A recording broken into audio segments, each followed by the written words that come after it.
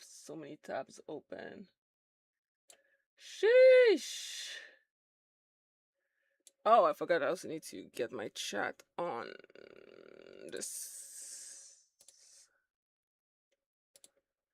Oh la la.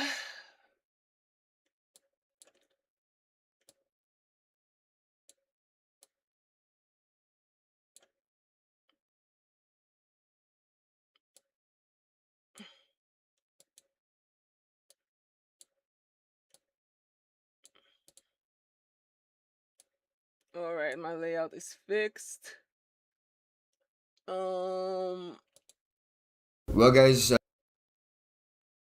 And I was listening to some horror story, right?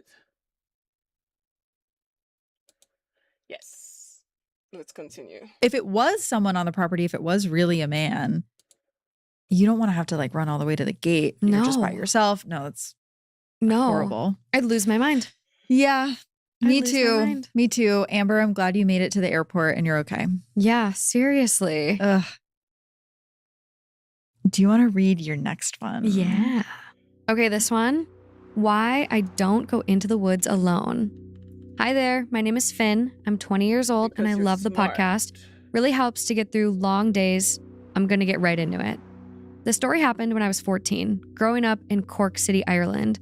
It was around July 2019, so not very long ago. I lived in a suburban area right by a large forest.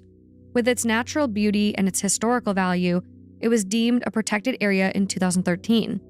I grew up right by it. I spent the majority of my childhood running around with my siblings in its vast wilderness. We'd roast marshmallows, climb trees, play hide and seek, and do all the usual things you'd do as a kid playing in the forest.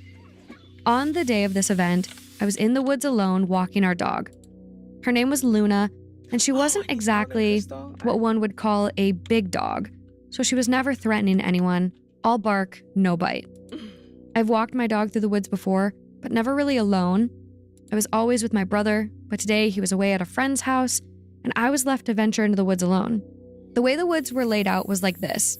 A long stone path led you down a road that took you to a crossroad that split into 3 individual paths. One was the entrance into the woods. The other 2 were separate paths that went to either the main road or a different neighborhood. As I walked down the road to the entrance, I noticed something very strange. There was a massive lack of people. Normally, this forest is very crowded, as it's a always very in popular session. spot for hiking, Except that tonight I'm watching something different. Well, not like I'm listening to like a horror story for some reason because I like chaos and misery.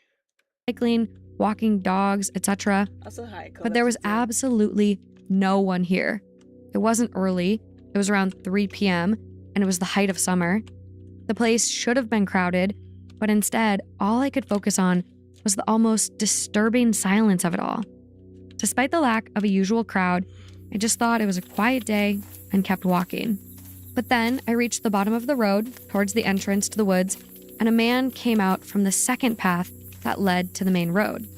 He was older, at least 60, and was wearing a burgundy sweater and blue jeans, not what you would expect on the trail, and it gave off weird vibes. He was behind me when he came up from his route and stopped as I was about to start mine. He said quite loudly, "Hello." "Hello," I said back to him, because I was always told to say hello to people if they greet you. Huh? No, you don't have to say hello to strangers in the middle of the forest. The fuck? Unless this was like in the 80s, but even then, girl. I turned around to continue my walk when he spoke again in the same, almost demanding tone.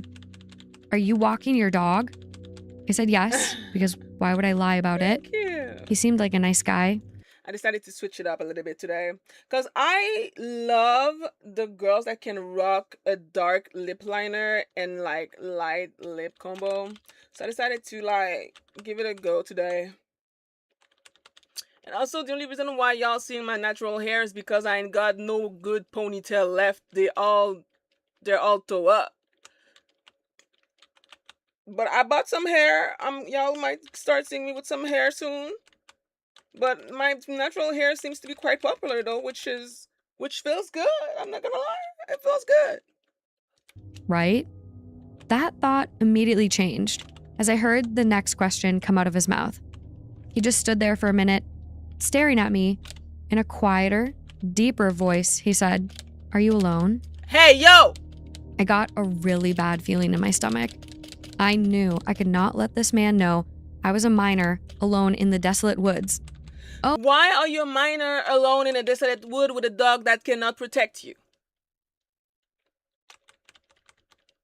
That's some white people shit. "Oh no," I responded in my best "this is fine" voice. "I'm in a group. There are a couple of us ahead of me and a couple of us behind me." I thought he'd back off once he knew that I was in a group that was at the main exit and at the path deeper in the woods. I was wrong. He stood there for another maybe 10 seconds, staring at me, but it felt like an eternity. I just wanted to get out. Suddenly, in an even quieter, almost flirtatious voice, he said, "Are you lying to me?" Hey, Other boys like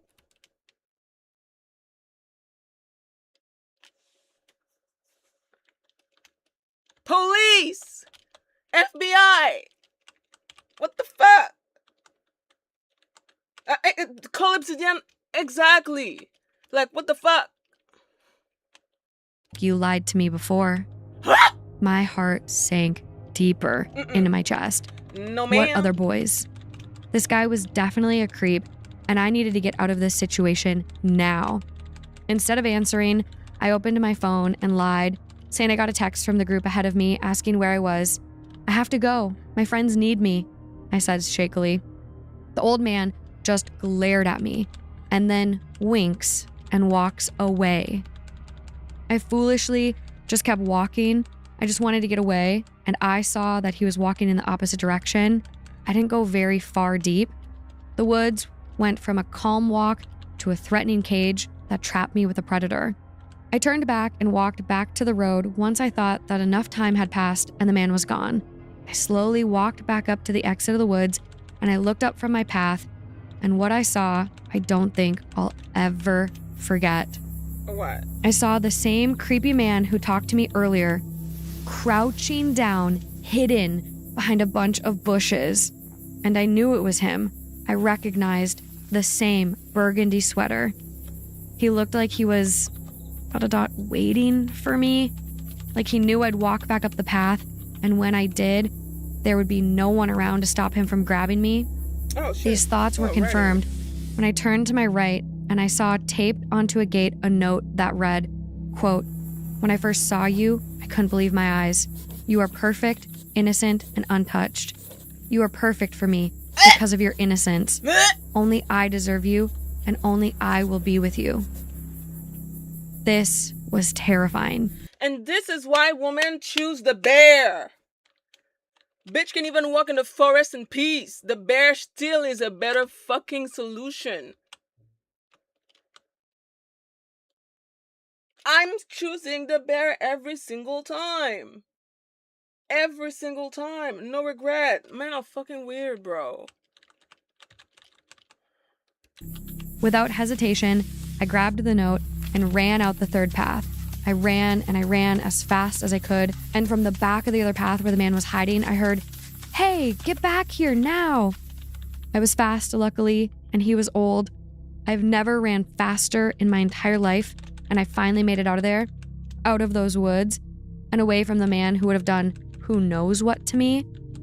Without thinking twice, I reported it to the police, but here's the sad part. They never took it seriously. I don't know if they thought I was joking or if they thought I was being overdramatic, even though I showed them.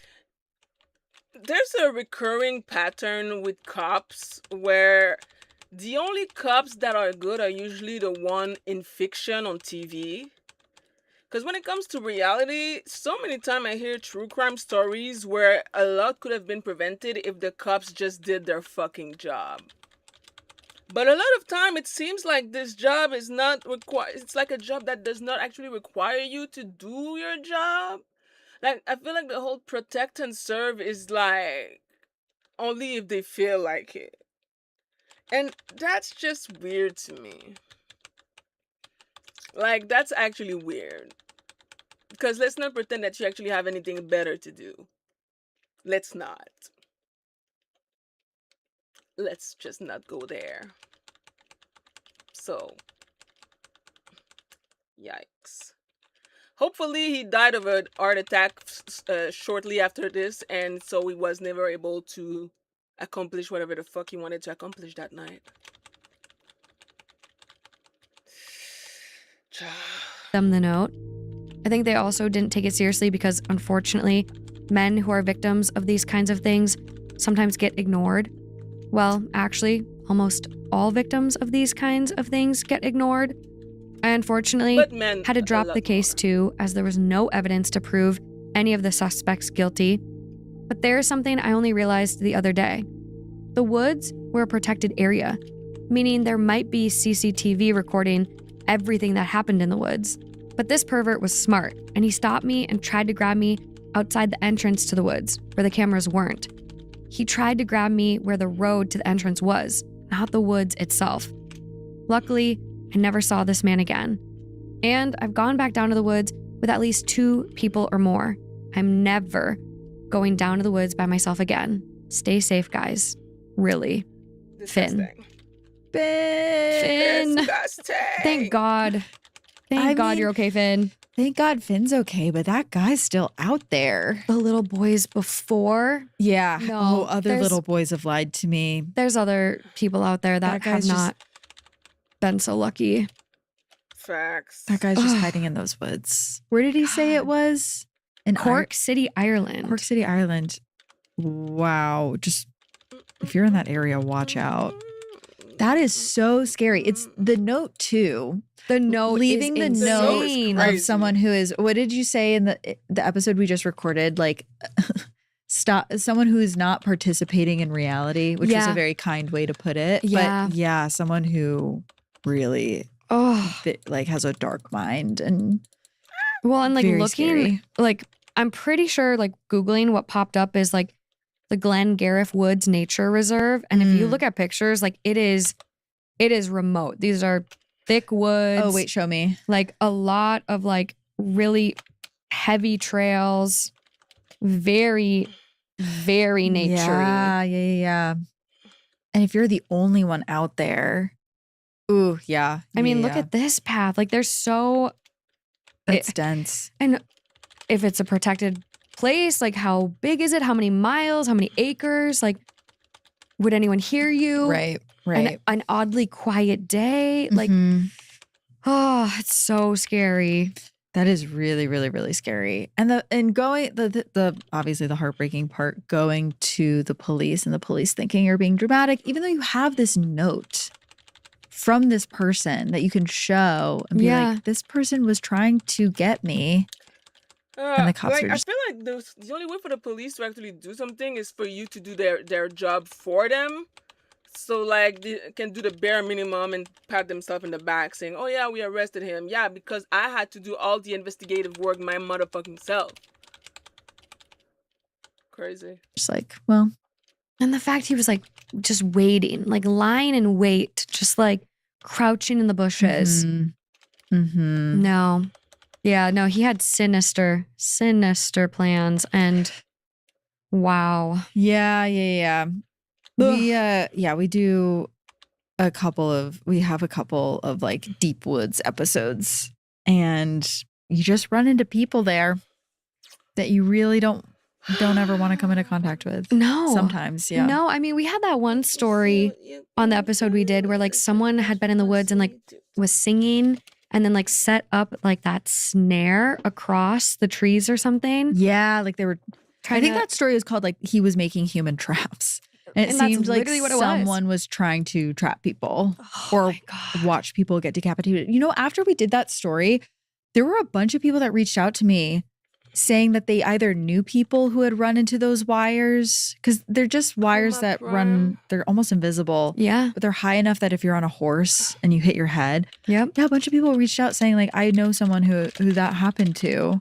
It's And you insane. can become like decapitated from those wires. Yeah, I mean, I think I talked about it on the episode, but like There's people that get annoyed with snowmobilers going across their properties in the winter. Yeah. And so they'll set up those wires. And they do it intentionally so people will get very hurt. Sickos. Like, I think Absolute someone did sickos. get decapitated and die. Like, it's just. Yeah, because you can't see them. You can't see the wires. Put up a fence. Put up I a fence. Don't be know. a psychopath. Don't be a psychopath. Put up a fence. That's just the slogan for the show. Don't be a psychopath. Don't be a psychopath. Be normal about this. Jeez. Crazy. Okay, I am going to read you another one. So this is a story from a listener named Andy, and it's titled, Noah Always Said This House Was Haunted. To start this story, I want to say that everything you're going to hear is 100% true and accurate to my firsthand account and my friends. To protect their identities, their names have been changed. Obviously. Back in my high school days, I used to hang out with a group of guys from my agriculture classes pretty much on a daily basis. A lot of the time, we'd end up at my buddy Noah's house, which was tucked back down a dirt road about 20 or 30 minutes outside of town. We'd always find something to do and new places to explore. One day, we were going to cruise down this strip of dirt road close to Noah's house. It was me, Noah, Mason, and AJ in the truck. We passed by an old abandoned house that most of us hadn't noticed before, just right down the road from Noah's. It was tucked back off the road in thick woods, so it was easy to miss. But when you noticed it, you could tell it was clearly abandoned. We all asked Noah about it, and he kind of nonchalantly said, "Oh yeah, that place is haunted."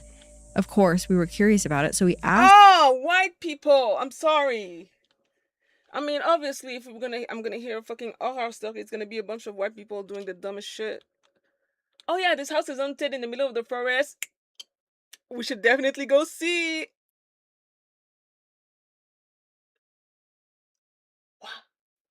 You don't have to be this curious. Motherfucker colonized 2/3 of the planet and they think they can survive anything.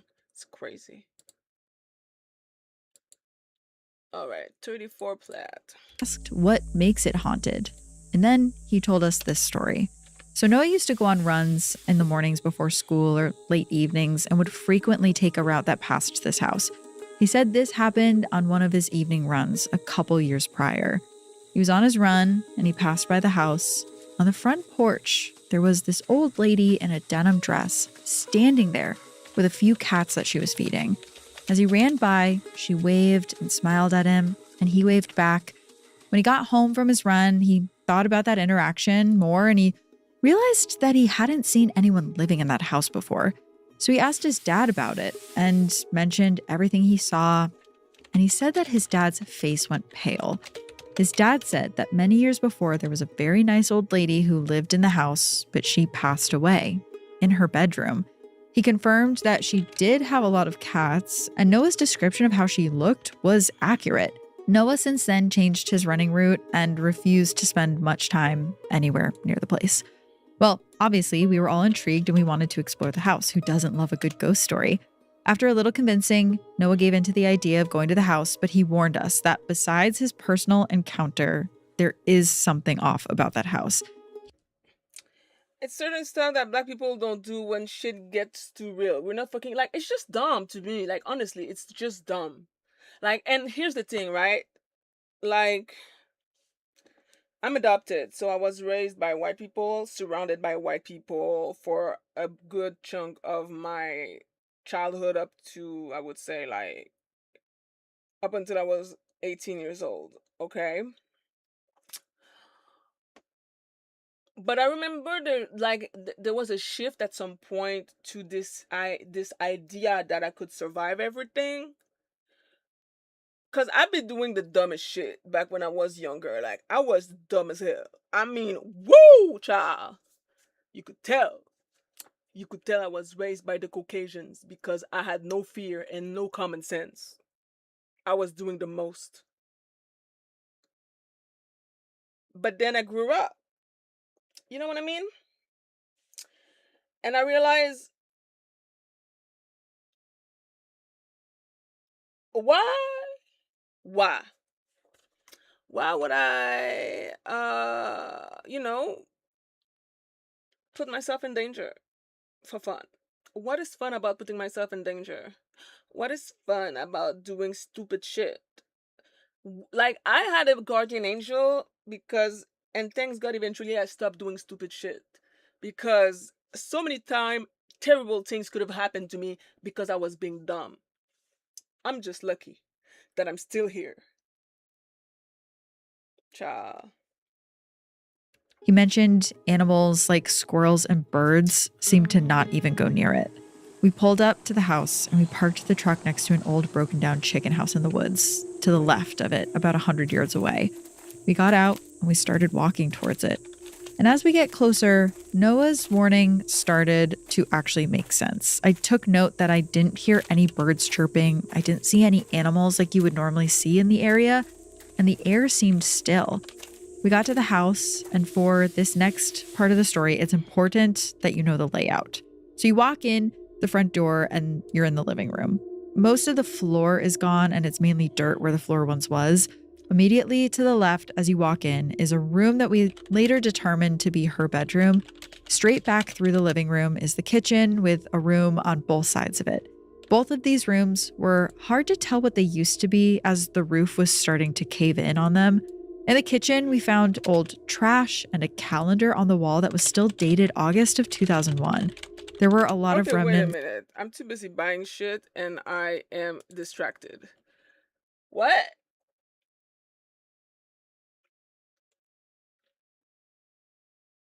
Go back a little bit.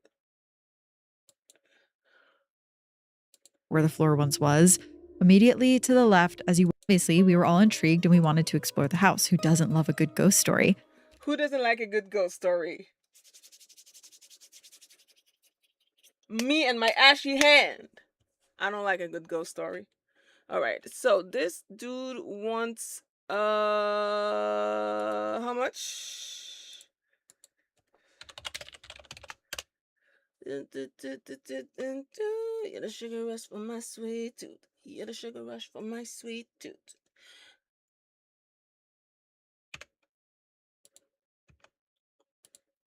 Need this. Okay. Okay.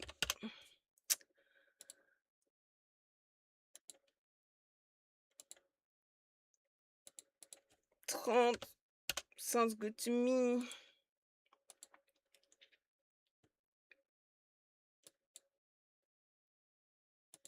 Nidus check.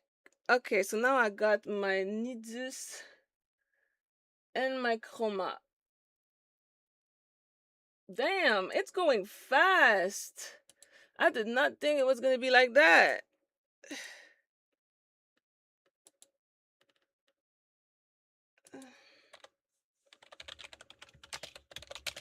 Like sheesh.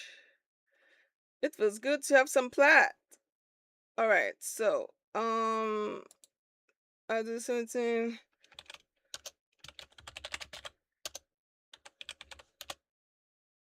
Ah, damn.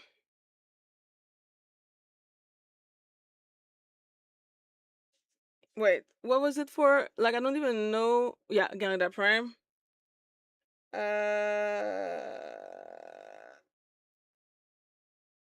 Oops. All right. Yo, I have too many conversation open.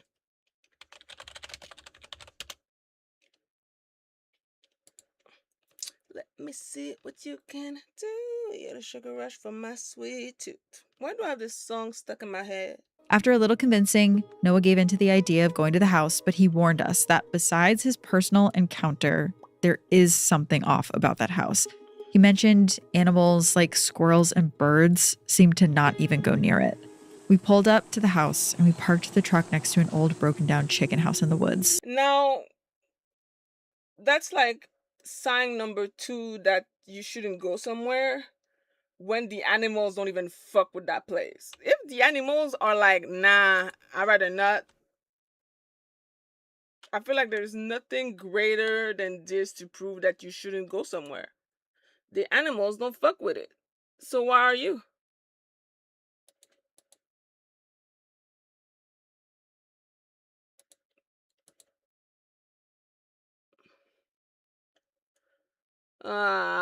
People, like, it goes so fast.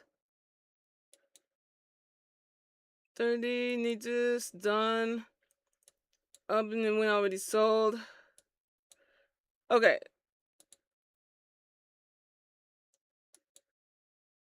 And this one is for Garuda. I don't have Garuda yet. Let's fucking go.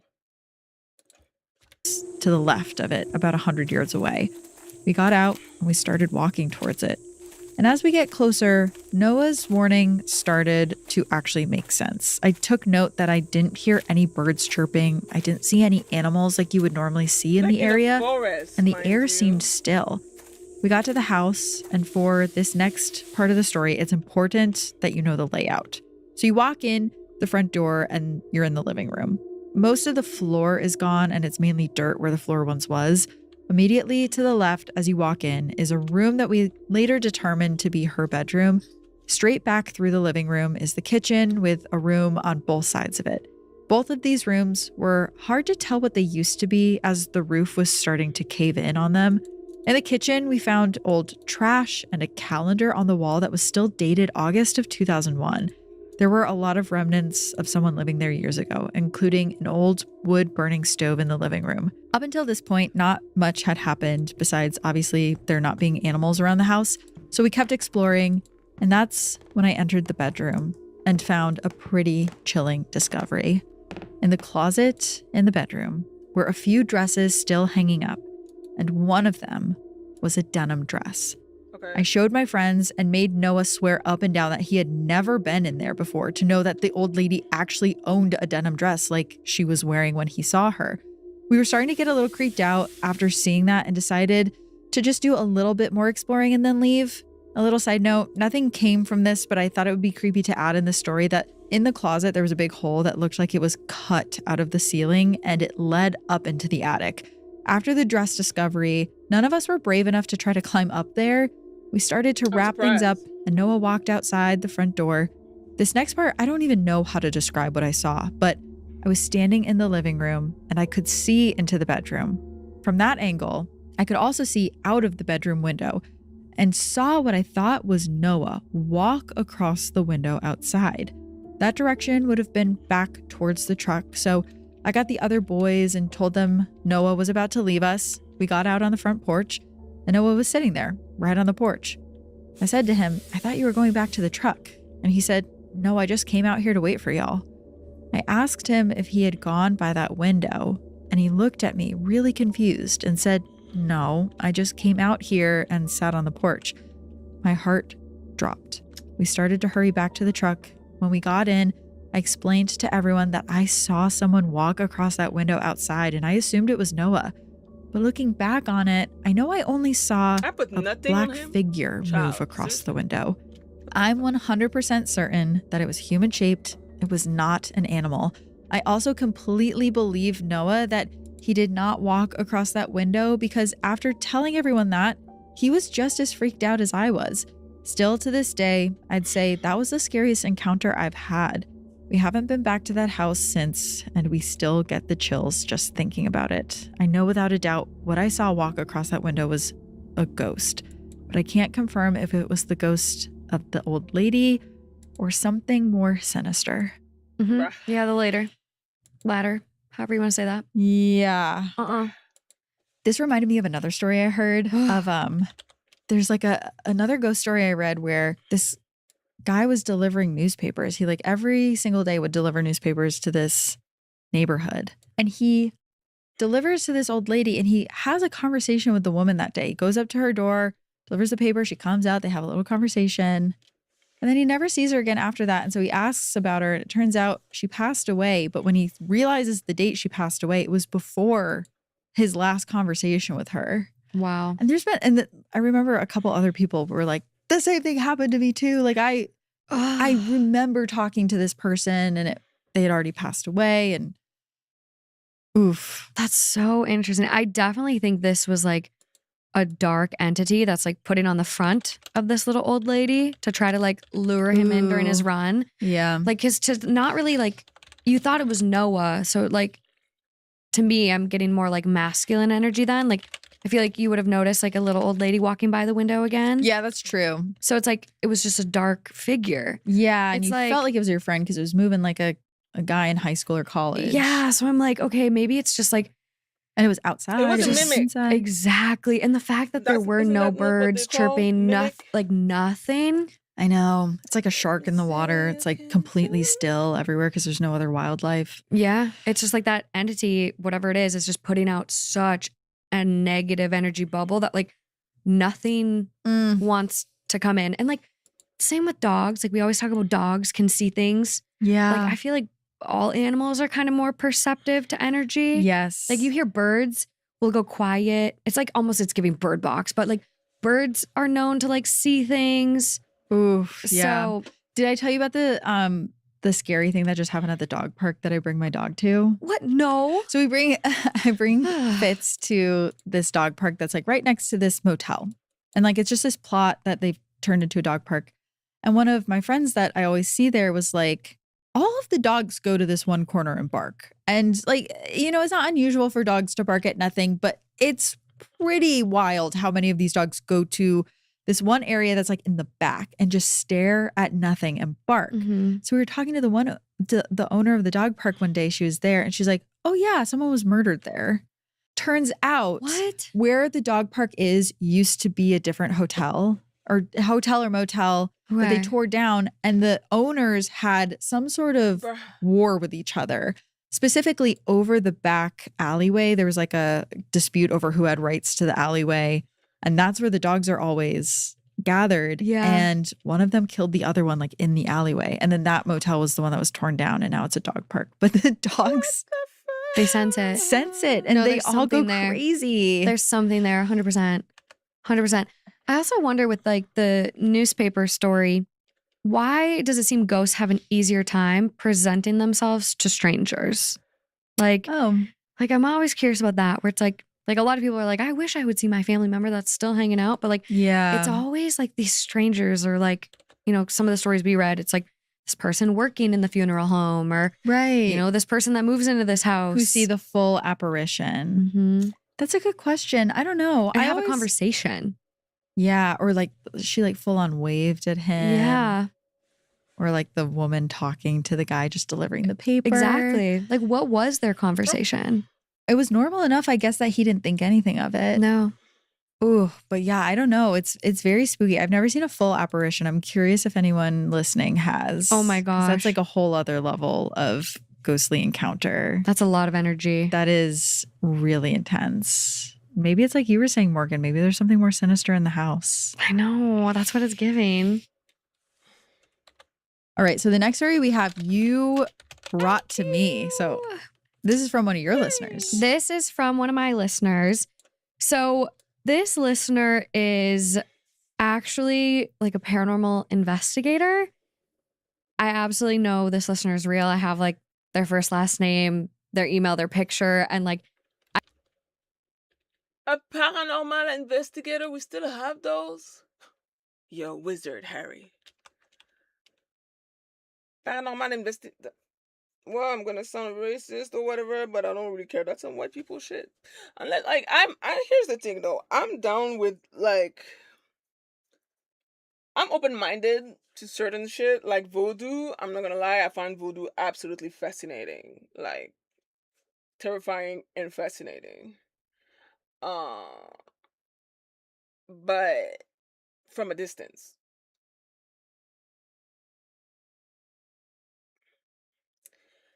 Going myself in places where I could experience voodoo heads on, I'm not sure I'd be able to do that.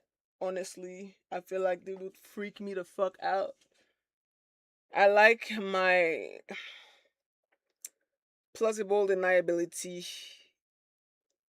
Because I don't want. I don't think I would be able, like, I don't know. Like, there's a fear, like, what if I actually meet Le Baron Samedi? Like, are you crazy? That shit would fuck me up. I actually know where they work. And so they're actually having more experiences now at like the museum they work at, but like have to keep them anonymous. Whoa. But Oh my gosh. Okay. this story, I believe it wholeheartedly and it has rocked me to the core. I read it for the first time 4 years ago. I got it June 18th, 2021. Wow. And so this story has like really stuck with me. So, Okay. without further ado, to start, I think it is relevant that I provide a little background information. My name is Jake, 28 male, and I've been studying the occult and paranormal for the better of 13 years and almost 10 semi-professionally. Okay. I've personally investigated over 150 alleged hauntings and have been a part of 3 teams. I've been able to meet many interesting people doing this. I was even able to meet and have a very personal conversation Damn, I need a with lot of Lorraine market Warren, the person whose case files the Conjuring movies are based off of. Yeah. Despite all the recent criticism from the paranormal community, she was a wonderful woman to meet. Why is this important? I don't mean to sound arrogant, it serves a purpose. Most of my research is mundane and boring. Wait, did I hear Many that story things that before? appear to be supernatural can usually be explained away, sometimes complex, however. I feel like the premise of the story she told before, but in a different episode. Because I could have swear so far. I feel like the premise of the story I've heard, but let's see. Usually mundane and normal scientific means can explain them. I try to stay skeptical and look for sound reasons in everything, even when there is none. In my 10 plus years of research, I've only had a handful of things ever baffle me, and of those experiences, none of them shook me to my core more than this one. In the summer of 2012, around a family get-together, my uncle had mentioned that he had previously purchased a property that his workers have reported weird happenings. Yeah, I heard that one. She told in a different episode.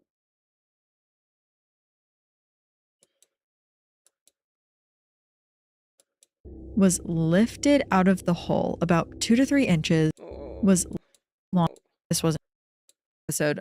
It was like very interesting doing that ghost hunt. But after we did the ghost hunt, both of the girls were like, okay, bye, we're going back home. And I was like, well, I guess I'm going to stay here. Like, You slept there? yes, I slept there. By yourself? My mom stayed. And she Oh. asked us to because we did the ghost hunt. She's like, did you hear it? Did you see anything? Did you talk to anything? And we're like, no, we didn't see anything. Like, we're fine. We're going to stay here. Like, don't worry about it, Mom. What did it feel like? Because like a lot of people when they're like talking about boards or like feeling things, it's like you kind Yeah. of could feel another person moving it when you play with a board. Like It was that. It was kind of like upsetting a little bit. Just how the whole time we were there, you could feel something was there, especially because there was like a 3rd story, lots of cold spots. Right when I first got to the house, I open the door. It's just this dark stairwell that leads straight up. I'm like, okay, whatever. I go up there. I do a little like, hey, I'm Kaylin. I'm going to be staying here just in case. Come back down, close the door. And then Sabrina and Corinne from 2 Girls, 1 Ghost show up. And I'm like, oh, let me show you like the really scary part of the house, the 3rd floor. We get there, the door's open again, back up to the attic. And I'm like, I don't want to freak you guys out, but I definitely closed it. I like latched it so that it wouldn't just like blow open. yeah. And it was open. I wonder why they didn't want to stay there with you. Yeah, obviously. I mean, that was smart, but. All right. I have one more story for you, Morgan. Okay. This is from a listener named Cheyenne, and it's called My Nana's House is Haunted. Hi, my name is Cheyenne, and this is the story of my Nana's haunted house. I'm a new listener, and your podcast is my favorite. I thought you would find my experience with the paranormal interesting.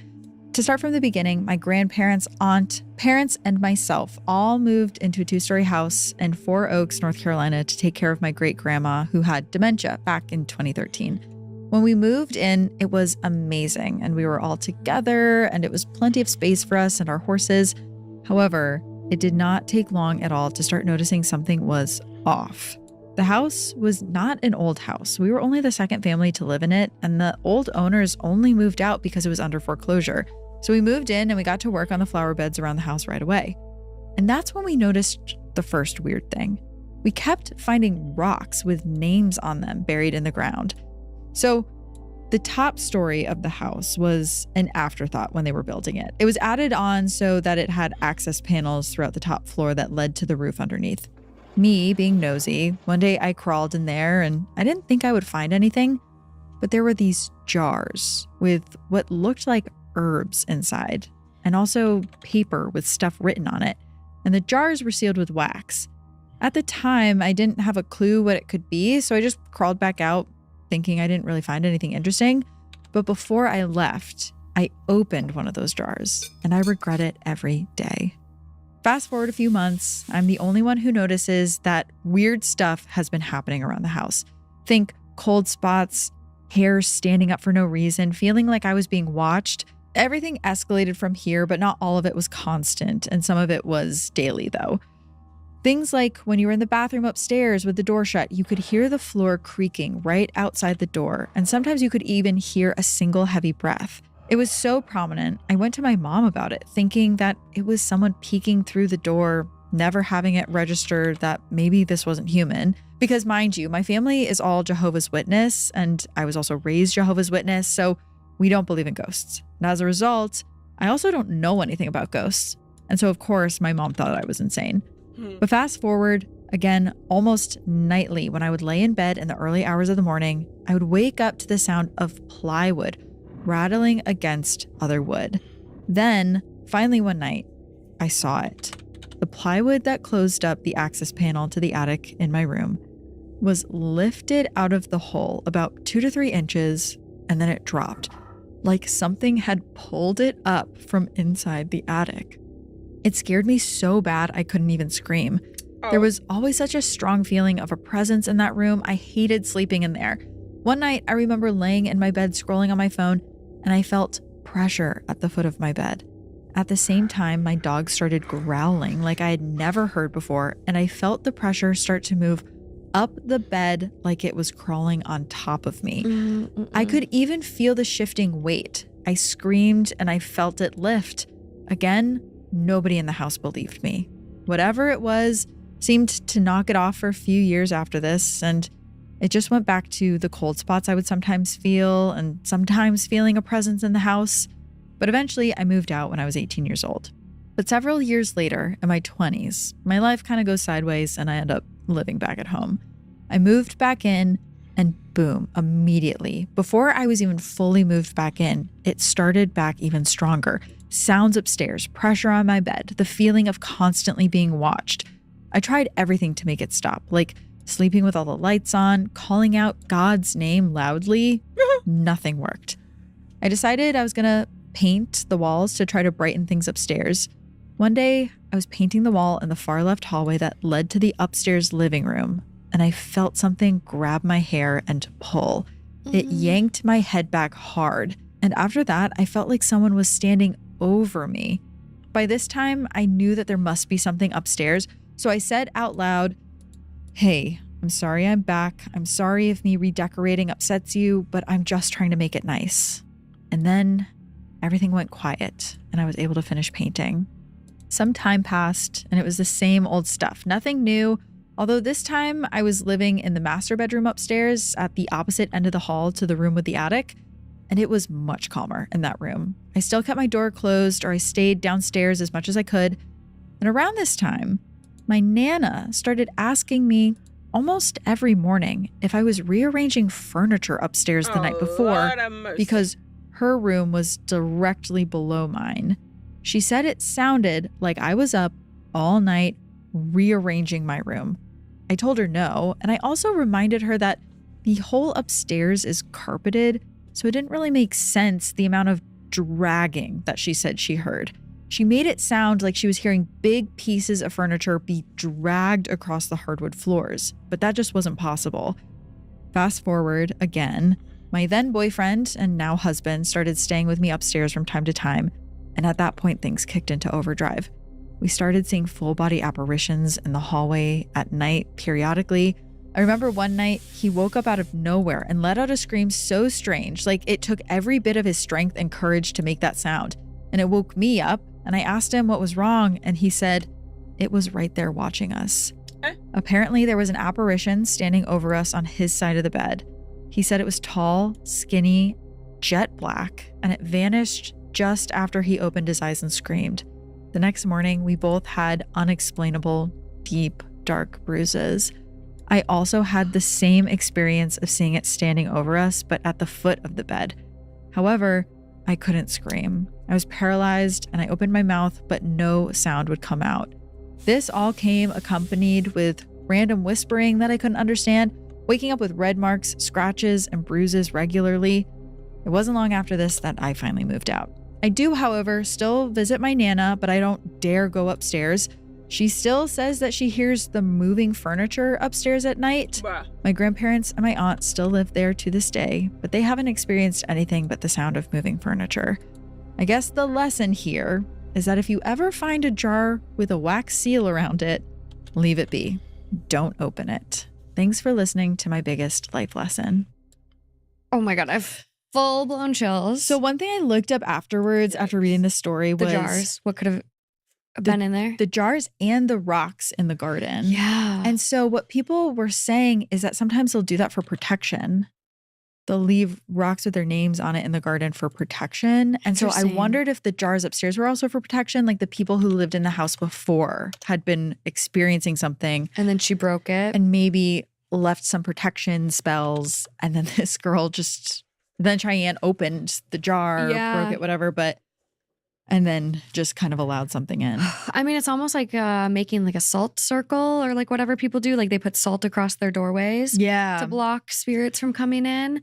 And it's almost like if the jars were creating some sort of like seal. Yeah. And then you opened it and like broke the seal. I mean, it makes sense. The rocks is really interesting. Yeah, the rocks. I mean, I did see a post that someone made where they had found rocks with like runes drawn on them. They were like, what could this possibly be? And that's when people were like, oh, sometimes people do rocks for protection. Yeah. So not first names, but more like runes. But even still, like that could have been what they were doing in the garden. I know. One thing I've been really curious about is like paganism and like getting more into that and just being like, well, I'm just curious what it is. Not that I necessarily want to practice, but I'm like, just all the folklore behind it, because like there's so much that descends from that. Yeah. There's a lot of branches of it too. There is. There's a lot of different types, and you can go. I have a friend who goes on Etsy and orders spells Oh my from like gosh. Etsy witches. Yo! Okay, the Etsy witches? The Etsy witches be going crazy though. Didn't like Charlie Kirk die because of an Etsy witch? It's kind of funny, the lore behind this whole thing. Have been like on one lately. I know. I keep seeing them in the news. I saw a girl who got married and she's like, it was supposed to rain on my wedding day and it was raining all morning. So I got on Etsy and I got 2 witches and then it stopped. Listen. Becca Bloom, she's like, Oh, it was Becca Bloom. Becca Bloom. Had Etsy witches Yeah. prevent the rain at her wedding? yeah. Because I did see when I was reading about the wedding, people were like, and the sky opened up for Becca Bloom on her wedding. I Etsy didn't witches. realize it was Etsy witches. Two. No, my friend does protection spells and money spells and job hunt spells. Does it work? She having any luck? Yeah, she had I want to say she had someone cast like a moving spell because she's trying to move out of her situation, and her dad's best friend was like, "Oh, I'm leaving the country. I'm going to keep my apartment in LA if you want to just live there rent free for a little while." And I'm like, maybe I got to get on Etsy and see what some of Send these me the witches link. are I'm up like, to. I'm trying to get good weather on my wedding day. Like Oh yeah. Mhm. September. I'm You like, need to look into Becca, whoever I know. she hired on Send her a Etsy. message. Some of them are like Hey. $8 too. It's like not that expensive to get a good spell. Oh my gosh. If Okay. anyone has a preferred Etsy witch, Or drop if anyone the has, reached out to an Etsy Etsy witch and witch. gotten Yeah. a spell cast, I'm so curious by this as well. wow. I haven't messed with it because I don't want to like accidentally tip the balance of something That's in my my fear. life. That's my fear. Like, oh, you get this great blessing, but It comes with a price. Yeah, you have to sacrifice. All your hair is going to fall out or Ooh. something. I don't know. Oh my god.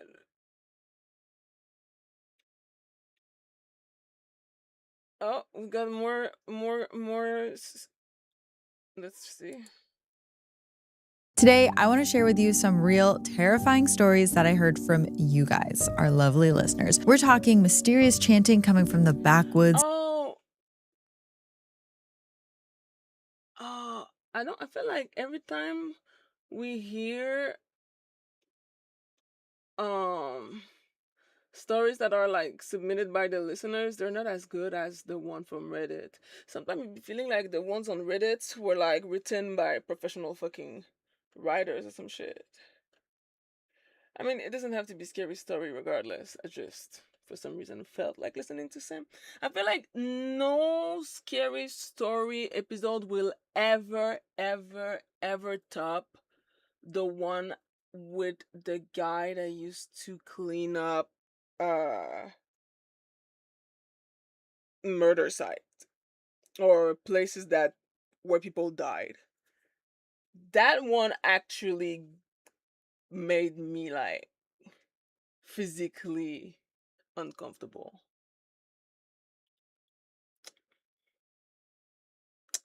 But anyway, I guess I'm gonna give it a chance. Who knows? Maybe some of these stories are gonna be interesting. Is there like a chapter thing? No chapter. All right. To these people, I'm a little worried for them, but I wanted to dive into. I have curated a couple for us today to get into. I'm ready. So I want to read this first one that came in from a listener. It's called The House of Rules.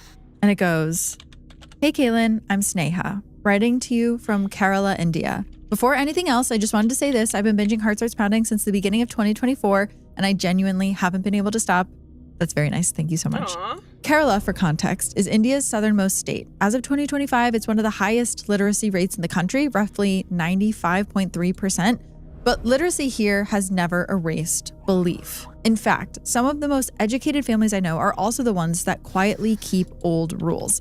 Don't whistle at night. Don't answer if someone calls your name after dusk. Don't sleep facing the east unless invited.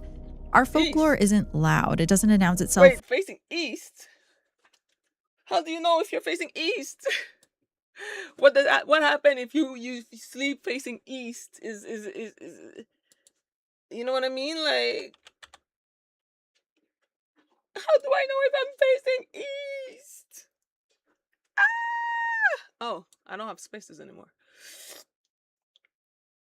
Cause I want to know. I want to know. With screams or apparitions, it works through obedience, ritual, and silence.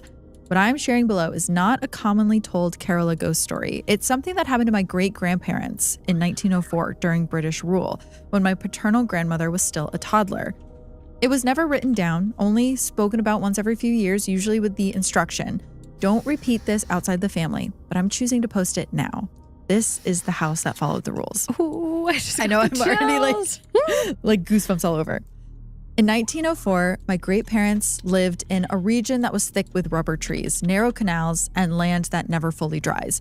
The British had already established administrative offices there, and Indian clerks like my great-grandfather were expected to function in two worlds, obedient to colonial authority outside the home and bound by ritual and hierarchy inside of it. Their house was not large, but it was precise. Everything in it followed rules. The front door was only opened after sunrise. Lamps were lit in pairs, never alone. Food was served facing south. Mirrors were covered after dusk. No one asked why. These were not superstitions, just instructions passed down with the house. And the house was old enough to expect compliance.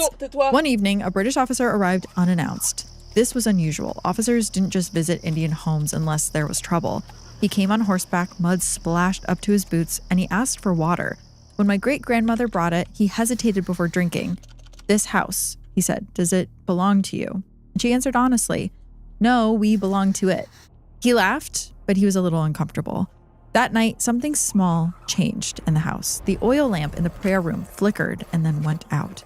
When it was relit, the flame leaned sideways, as if it was being pulled by breath. My great-grandmother blamed the rain. She always blamed the rain first. But then the house began correcting them. If someone sat where they shouldn't, they started feeling ill.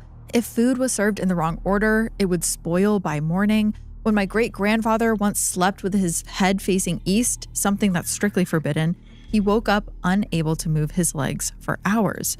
And then the voice appeared. It didn't speak loudly, it didn't echo. It sounded like a thought, not sound, and it only spoke in instructions. Move the lamp, close the door, not that direction. My great-grandmother thought that she was losing her mind until my great-grandfather repeated the same instructions aloud one evening, finishing her sentence for her. They never spoke about it directly. In those days, you didn't discuss these kinds of things, especially not under British rule, where anything unexplained was labeled as hysteria or punished. And then my grandmother, barely 2 years old, began refusing to sleep. She would sit upright, staring at a wall, nodding slightly as if she was listening. When asked what she was doing, she said very calmly, "The house is teaching me." One afternoon, though, my great-grandmother broke. Equilibrium and flow. I am. This is for the weapon. I already put equilibrium and flow on him. See? I just have to go back to Sanctuary on slot to level that boy up so I can put more stuff on him. But don't worry about it, it's there. Broke a rule that she didn't know existed. She swept the inner corridor after sunset. That night, the house made its first demand. The voice spoke clearly now, no longer instructions, but expectations. You missed a corner. The next morning, my great-grandfather was summoned by the British Administrative Office. A complaint had been filed anonymously, accusing him of improper conduct. The details were intimate, specific. They were things that no one outside of the house should have known. The officer leaned forward and said, half joking, half serious, "Your walls are very attentive." That night, the house no longer whispered. It was like it was speaking. Doors were opening and closing on their own. Footsteps moved through the rooms without bodies. My great-grandmother saw reflections where no one stood. Not faces, but just postures, as though something was practicing how to be human. Finally, the house issued a final instruction. Leave the child. They fled at dawn. They took nothing but their clothes and my grandmother, who screamed the entire journey, not in fear, but in rage. She kept repeating the same sentence. I didn't finish learning. The house was abandoned soon after. The British officer who had visited died mysteriously within a year. The land was never sold. Even today, locals say the structure is intact, clean, orderly, like it's waiting. Because some houses don't haunt you, they train you. Thank you for reading this, Kaylin. Writing this felt like breaking. They train you for what? But to be fair, when it comes to foreign, it's more complicated. I don't always get it.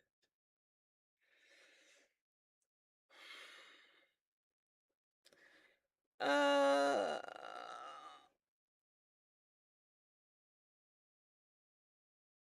all right, let's try this one, I guess. A long-held silence, and Heart Starts Pounding felt like the only place it belonged.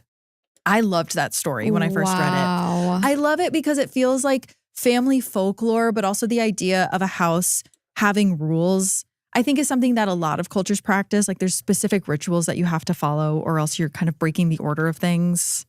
I loved it. I'm blown away. I find it so interesting too that, you know, you have this story coming from India and the don't whistle back or whatever the whistle is. That whistling also pops up in Appalachia. Like, there's so much where it's like if you hear a whistle or if you hear your name called. And so it's like, these stories kind of transcend cultures and geography. It's going so many different ways. And I always feel like if something shows up, right, there's like sleep paralysis demons that show up in every culture all over the world, and they always have the same symptoms, the same type of entity that comes into the room. The same look. Multiple people describe the same exact figure. There is a reason for it then. Like if it keeps showing up places, I just think that there's something to it. So the like don't whistling was really interesting. But then there's like little ones that are also kind of freaky. I know. Well, and it's like the first thought that popped into my head was like, this is like the opposite of the Encanto house. Oh, have you seen Encanto? I have not. Oh my gosh. What's the Encanto house? It's like just this house that has magical rooms and everyone gets their gift and the house then starts freaking out, but the house protects everyone and the house kind of takes care of the family and their powers. And it was like the opposite where this house is almost just not feeling as friendly and you nice. Don't want to mess with this one. This one's not giving you presents. No. And the fact that it still sits empty, and I think land has a lot of power, especially when tragic things have happened on that land. Yeah, definitely. I think that energy just sticks. And it's interesting that no matter what is there, what structure, that energy can kind of transform. Has anything else happened in your house? Any other ghosty sightings? You know, not recently. And which is weird because you're renovating and that's always the time where stuff pops up. I know. We found out because we purchased this other house, and shortly after 3 days after we closed, the old owner died and the wife was still present. Oh, wow. And so they had boards where they marked their children's height, and I wanted to gift them that once we started demo and I could get it out of the wall. That's so thoughtful. So we started demoing. I got my contractor to cut the boards out. I reached out to their realtor to be like, hey, can we make sure she gets this? And she responded back, she passed away Dang. within a year. Oh. And she was 20 years, some odd years younger than him. And I'm just like, what? That's so sad. And so I don't know. It's just like, Can you reach out to the children? And so maybe we got gift it to the kids. Oh, that's great. Yeah, That's really great. We got it to the kids now. But I'm just like, I took it to the studs because there was a lot of mold. And I definitely think the house has a new vibe. But I still, like, I want to bring in someone who can kind of walk through and, like, I don't know, like, cleanse the house in an appropriate way. That's Yeah. like, Get a read on it. yeah. And just like make sure that everything's settled because I'm, as you know, I'm a believer. So Yeah, and you don't want to mess with something no, that you don't no. know If what I it had to is. cover my mirrors after dark Yeah, yeah. just to not see them in it, like I would have to move. Oh, yeah. I would have to move. Oh, we just did a story too on another episode that we did last month about this girl who there was a djinn in her mirror that fell in love with her. And that's a thing A in, gin. I guess, like in Girl. cultures where there's djinns is like What? djinn entities can live in your mirrors. And if you like look at yourself too long in the mirror and or if like you're too vain or if you undress in front of a mirror, Yeah. the djinn can fall in love with you and become obsessed with you and try to like pull Wow. you into the mirror realm, Oh, which did you ever do Bloody Mary as a kid? You definitely did. Yeah, I No. definitely Yeah, did. knowing you definitely did. That's some white people shit. Like, as bold as I was as a kid, you could still not catch me dead doing stupid things like saying Candyman or Bloody Mary 3 times in front of a motherfucking mirror. I don't care if it's not real. It's just, why risk it? Do I sound stupid? A little bit. Do I care? Not really. Ultimately, it's about my peace of mind.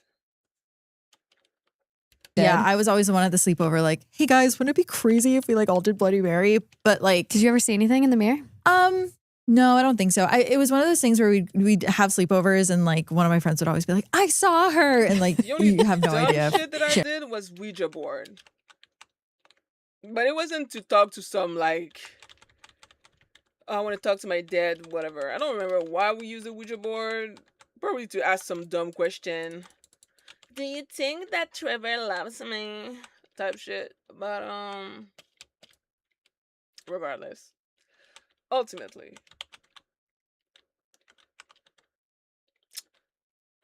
Safety is always a better choice than stupidity. He actually did. I'm so excited for your little one to be 3 and start to hear all the stories. I know. Good for He's her. already, I already feel That like is he's good for interacting her. with some shadow realm because he's always just like looking at something I can't see. So I'm just so curious what it's going to be like when he gets a little older. I know. Truly already giving old soul. I know. Like very aware. Yes. Like, and did you see there was a trend for a while where people were posting their babies and like basically being like, my baby was born like aware? no. We're going to have to get you on Aware? that. I feel like I could What do does that that trend too because he mean? already is just so awake and like he Your only baby has was born like he's starting woke? to smile a little bit, which is nice, but he has one facial expression. It's like furrowed brow. Like, what are you doing? Like, that's his only facial expression. He's so cute. All right, he's do you so want to cute. read what I have for you next? Yes, I'm going in blind. I'm so excited to see. Okay, so this one you have labeled Predictive Dreams. Anna wrote in, Hi, Kaylin. I'm a longtime listener and fan. What is your take on dreams that predict the future? This happened to me in 2021 while I was working at a chain restaurant that rhymes with Kurgerbing. I think I can guess what that one was. No, Burger King. You can I say worked Burger nights King. at the time and would usually get off at around 1 to 2 a.m. One night, I had a dream that I was closing up at work like usual when on the surveillance camera monitor, I saw a hooded figure that was trying to break into my coworker's car. I alerted my coworker, who immediately went outside to confront this hooded figure, and the hooded figure ended up pulling out a gun Huh? and shooting my coworker, thus killing him. Huh? This dream seemed so real to me. I still remember waking up, shaking from the nightmare, and the big sigh of relief when I realized that it was just a dream. Oh, hell I don't no. normally have super realistic dreams like that. I mentioned my dream to my coworker the very next day and told him about my dream and how he died. I still remember after I told him about my dream, he told me that if someone was trying to break into his car, that is exactly what he would do.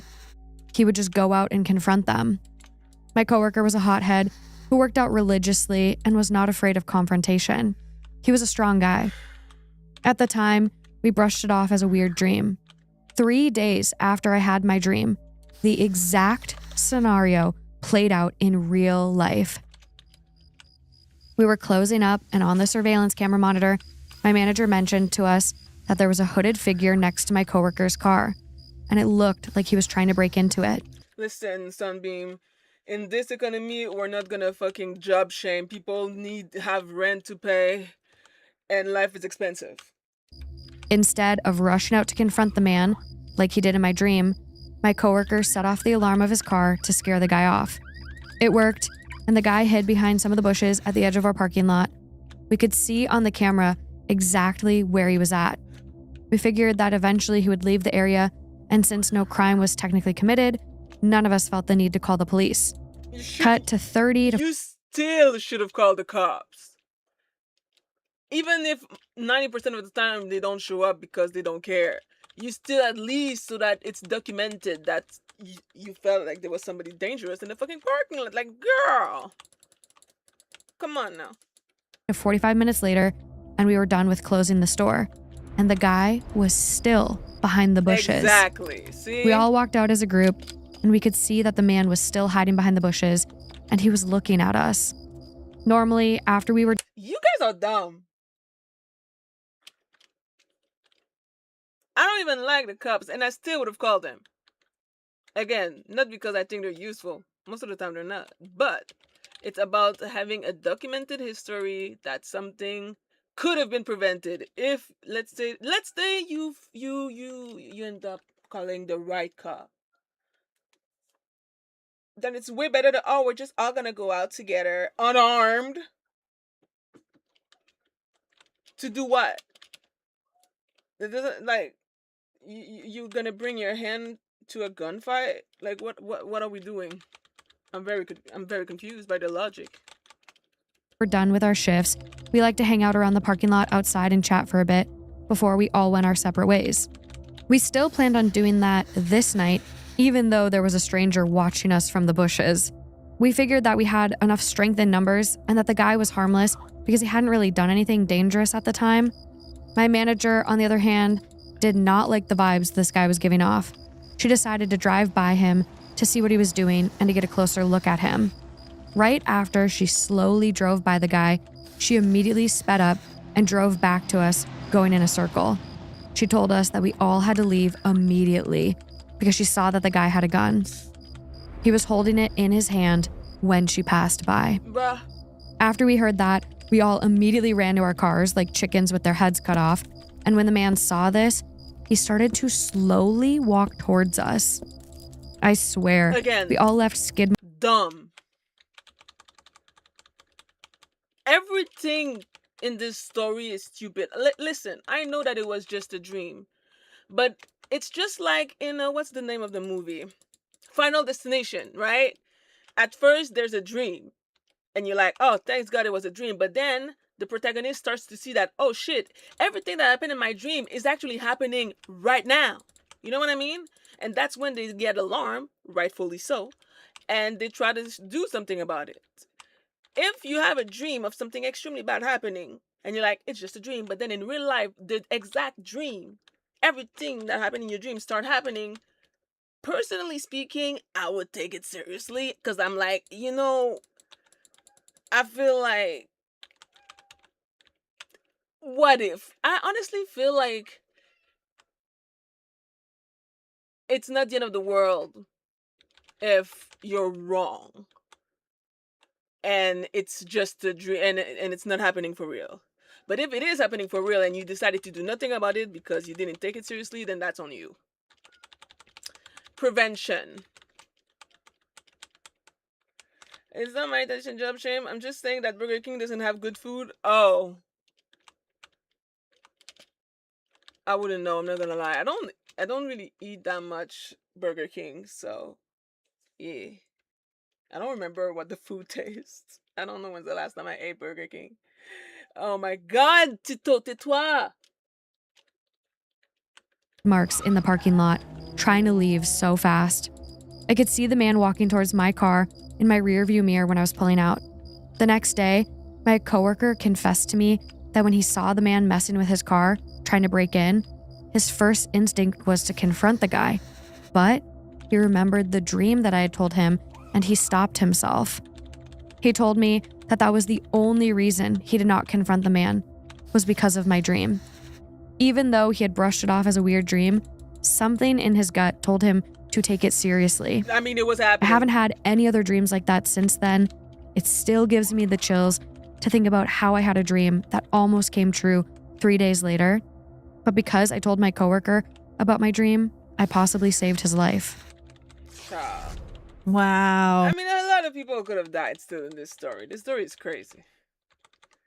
Oh, wait, I'm done leveling? I was absolutely caught up in that story because I did not realize that I was done leveling. Like, I haven't been focusing on this shit at all. I've been too busy commenting on that story because that was kind of crazy. That was kind of crazy. But I digress. Ultimately, all is well that ends well, I guess. Nobody died, so you gotta see the positivity where there is positivity to be had. So,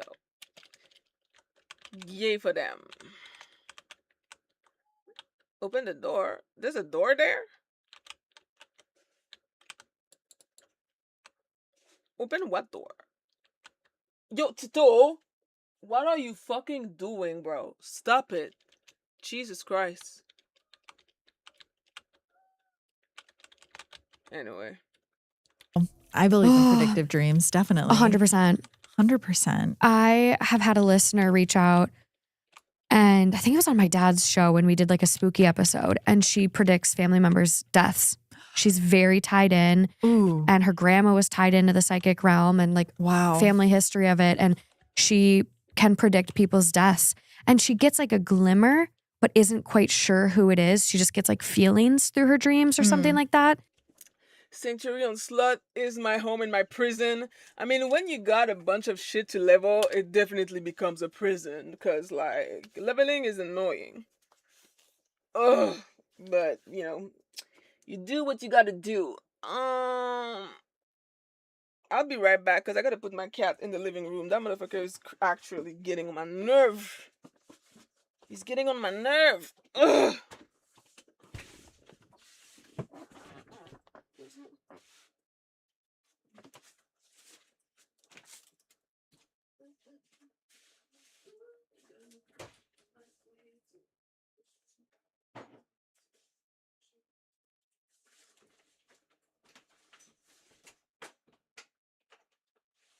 There you go.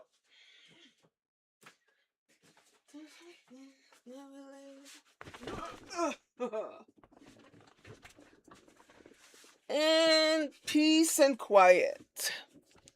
Peace and quiet.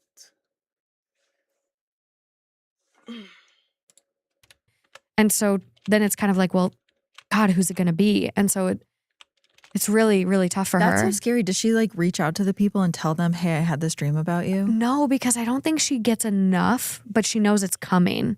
Oh, And she can get like kind of a vibe.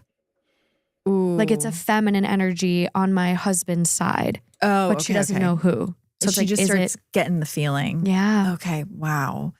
I mean, it's really dark to think about, but I don't think I would want someone to tell me. Or I don't know. If it was something like this, where like it's preventable. Yeah. Like, hey, it was kind of wild, but I had this dream that someone outside of our fast food job like shot you. I would want them to tell me. I think. I think so. I think if it's something that you can potentially change your fate, but then some people believe that like, no, your fate is set. Doesn't matter what knowledge you have, it's not going to help. Yeah. But it helped here. It did help here. Like this was remarkable. Like Unless it becomes like a Final Destination kind of thing where you cheated death and then now it's just going to come collect at some point. I was seeing that. Which also kind of freaks me out. I But know. have you ever had a predictive dream?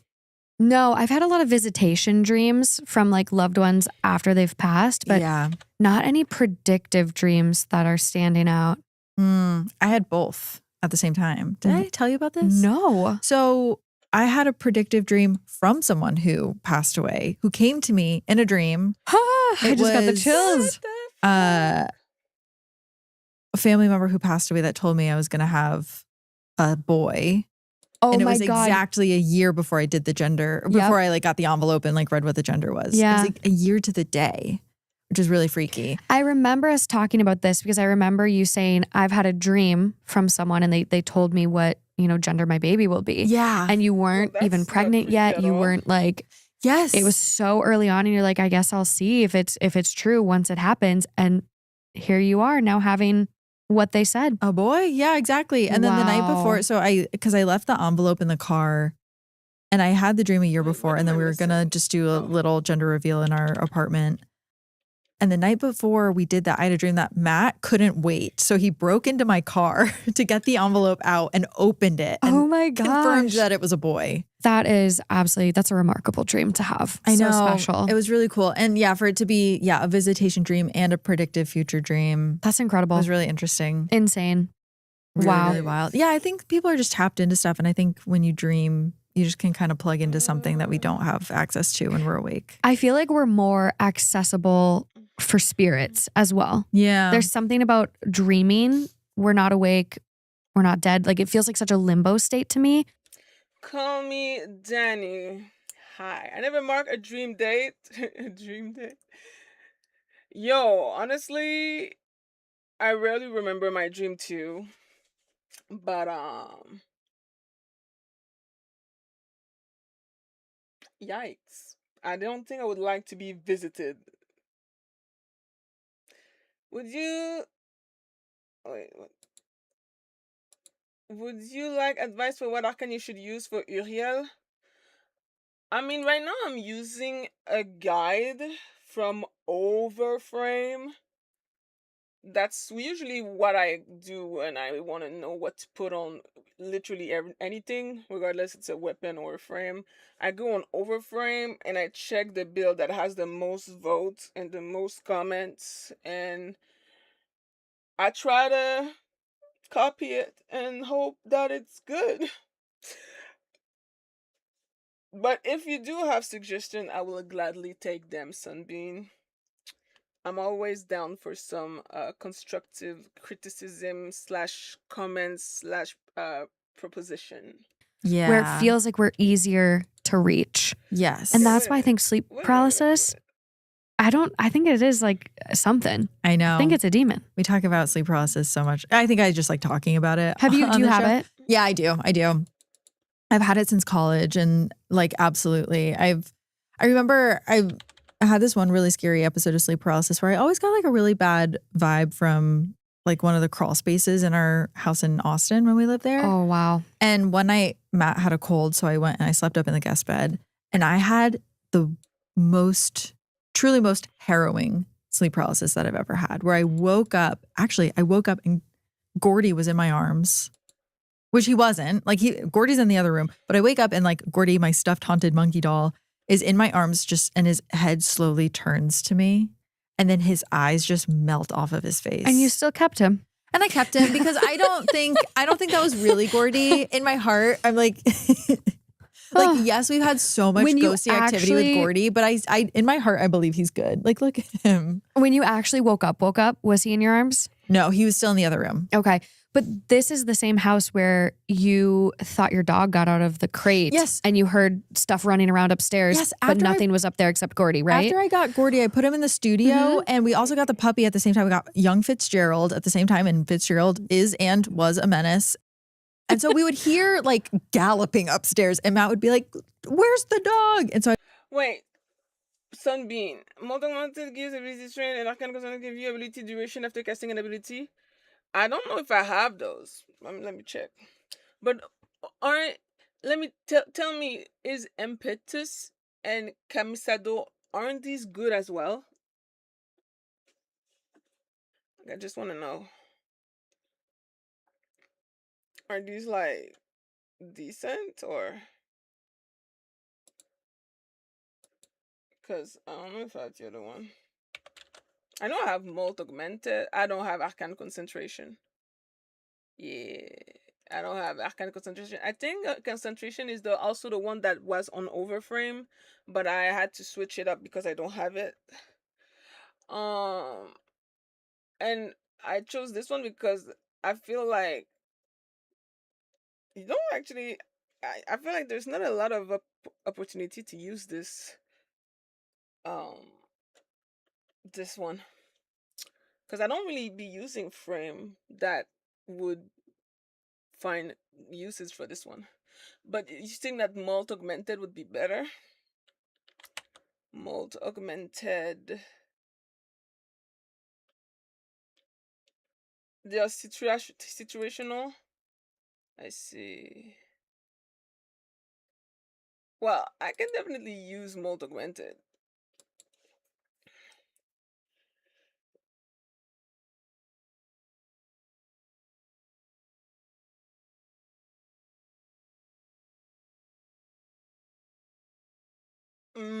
Like Lavos or what is the other one? Atlas Chroma. I'm gonna be using always the same frame most of the time, so I'm not that familiar with every single frame. Okay, but instead, because I don't have the other frame, not the frame, I mean the other arcane. So which one? Which one instead of arcane impetus? Which one would you use?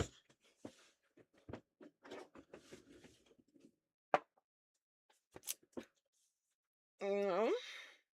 I'd run upstairs to be like, oh, the dog got upstairs. He wasn't supposed to be up there on his own. He was just a puppy. He peed everywhere. So I would like run to go get him, and I get up to the studio. Fitzgerald's not there, but Gordy is just looking right at me. So I don't know what is in Gordy. It's Has either he been like tame at your new spot? so tame. So maybe it was the house possessing Gordy. I think it was something about the upstairs of that house. The upstairs was also an addition. It was built like 40 years after the house was built. So there was just something about the upstairs that was off. I know. Gosh, if only walls could speak. No, what the fuck would you want that? Jesus Christ. Camisado can increase the damage your demon deal, but it's more important to pour all your resources into using brimstone. Arcane concentration for more ability duration. I don't have arcane concentration. That's what I was saying. That's why I don't have it on. I don't have it. I do not possess it at all. Which is why I need to replace it with something else. Right now I have impetus on. And the other one,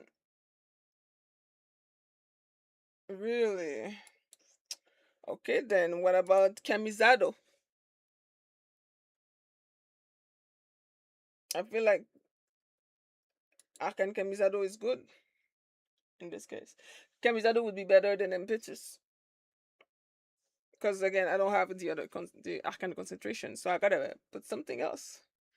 You know? I know. But sometimes you can get a person who can come in This and one kind of like is okay for get now. a sense of the area and tell you what it's trying to say. That's what I need. So if anyone out okay. there has the ability to tune in, please come walk through my new house with me and help me figure out how to bless it. I haven't even really asked that of the community. Like I know we have people in Hi, the community Wolf. that are really tapped into stuff, and I've had How are community you? members like I posted. So see that doll back there? So I'll was that put up a doing? picture of it. But my grandma, one year for Christmas, she like sent me that doll. She's like, I found this in my basement.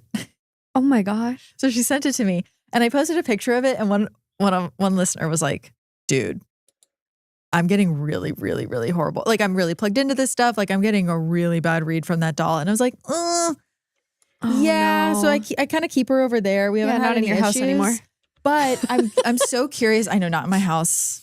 In the studio is fine as long as she doesn't like unplug the equipment and stuff. But yeah, listeners that are plugged into that stuff, hit me up. There's Let me know. We can There's- FaceTime. I'll show you like certain areas of my house and you can tell me if it's haunted. Yeah, I would also sign me up. Maybe we, two birds, one stone. Yeah. But I think dolls are something that are really, they seem easy to haunt. I mean, obviously we have Annabelle from The Annabelle. Conjuring, where that's based on I a put real story. But multiplicency. I saw a video lately of a woman who like got these dolls from a garage sale and like felt that they were haunted. And so she was getting them back to the right culture so the culture could take care of the dolls in the way that they want. But it's just, I think dolls are one of those things that are I so, respect that. if a spirit gets into it, it feels so powerful. Yeah, I think Gordy's culture is like, well, hers for sure is like ill Victorian children. So I don't know how I would return her, but Bitch, you got an Annabelle doll? White people. Why the fuck would you go walking around with a fucking Annabelle-like doll? Jesus Christ. People love just misery and danger. Gordy's and just, ghosts. I don't know, Texas, little Don't kids in get it. Texas. Yeah. Where he came from. All right, I want to read you this next one that I Okay. found from a listener. I'm ready. It also made me stop in my tracks and kind of led me down a rabbit hole that I want to tell you about. Oh gosh. Ooh. And I hope I'm curious if I teach this listener anything from like what I All right, learned. time to go back And just to a heads up, this one fucking has a little bit leveling. of Yay. animal abuse, like animal gore. So this story is titled Hide and Seek. And it comes from Valentina. And it goes, "Hi, I'm Valentina. This story comes all the way from Argentina, so I apologize in advance for any typos. English is not my first language. I've always lived in the city. I was born and raised here, but part of my extended family lives deep in the countryside. There are no forests or mountains there, just flat plains with some low hills and endless grass. When I was 8 years old, I traveled there for a week during midsummer with my grandparents and other relatives. Their land was divided into 3 distinct areas: a creek that ran through the property, my family's house, which was surrounded by animal pens and had a massive 7-meter high shed for machinery attached to it, and finally, just a few meters from the main entrance, the original owner's house. It was a 4-bedroom house with high ceilings, beautifully enclosed by hundreds of tall pine trees. It was very secluded, but not too far from my family's home. On the second to last day of our stay, my family and I went to the creek to cool off because the heat was unbearable. We walked several meters along the bank until we stopped dead in our tracks. A foul, horrific stench filled the air. There, under a tree by the water's edge, lay a cow. It was mutilated from its legs up to its back with deep gashes as if it had been hunted by something. The adults claimed that another animal had caused its death, but they didn't sound convinced. I suspected they only said it to us children so that we wouldn't be scared. There were no predators in that area capable of inflicting such large, deep wounds. When night fell, we children decided to play hide and seek in the pitch black darkness of the fields, trying to act brave. The rules were simple.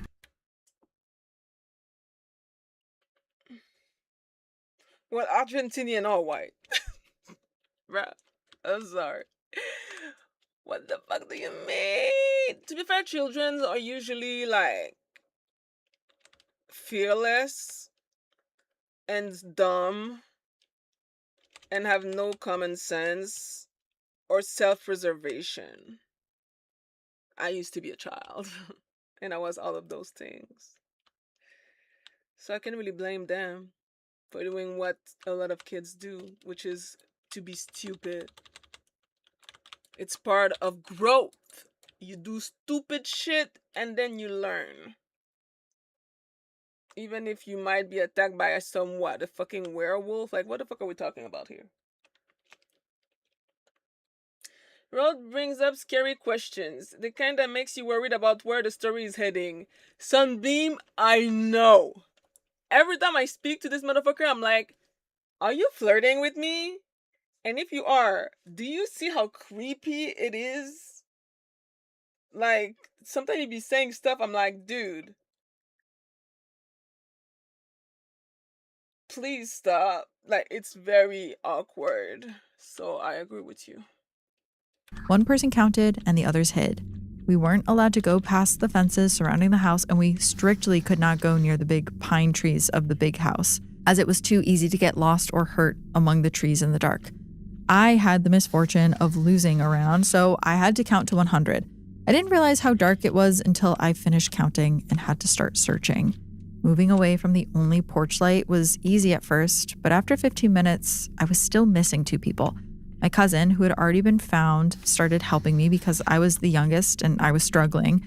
We searched for over a half hour. Eventually, we started shouting that we were bored, and if they didn't come out, we would just leave them out there alone. Right then, a loud, heavy thud came from the trees of the big house. We yelled again, reminding them that hiding there was against the rules, but there was no answer. Only another thud, just as loud as the first. We slowly approached, terrified as the moonlight only allowed us to see the dark silhouettes of the pines. Suddenly, from behind us, the 2 missing kids shouted, "We won, you didn't find us." My oldest cousin asked, "Where were you?" And they started laughing, replying, "We were under the truck the whole time." Everyone turned around and ran back to the house for dinner, but before following them, I couldn't help but glance at the trees one last time. In the shadows, I vaguely made out a strange figure moving quickly toward the back of the grove. I ran inside and tried to explain what I had seen, but nobody believed me.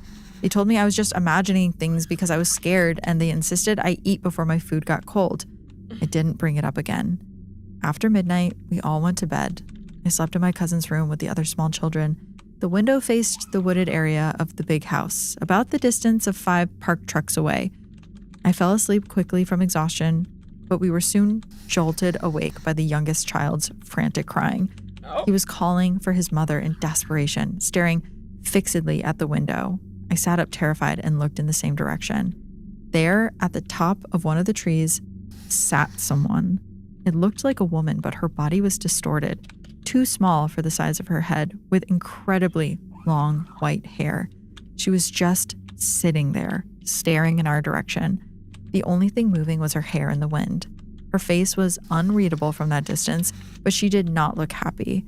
Less than 5 seconds later, my aunts and grandparents burst into the room, alerted by the screaming. They found half of us paralyzed with fear and the other half grumpy from being woken up. I didn't know how to explain what I saw to them so they would believe me. I just started crying and I begged my grandparents to let me sleep with them. I spent the rest of the night squeezed between them, unable to close my eyes, consumed by terror.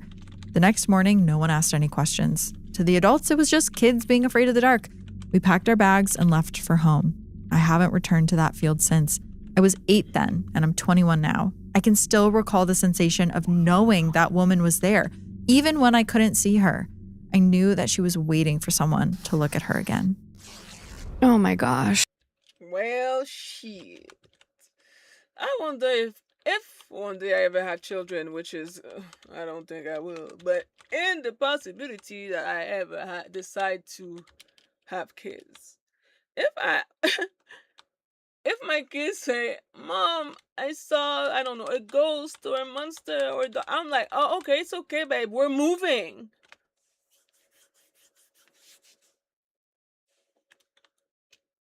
And that's that.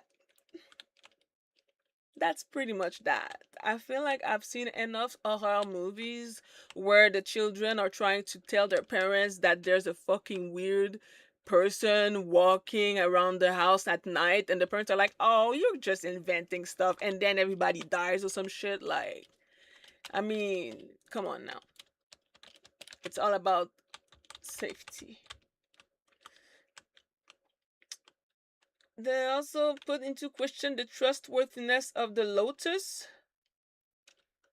Wait, why would that? How Road puts? How does he put in question the trustworthiness of the Lotus? Maybe I haven't been. Maybe the discussion that I've had with him haven't touched upon the Lotus yet. I don't know. I feel like anyway lately I've been feeling like I need a full, entire like uh what's the word, recap of the Warframe the Warframe lore, because on God, I kind of forgot everything. I wish Warframe was like Final Fantasy Online, where Final Fantasy Online they allow you to rewatch every single cinematic in order with your character, and I would need Warframe to do the same. And if it's already if this option already exists, please somebody let me know. Ooh. At first, I'm like, okay, animals, like a big cat could have pulled Yeah. like a smaller animal, not a cow, but like a smaller animal into a tree and it fell for the thud. Damn But it. the minute I hear woman, gray hair blowing in the wind, no.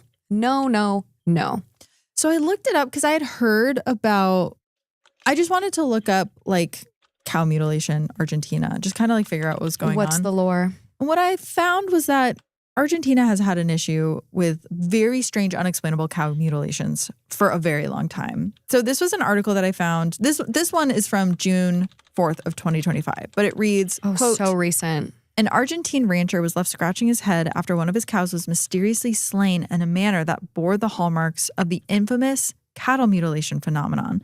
According to a local media report, the downed animal was found on Monday morning in the community of Centelon. Nelson Biordo.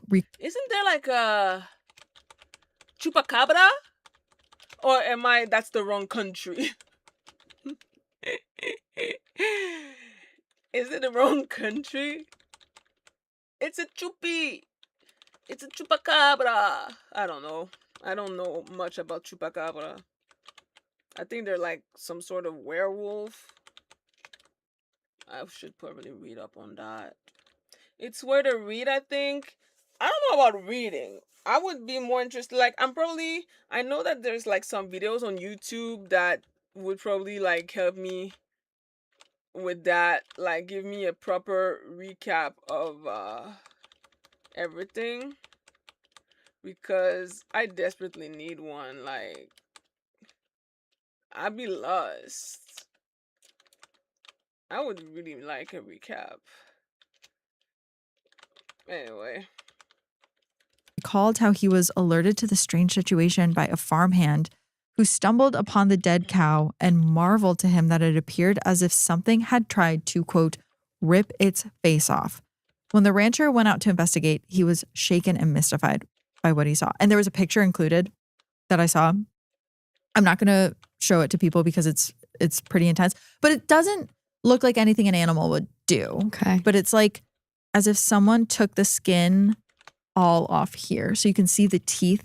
It's like something ripped off, but it's really clean and like surgically precise almost. Okay. As if someone just ripped off the skin from the face. Now, a predator wouldn't necessarily do that. It doesn't look like something was trying to eat the cow. That's the thing. I'm not an animal expert by any means, but like you watch things like Planet Earth, little David Attenborough, you know, and it's if an animal is going to take down a cow, like you think most of it then would be eaten. Yes. And there's other animals, like sometimes cows will, 4.6. defend, or like a donkey or a llama are really like protectors of a herd. That's why they'll often have them mixed in. They're guardian animals. Yeah. But if it's gone, a donkey's going to then stick with the rest of the herd, and it's so interesting. Oh yeah, that is interesting. I don't know. I need animal experts to chime in. But I know. I found another article too from 2002 where there were 200 cattle, 1 horse, and a handful of sheep slain with surgical accuracy. That comes from this article. Was it at the same farm? It was not. This one was in La Pampa and also Buenos Aires. But according to witnesses, mostly local farmers, the mutilated cattle were found lying dead in pastures with only some parts missing. Some witnesses maintain that the animals were found without a trace of blood around them. Authorities investigating the incidents say, however, they did find some blood near the scene of the slayings. And so it's like, what's going to take down a whole cow, but yet not really leave any evidence of it? People immediately, so this is funny, the article goes on to say, some Argentines believe that the animals were slaughtered by extraterrestrials or those entranced by a passing UFO. Others say that the slayings were the handiwork of chupacabras, a mythical beast that is half bat and half kangaroo with razor-like claws capable of dissecting the cows with pinpoint precision. I called it. I said it could be a chupacabra. I was low-key right. It's a chupacabra. Also kind of scary low-key, but hey. That's what chupi are. Mhm. Shit. Very, very, like tons of Alright. chupacabra lore Wow. in that part of the world too. And then others think the whole bovine mystery is an attempt by the government to distract Argentines from the country's ongoing economic collapse.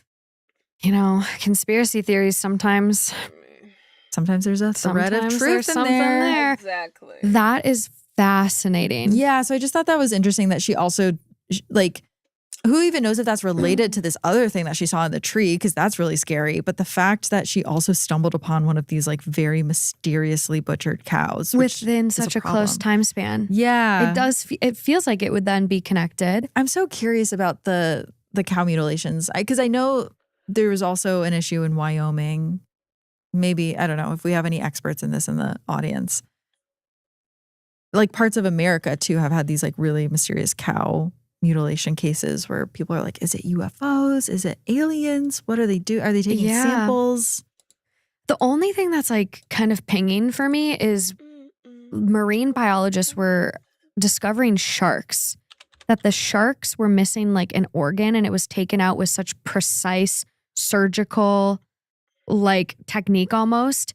And they started to put it together that it was actually dolphins doing it.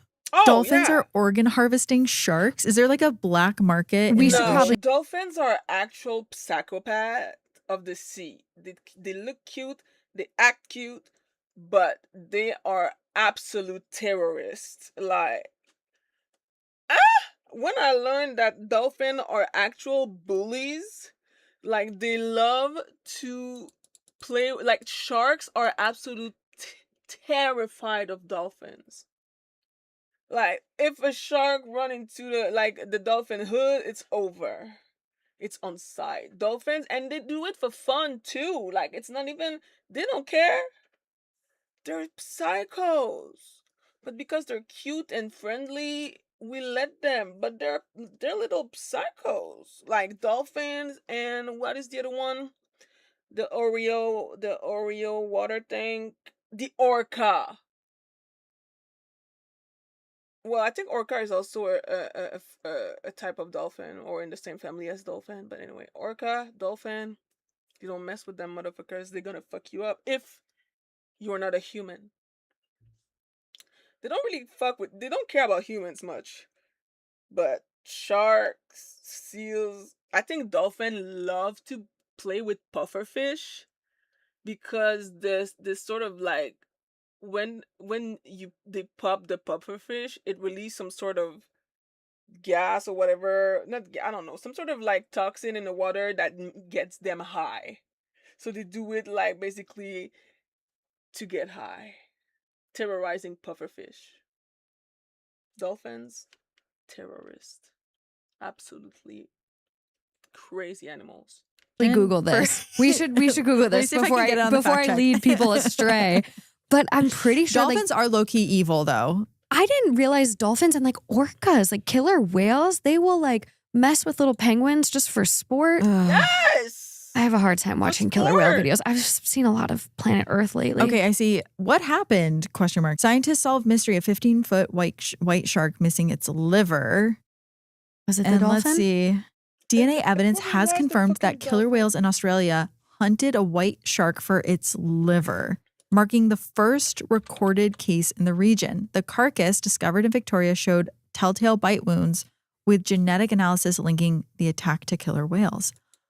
There's something else that I've seen where it's like dolphins are being a little crazy, but killer whales, I'm telling you, Killer man, whales just taking the liver. just the liver. Listen, there's a reason why they're called killer whales. Okay? And it's not because they're nice. Them bitches are crazy. You don't fuck with the killer whales. So, I'm just saying. Also, on the guide it says to put heated charge. I think I'm just gonna put this one on for now.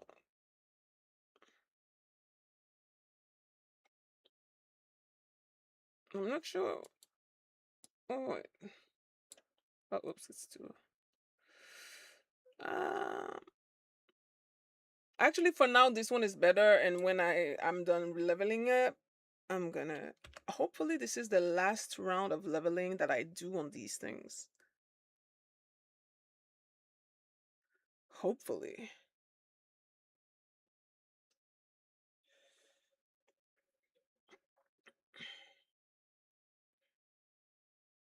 I think it might be... Alright, I'm gonna switch to these bad boys. Ooh, I almost don't have any energy left.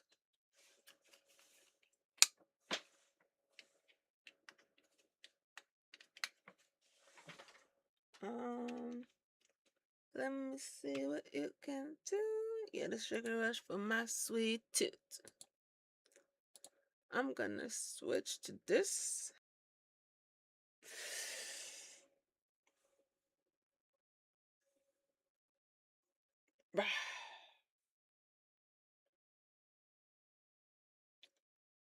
And we are back. Sheesh. Alright. I'm gonna switch to this because I need 5 minutes. And there was something about it. So I'm like, that's where I'm like, Be right okay, back. maybe if there's like one common thing in this cow necropsy where I'm like, we can kind of like see like, Yeah. oh, it's just the cow's liver, or it's just a kidney. I'm like, maybe there's an animal out there that just has a taste for that delicacy. It does kind of look like it. Like, so these findings provide compelling evidence of killer whale predation on white sharks in Australian waters with a strong indication of selective liver consumption. Like it might just be a palate thing for them. But they were so confused. They're like, why wouldn't the whole shark be gone? It's just the course. liver. That is blowing my mind. This is a rabbit hole I'm going to dive into later. Just wait till you learn that killer whales are teaching other killer whales to attack boats. Yeah, I was whale culture. Like whale culture is a thing where like how humans have culture. Whales are like the only other species that have culture. So every few years, the headline pops up that about the salmon hats, like killer whales wearing salmon hats, and like scientists can't figure out why, but it was like a thing they also did in the 80s. And then they started doing it again recently. And it's because killer whales, again, I'm going to have to fact check all of this, but from what I saw, killer whales, it's mostly the grandmas that teach young kids things. So, but like these whales are so smart that they remember things. So they'll learn how to kill a stingray by flipping it upside down. And then they'll teach the young whales that, but it's only that pod of whales that does it. Mm-hmm. And that's not similar of any other species on the earth except for humans. But they're just so smart. That's amazing. That's so smart crazy. and like kind of evil, apparently. Oh, I know. Which Oh is my like gosh. maybe a bad combo. No, I'm fascinated by this cow lore now, though. I'm like, this is wild. Cow lore and killer whale lore, adding it to the episode list because like, oh my gosh. But yeah, that one freaked me out. The stuff, I don't know, like the woman sitting in the tree. I don't know. What was it? Sound off in the comments. It's something. It's definitely something.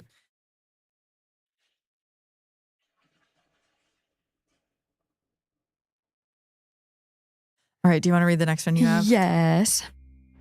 Okay, this one is Backwoods Encounter coming from Sage. Hey, Kaylin, Happy New Year and congratulations on the new baby. Oh, thank you. I also have an early January birthday. Okay, Capricorn. Hey. As a fellow fan of cryptids, ghost stories, and how history can haunt the present, I've enjoyed your podcast for a while and finally decided to pass along an experience that happened to me several years ago. Perhaps it can be included in a future episode of spooky/unknown encounters from the woods. My mother was born and raised in Michigan, so I've gone there to visit family and friends ever since I was little. In July 2017, my mom took my 2 younger sisters and I to visit family friends in a new home. They had moved further north in Michigan. Their new house was isolated. No neighbors nearby, unreliable Wi-Fi, and woods stretching as far as you could see. The surroundings were beautiful, but we were truly in the middle of nowhere. For reference, I grew up in and currently live in the heart of a decent-sized city. While I love the woods, I don't like being in them once it gets dark. The people we were visiting, a husband and wife who were good friends with my mom, lived in the main house. Also on the property was a smaller building that they had renovated into a guest house. My family and I were the first ones to stay there. It was connected to the main house via a path through the woods, but the trees were so thick that you couldn't see one from the other, even at night when the lights were on. My mom and I were staying in one room. My sisters would share another just down the hall. The guest house had large windows around most of the building. None of the windows had curtains. This made all four of us a bit uneasy. In the city, everyone knows to close your curtains before it gets dark.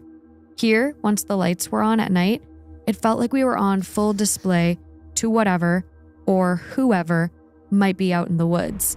There weren't any locks on the doors beyond a tiny pin lock, which of course wouldn't do much. For someone who grew up being taught the importance of locking your doors, this made me even more uneasy. That first night, long after we had all gone to bed, I woke up to a strange sound. I'm a light sleeper, but it took several moments for me to realize I wasn't dreaming. What I heard is hard to describe. A terrible, loud cry, half bellow and half chant, that didn't sound like a true language. I remember laying there, frozen in fearful confusion and trying to shake off the haze of sleep, listening to something absolutely foreign and utterly inhuman that seemed to be getting louder and nearer every moment.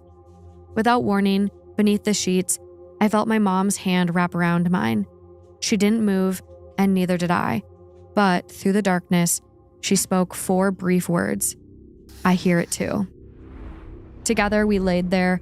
I remember daring only to move my eyes, convinced that I'd soon see something enormous and feral on the other side of those huge, curtainless windows. What I expected to see, I had no idea, but something was certainly out there. The closest comparison for the sound I can think of is heavy metal music. The guttural, harsh vocals, which to the untrained ear often seem like they aren't actually using a real language. In all honesty, though, I'm a huge fan of metal and rock, so I'm no stranger to the crazy, inhuman sounds. What I heard that July night was unlike any band I'd ever played, and it was so loud. Time didn't seem to exist as we listened and waited. Eventually, the terrible sound started to fade as if it was moving away. In a burst of bravery, I hopped out of bed and hurried to the front door to make sure the little pin lock was secured. Even then, I knew it was such a silly thing to do. If some sort of Bigfoot or other creature was out there, that pin lock wouldn't have done much. The city girl in me was so accustomed to always locking your doors and locking your car that it felt instinctive, like I had a veneer of protection. After scurrying back to bed, I realized my 2 sisters were still sleeping just a few yards away in another room. Had they heard whatever my mom and I did, they would have come tearing down the hall into our room. The fact that neither had awoken was unsettling, to say the least. I have no idea what time of night it was. As I was just drifting back to sleep, I heard the guttural cries again, much fainter and further away. Thankfully, after that brief reoccurrence, I slept until morning. I remember being so relieved to see daylight. The woods feel much less intimidating when the sun is out and the sky is blue. My sisters made no mention of hearing anything sinister during the night. My mom and I made a tacit agreement to not bring it up and frighten them. After all, we were staying there a few more nights. Later, we went to the main house for breakfast. I remember discreetly asking the couple who lived there if they had heard anything at all. Neither had. That sound never reappeared during the rest of our visit, but I have never forgotten it, nor will I ever forget how frightened I was at the sheer magnitude of unfamiliarity of such a roar. I still remember my mom's hand finding mine under the covers that night and how her voice sounded when she said she could hear it too. For some reason, only she and I were able to hear whatever was out there that night, even though there were 4 other people nearby who should have been able to. Several years have passed since then. I've shared that experience with a handful of people, all of whom have been equal parts frightened and puzzled about the sound's source. Back home in the city, I've tried to rationalize what I heard. Still, out there in the depths of Michigan's woods, I truly wonder if it could have been a Bigfoot or some similar creature. I've been fascinated by cryptids since I was a child. It's one thing to be thrilled and intrigued by such tales from the safety and familiarity of home. It's quite another to be faced with the possibility of something unknown and ominous right outside your door. What do you think it could have been? Has anyone else ever experienced something similar in the wilderness of Michigan? Whoa. I mean, you're from the Midwest. What's out there? Minnesota, man. We're basically neighbors. There's a lot of legends. I had a friend's cabin I went to one night, and he was like, if you ever hear drums outside, make sure you get back. Like, I think drums was a common thing in northern Minnesota. Interesting. Kind of reminds me of the night marchers in Hawaii. Oh. Yeah, the night marchers in Hawaii we talk about them in an episode, I'll link it in the description, but they're the spirits of old soldiers of the Hawaiian tribes when it was tribal soldiers. And so at night, if you're camping near the beach or just out in near the woods, whatever, you'll see kind of a line of lights and it's their torches. And you'll start hearing the drums. And then it's like a line of ghost soldiers that'll walk past you. And you cannot, what are the rules? You can't look at them in the eye. Can't look. I know. So you have to close your eyes and look at the ground, which is so scary to me. Yeah. But it's so out of control where you're just like, okay, let me stand here and not make a sound and look down and close my eyes. It's just, you're like at whatever it is mercy. Yes. Yeah. Oh, I hate it so much. But when I was talking about the Great Lakes for an episode, I was reading about how old the tribes were that lived in that area, like thousands of years old. I mean, there's been people there. So many different tribes all across, the United States, but especially I feel like the Midwest, like there were so many different tribes along the lakes and northern Minnesota, northern Michigan, the UP. Used to not be lakes, right? They were plains. And so that's why there's all these kind of cities underneath the Great Lakes from those communities. They're now finding the Stonehenge underwater. I think was it Lake Michigan?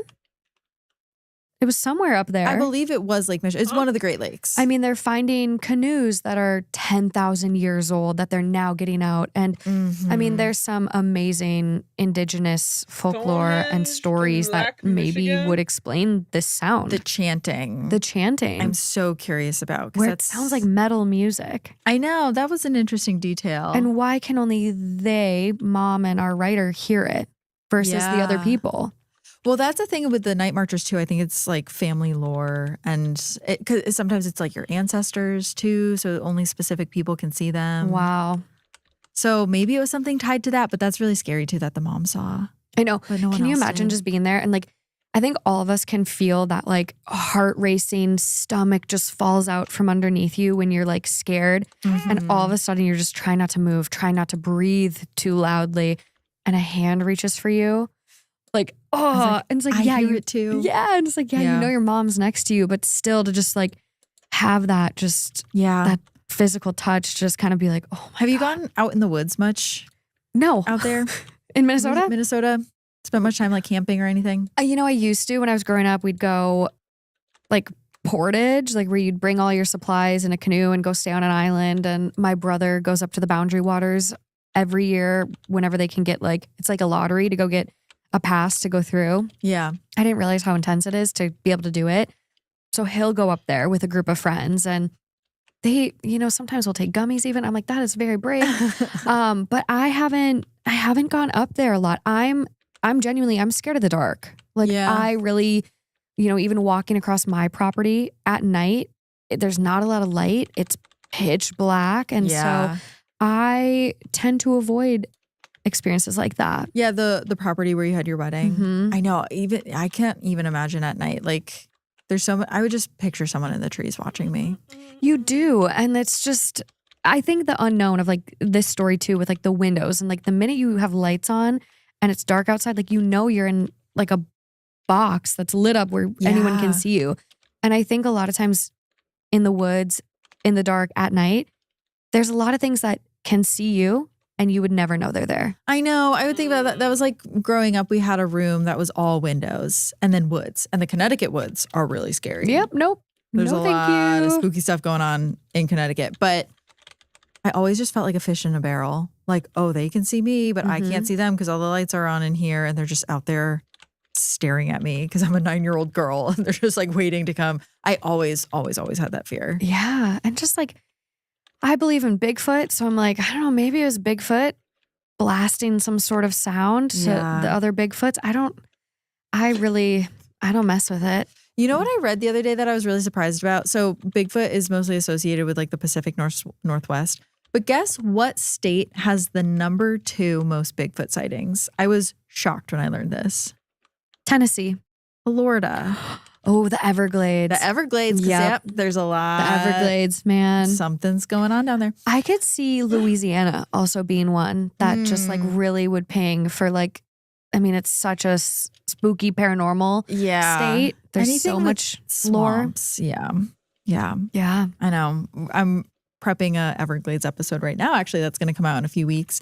And the thing I've learned about the Everglades is one, don't go there ever, like under any circumstance, because you're just going to see something you don't want to see because of how many bodies get dumped there.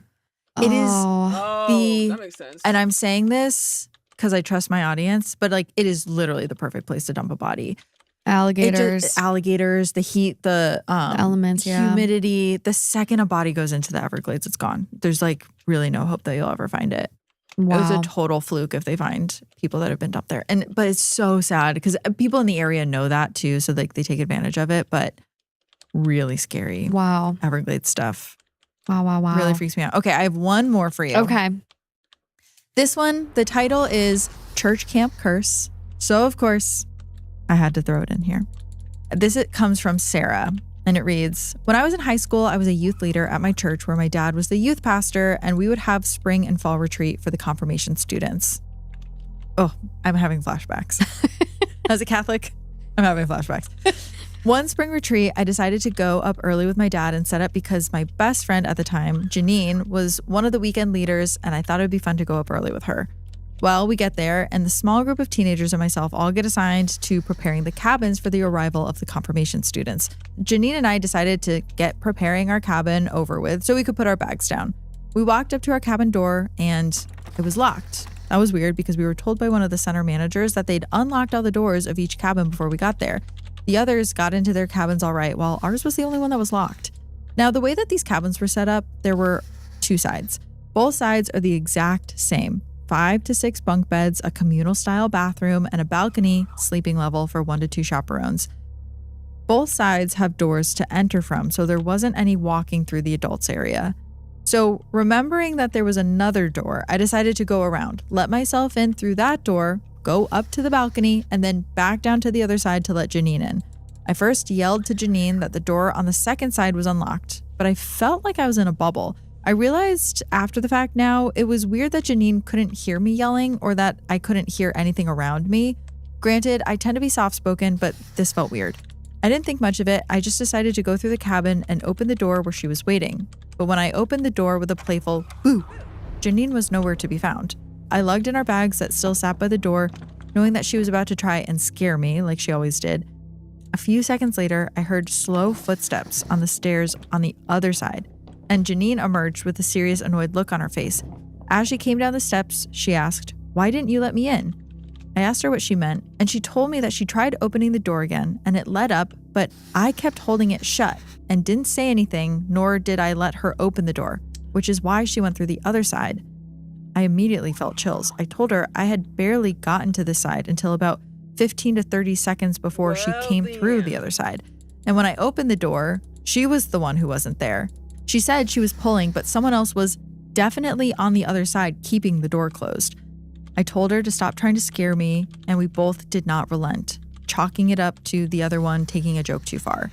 So we set up the cabin with name tags and such, and then we went up over to the second side to do the same. While setting up, now within each other's sights, we heard the door on the first side open and then shut with a massive slam. Janine and I looked at each other with wide eyes as we heard footsteps on the cement floor, then footsteps on the wood stairs leading up to the balcony, each step sounding with a creak. We watched the balcony where someone would have appeared by this point, but there was nothing. Janine yelled, "Hello?"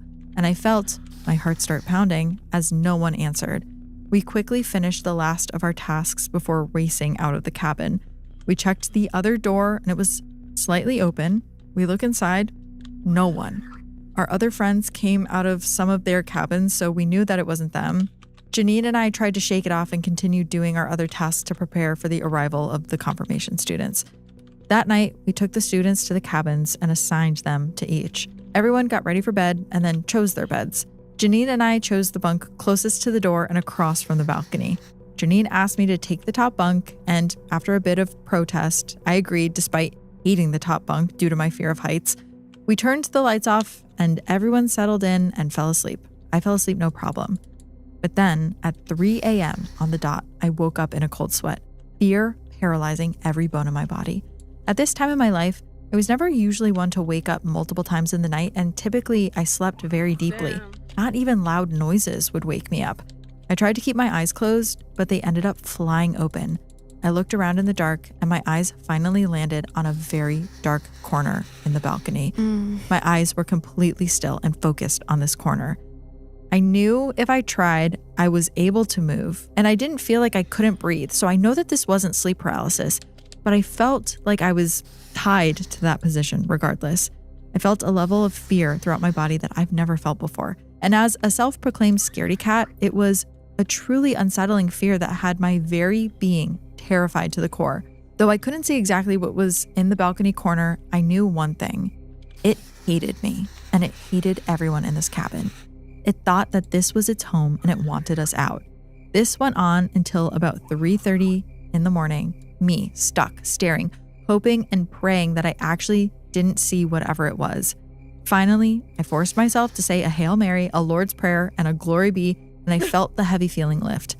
I got myself to move and snuck into Janine's bed, and she immediately let me into her bed when I told her something was scaring me.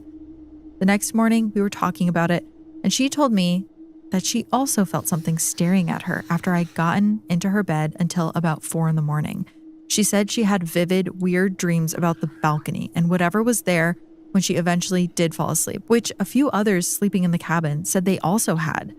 Being teenagers, God. we started joking about it until a religious chaperone seemed genuinely disturbed. He grabbed another chaperone, Kristen, who was known to be very religious, but also in tune with the spiritual paranormal realm. Right.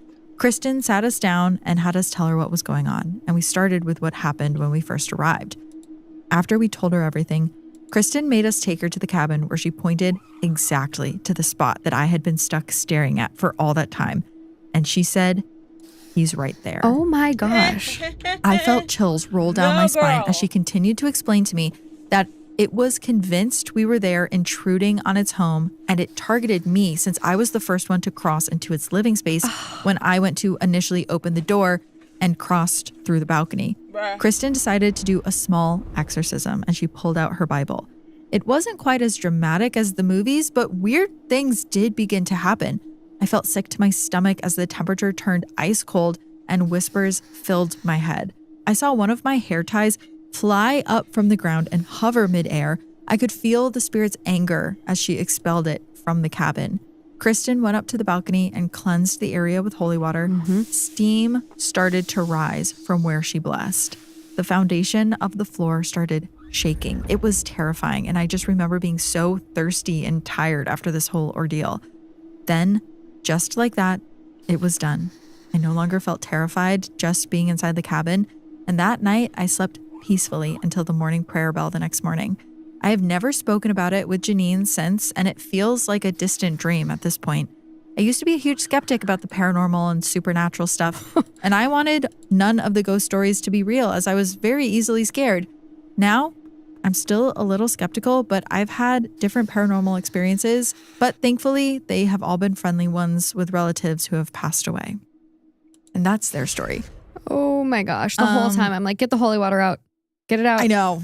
Get it out. There's something about like religious places being haunted that feels so much Yes. like it more intense. Yeah, like it's like there's something just hanging out there anyways, waiting Yeah.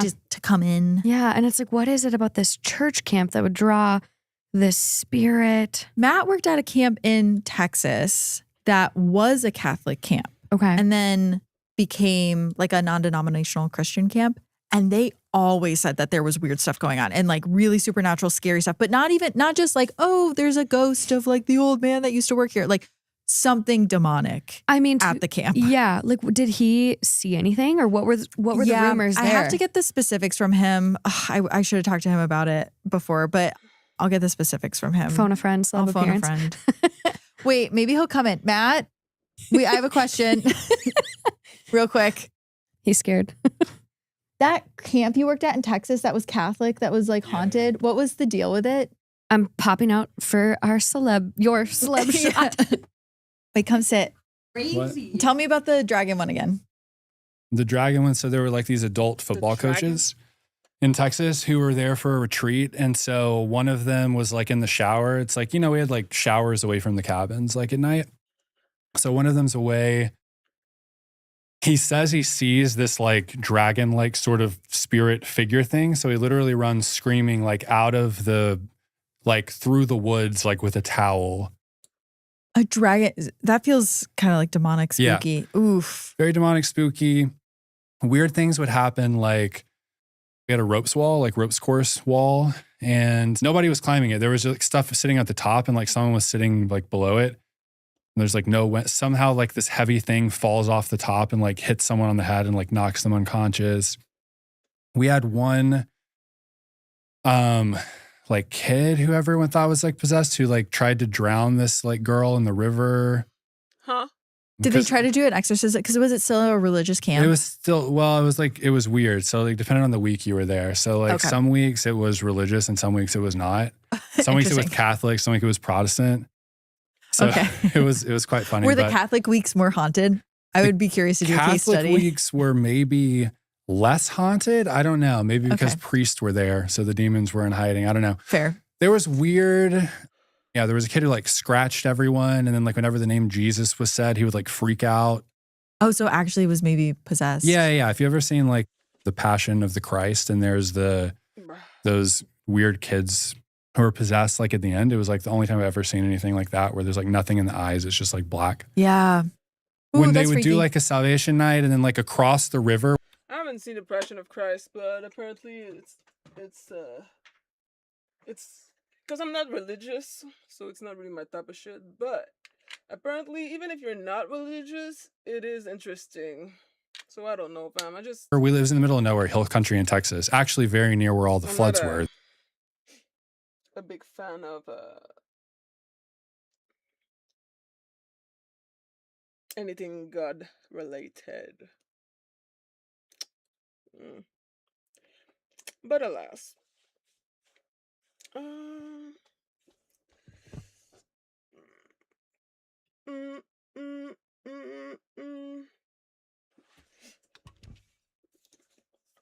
Alas, I thought I was fucking done leveling, but I guess not.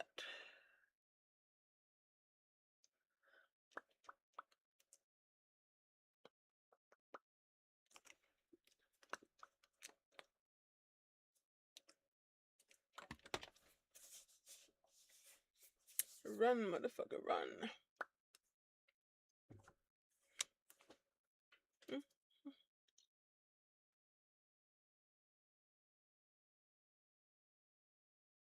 Oh yeah, I need to switch back to my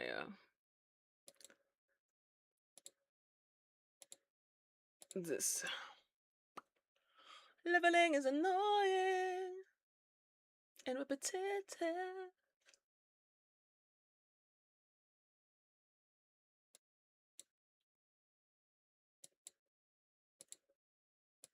That killed, unfortunately, the those campers. camps. Same exact area. There were like all of a sudden like lights would show up like in the woods. There's like no houses, but there were like weird lights like across the river. It was very bizarre. Do you think it was haunted because the camp was religious, or do you think there was like something on the land there before? I think what it was the for general sure consensus? Haunted because it was like a Catholic camp before. That's what we were saying. That's what Morgan and I were saying. Yeah. No, thank you for your insight. So there you go. Yeah. And now, Morgan. You guys should have seen my face off camera. My jaw was dropped the whole time. The demon in the shower? No. That's scary. No. Especially when it's like a football coach running and screaming. Clearly, like, you'd think not a guy that would probably react lightly. Like, it's legit. And the shower when you're, very vulnerable, just closing your eyes, washing your hair, doing stuff like, no. Ooh, that's really creepy. Did you ever go to a religious camp? I never went to a religious camp. Never. My mom was like my parents were very, no camps, not a lot of sleepovers until we were like older, like 15, 16. Oh. I'm just like now kind of realizing this. Like we were very kind of like monitored with who we would stay with. Yeah. But the school, I think it was in like 6th grade in Minnesota. We went to this Camp Miller, and it was just like one night, and I got good vibes there. Yeah. But no religious ties at that camp. So Right. again, I wonder if it is. If anyone's gone to a religious camp, let me know. well, you almost wonder, like hearing the stories about these kids that like scratch people, and just like you wonder if the parents send them to these camps in hopes maybe a little exorcism That a that's performed on Timmy, Priest or intervention will happen. yeah. Ooh, I know, and that gets into really dangerous territory real fast. Absolutely. Yeah. That's insane. Yeah. I cannot even imagine seeing holy water steam off of a deck. I'm gonna sit with these for quite some time. But that's how you know it's working. That's how you know you're at a good camp. And the people there are like actually effectively getting rid of the demons. I would feel better being at that camp with that girl there or that woman there, the chaperone. Oh, I who love could, like, her. Get rid of the demons. Yeah, can she come to my house? I'm gonna email this. Can she her back, Sarah? come back. over? Wow. Ooh, that was spooky. Okay. That's all I have for today, our listener stories. And once again, if you guys are listening and you have a story that you've always wanted to send me, you can check out heartstartspounding.com. We have a form there. And you can send us any paranormal encounter that you've had. Other stories too. Like honestly, we've had really interesting stories from listeners on like close encounters with like scary people and predictive dreams. Like anything that you think would be good on the show, please send it to us. I know. Yeah. I love these episodes. I'm too. just like so fascinated by them. We still need to do the psychic dinner. Oh yeah. The psychic, you like go into a room privately with a psychic and each have your own turn. And then after you do dinner and like talk about it. Because that I'll get into. Haunted house. I still need some time for the haunted house we talked about. Oh yeah. Wait, which one was that one that we're I was in Kentucky. Oh yeah. We have It a was lot that an we have to old do. That we have to cross. Tuberculosis asylum. Oh, the Waverly Hills. Yeah. We definitely have to do that. It's a big one on my list. It's so crazy because it's like I want to do it, but I'm so scared, like genuinely scared. And just do it scared. That's what I do. Just be scared, but like do it, you know? Am I alone? No. I think you could. I think if we were there. I don't want anything to attach itself to me. And how do you prevent that? I don't think it would, because that like Waverly Hills it's like tuberculosis patients. Okay. It's not necessarily anything demonic. Or not even necessarily anything evil or bad. Yeah, because I've heard in New Orleans, I really want to do a good New Orleans trip and tour and see like everything there. But people are like, do not accept anything from someone. If someone offers you something, do not accept it. So I need like the rules so that if I do buck up and have the courage, that I do it kosher. I mean, the nice thing with New Orleans is so many people there are so knowledgeable. You can get a really good tour guide. Like just hire someone really knowledgeable of the area to make sure that like we're safe. Okay, but cool. I think we could do it. I think that'd be fun. That'll be our little side quest. There we go. At some point. Okay, I'm ready. Okay, awesome. Well, thank you so much for joining me here at the Rogue Detecting Society headquarters. Thank you for having me. I need a shirt with that on it. I know. Yeah, I have to get you like we have these really cool notebooks that say Rogue Detecting Society. Let's go. I'll get you one. Okay. That's all we have for this week. Join us next week here again for another episode, and I'll see you guys next time. Bye. Bye. Heart Starts Pounding is written and produced by me, Kayla Moore. Heart Starts Pounding is also produced by Matt Brown. Our associate producer is Juno Hobbs. Sound design and mix by Red Rum Creative. Special thanks to Travis Dunlap, Grayson Jernigan, and the team at WME. Have a heart pounding story or a case request? Check out heartstartspounding.com. Today, I want to tell you a story about a disappearance that completely... Oh, Jesus Christ. It started a new episode. I think I'm good with all right now, bitch. I gotta go to sleep eventually. I mean, damn. What time even is it right now? It's 1:30. I've been going to sleep really early lately, but I feel like it doesn't really matter. I don't fucking sleep. So, fuck it. But if I stay though, I'm gonna stop listening to all our shit, cause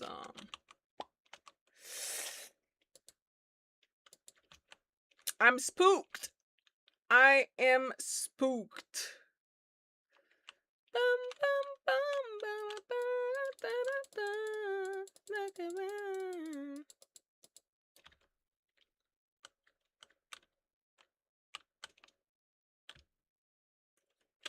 All right. All right. Let me just real quick. Um.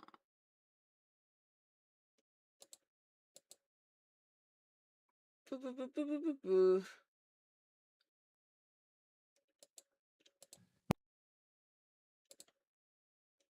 Oh man. Okay. Well, this might give it away.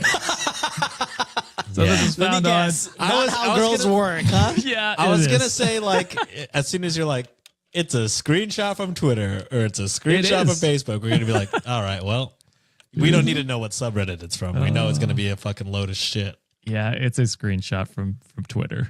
Yeah. Was he verified, Josh? This is 2022. Did they have verified back then? I Maybe. don't. They Maybe probably they had didn't verified, pay but for actual celebrities. notable Right. people. Yeah. Okay. Yeah. So the title is Girls Get Pregnant on Purpose to Gain Hips. The screenshot goes like this. A lot of girls get pregnant on purpose to gain hips and breast, then abort. I used to think it was a joke until many girls came on the TNL talking about how they started using abortion as a contraceptive Girl. because it makes them bigger. Okay. This is so sick. Okay. What's TNL? TL, sorry, TL. Timeline. Timeline. Ah, thank you.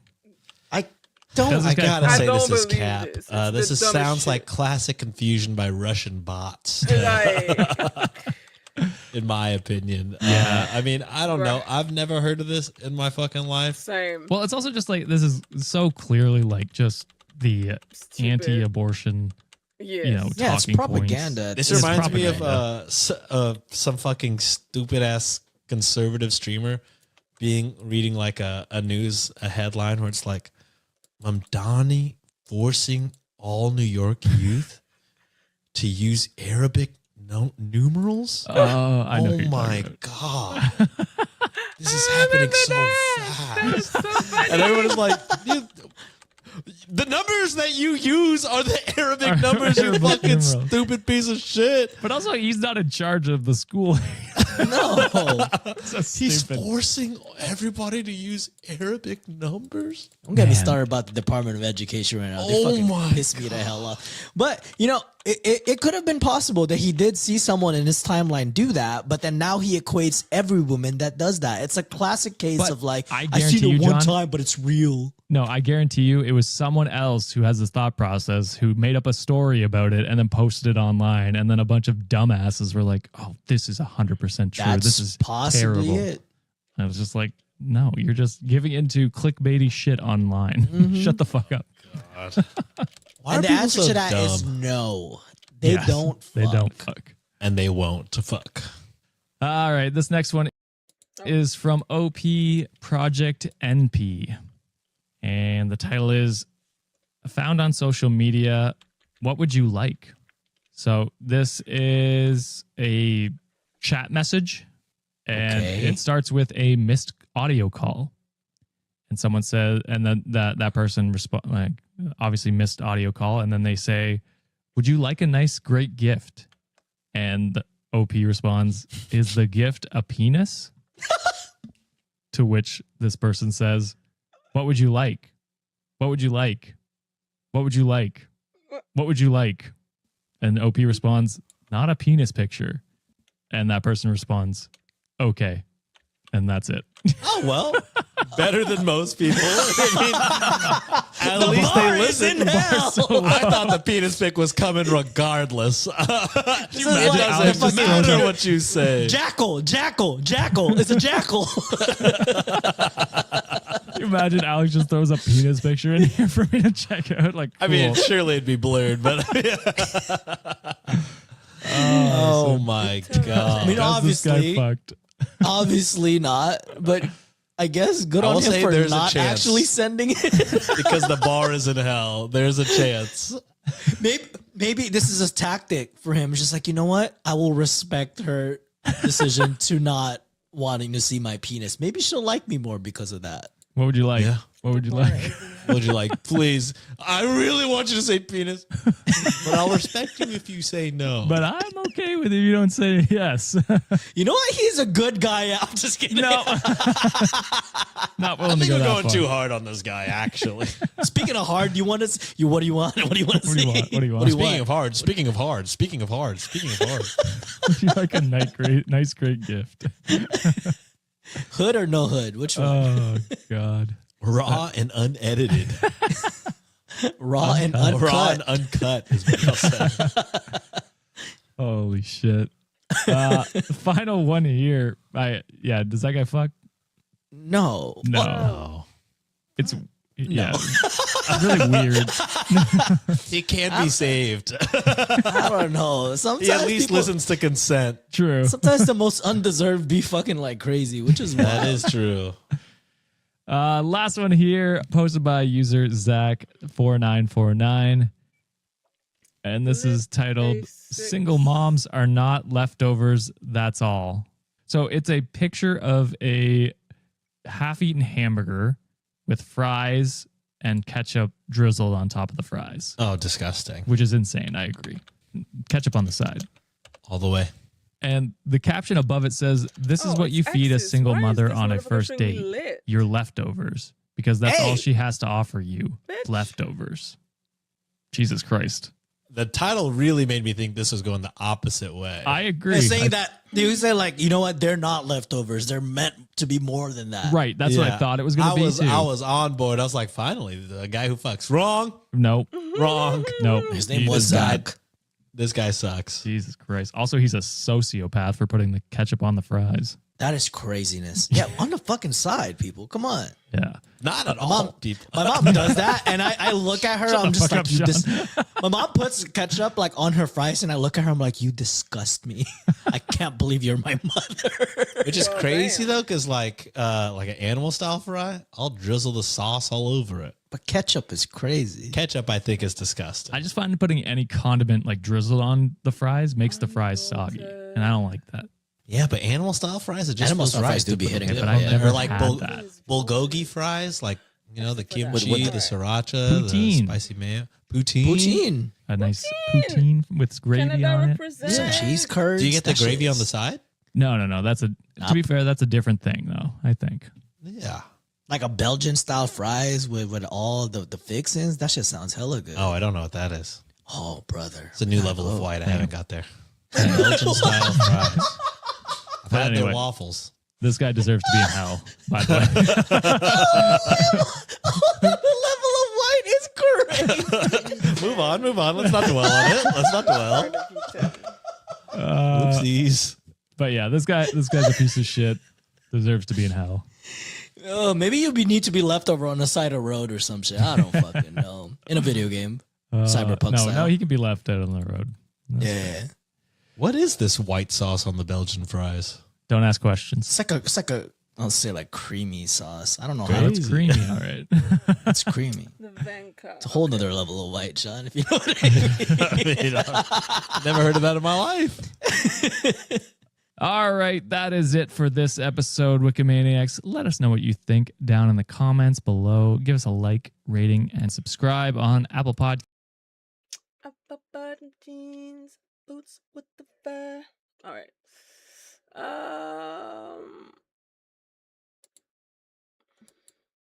Just.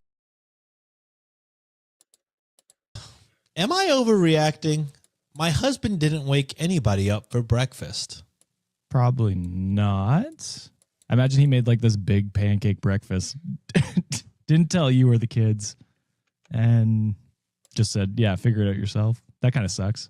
Not even giving you the option. Yeah, I'm with Josh here. This guy probably woke up like at 5:30 in the morning, made one of those big ass. You know, this is what I always hate about fucking watching movies sometimes. It's a trope that I always see. They be having like the biggest breakfast or like lunch spreads Yeah. known to man, and all they eat is a piece of toast afterwards. That's the Breaking Bad special. Oh, that Walt bothers Jr. me so sits much. down, eats a couple spoonfuls of scrambled Soggy eggs, and then cereal. runs Oh, away. Or cereal, yeah. Why do you guys waste so much food? But yes, I'm going not overreacting on this one. Some of that food in the movies and shows has to be just straight up fake, right? Oh yeah, but the concept is like you're in the world, right? Imagining that this is all real. Yeah, and all they're eating is toast. Yeah, I'm with you. And you're just like, wow, your parents slaved They went all out. all morning on that. They went all out. They got like 2 gallons of orange juice out just chilling over there. Yeah. And like no one even takes a sip of that bitch. Or maybe we need to reevaluate how much we're making for breakfast. It's Exactly. a Thanksgiving tradition for Nancy and her sisters to turn on the Gossip Girl episode Thanksgiving, where they immediately sit down and then everyone just individually gets up due to their own issues with other people at the table. Like literally, they just sat down for the meal. No one started eating. Everyone fights immediately and then they leave. I'm like, Jesus Christ. Sean's The like, I would whole stay just for the Thanksgiving dinner. Yeah. I mean, I'd stay for the drama, but also the dinner. Yeah. The fuck, go, get a plate Let's not waste and then food. talk about the drama. I want to eat while learning about it. Yeah, get the plate, then the tea. Exactly right. Exactly right, Josh. All right. OP writes, my 36 female husband, 37 male, and I and our 4 kids, 14, 13, 11, and 9, are in a hotel for a 5-day stay. It's been a couple long days in a row, so we didn't want to wake anyone up super early, but planned to all go downstairs for breakfast, which ends at 9:30, around 8:30 in the morning. My husband set an alarm, but was the only one who woke up.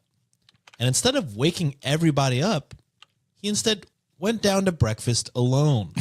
That's crazy. It's one At thing night- if Isn't that you a wake up family before the alarm, vacation? go down for a coffee, and then come back up at 8:30, wake everyone up.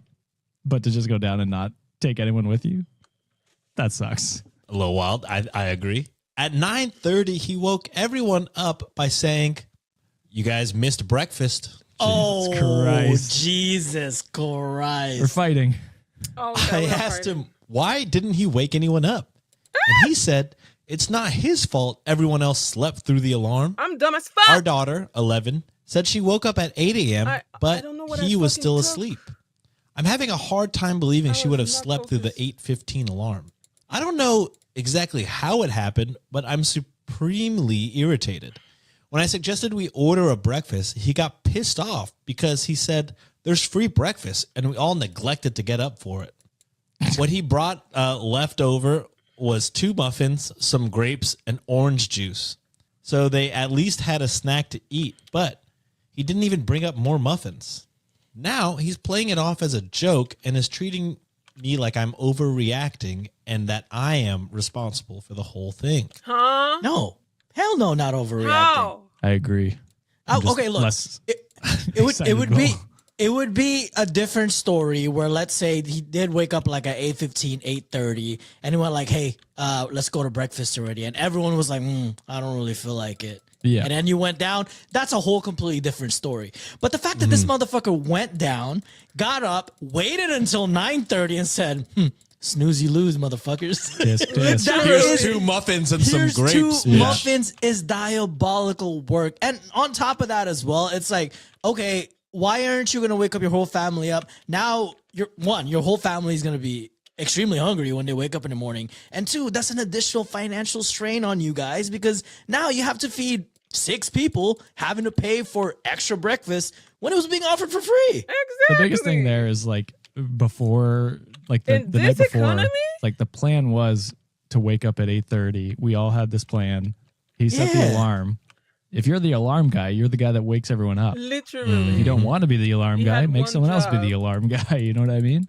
So yeah, if you agree on that, and then afterwards to be like, to be pissed that they want breakfast, it's like, no, What do you motherfucker, those are your think? kids. They need food to stay alive. Yeah. I don't know if you're new to this parenting thing. It's been 14 years, but You've had 4 tries too. Shit. yeah, they need food. So you should have just woken them up or brought more muffins, whatever you wanted to do. You could have, brought more things for them to eat later on. But At least stockpile a couple plates and bring them up. Something, Exactly. yeah. But I mean, the easier thing is to just wake everyone up. Wake and go. everyone up. And Which if you they- showed to be able to do an At hour later. 9:30, yeah. Right. This guy gives the vibes of like, that ought to teach him type Yeah. shit. Teach them. Yeah. But it's like, what are you Fucking teaching them? Like that you're Nothing. irresponsible? There is an update. OP says, thank you for the responses, everyone. A little information and clarification. 1, it's normal for us to have a designated alarm. I wake the kids up in the morning before school because we have heavy sleepers. Our 13-year-old is narcoleptic. Oh, so even worse, he is diagnosed. Yeah. Cool. And need to make sure that they're actually up and awake. My husband hates when I set the alarms because I'm the type of person who needs time to get up. So if I'm getting up at 8:15, I also have another alarm set for 8 a.m. Okay, two is Two not alarm bad. is not It's when that there's bad. 15 alarms Like, back to 15 back. is- I'm like exactly. You know, like I sometimes need to put myself 4 or 5 alarm. Obviously, I do that when I'm alone, but still.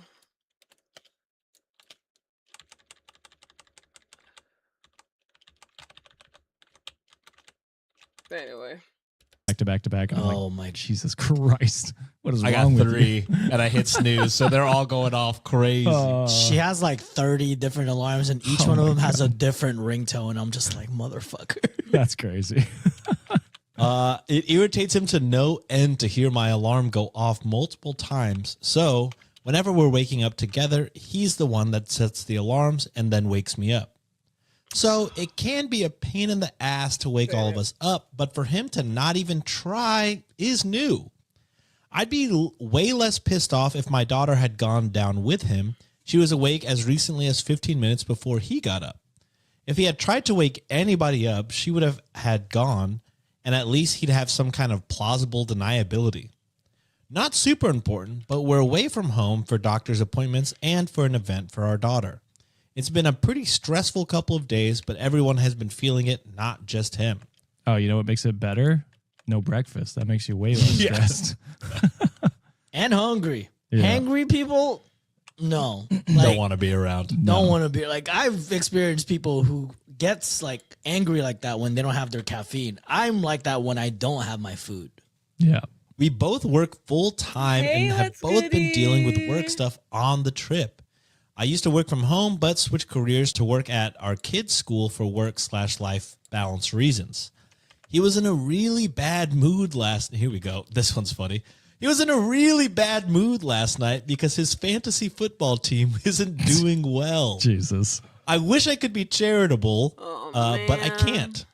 He also didn't get to watch all of the Thanksgiving games, but the one that he did not go well for him. He and I have had it out a few times about taking out his mood on the rest of the household.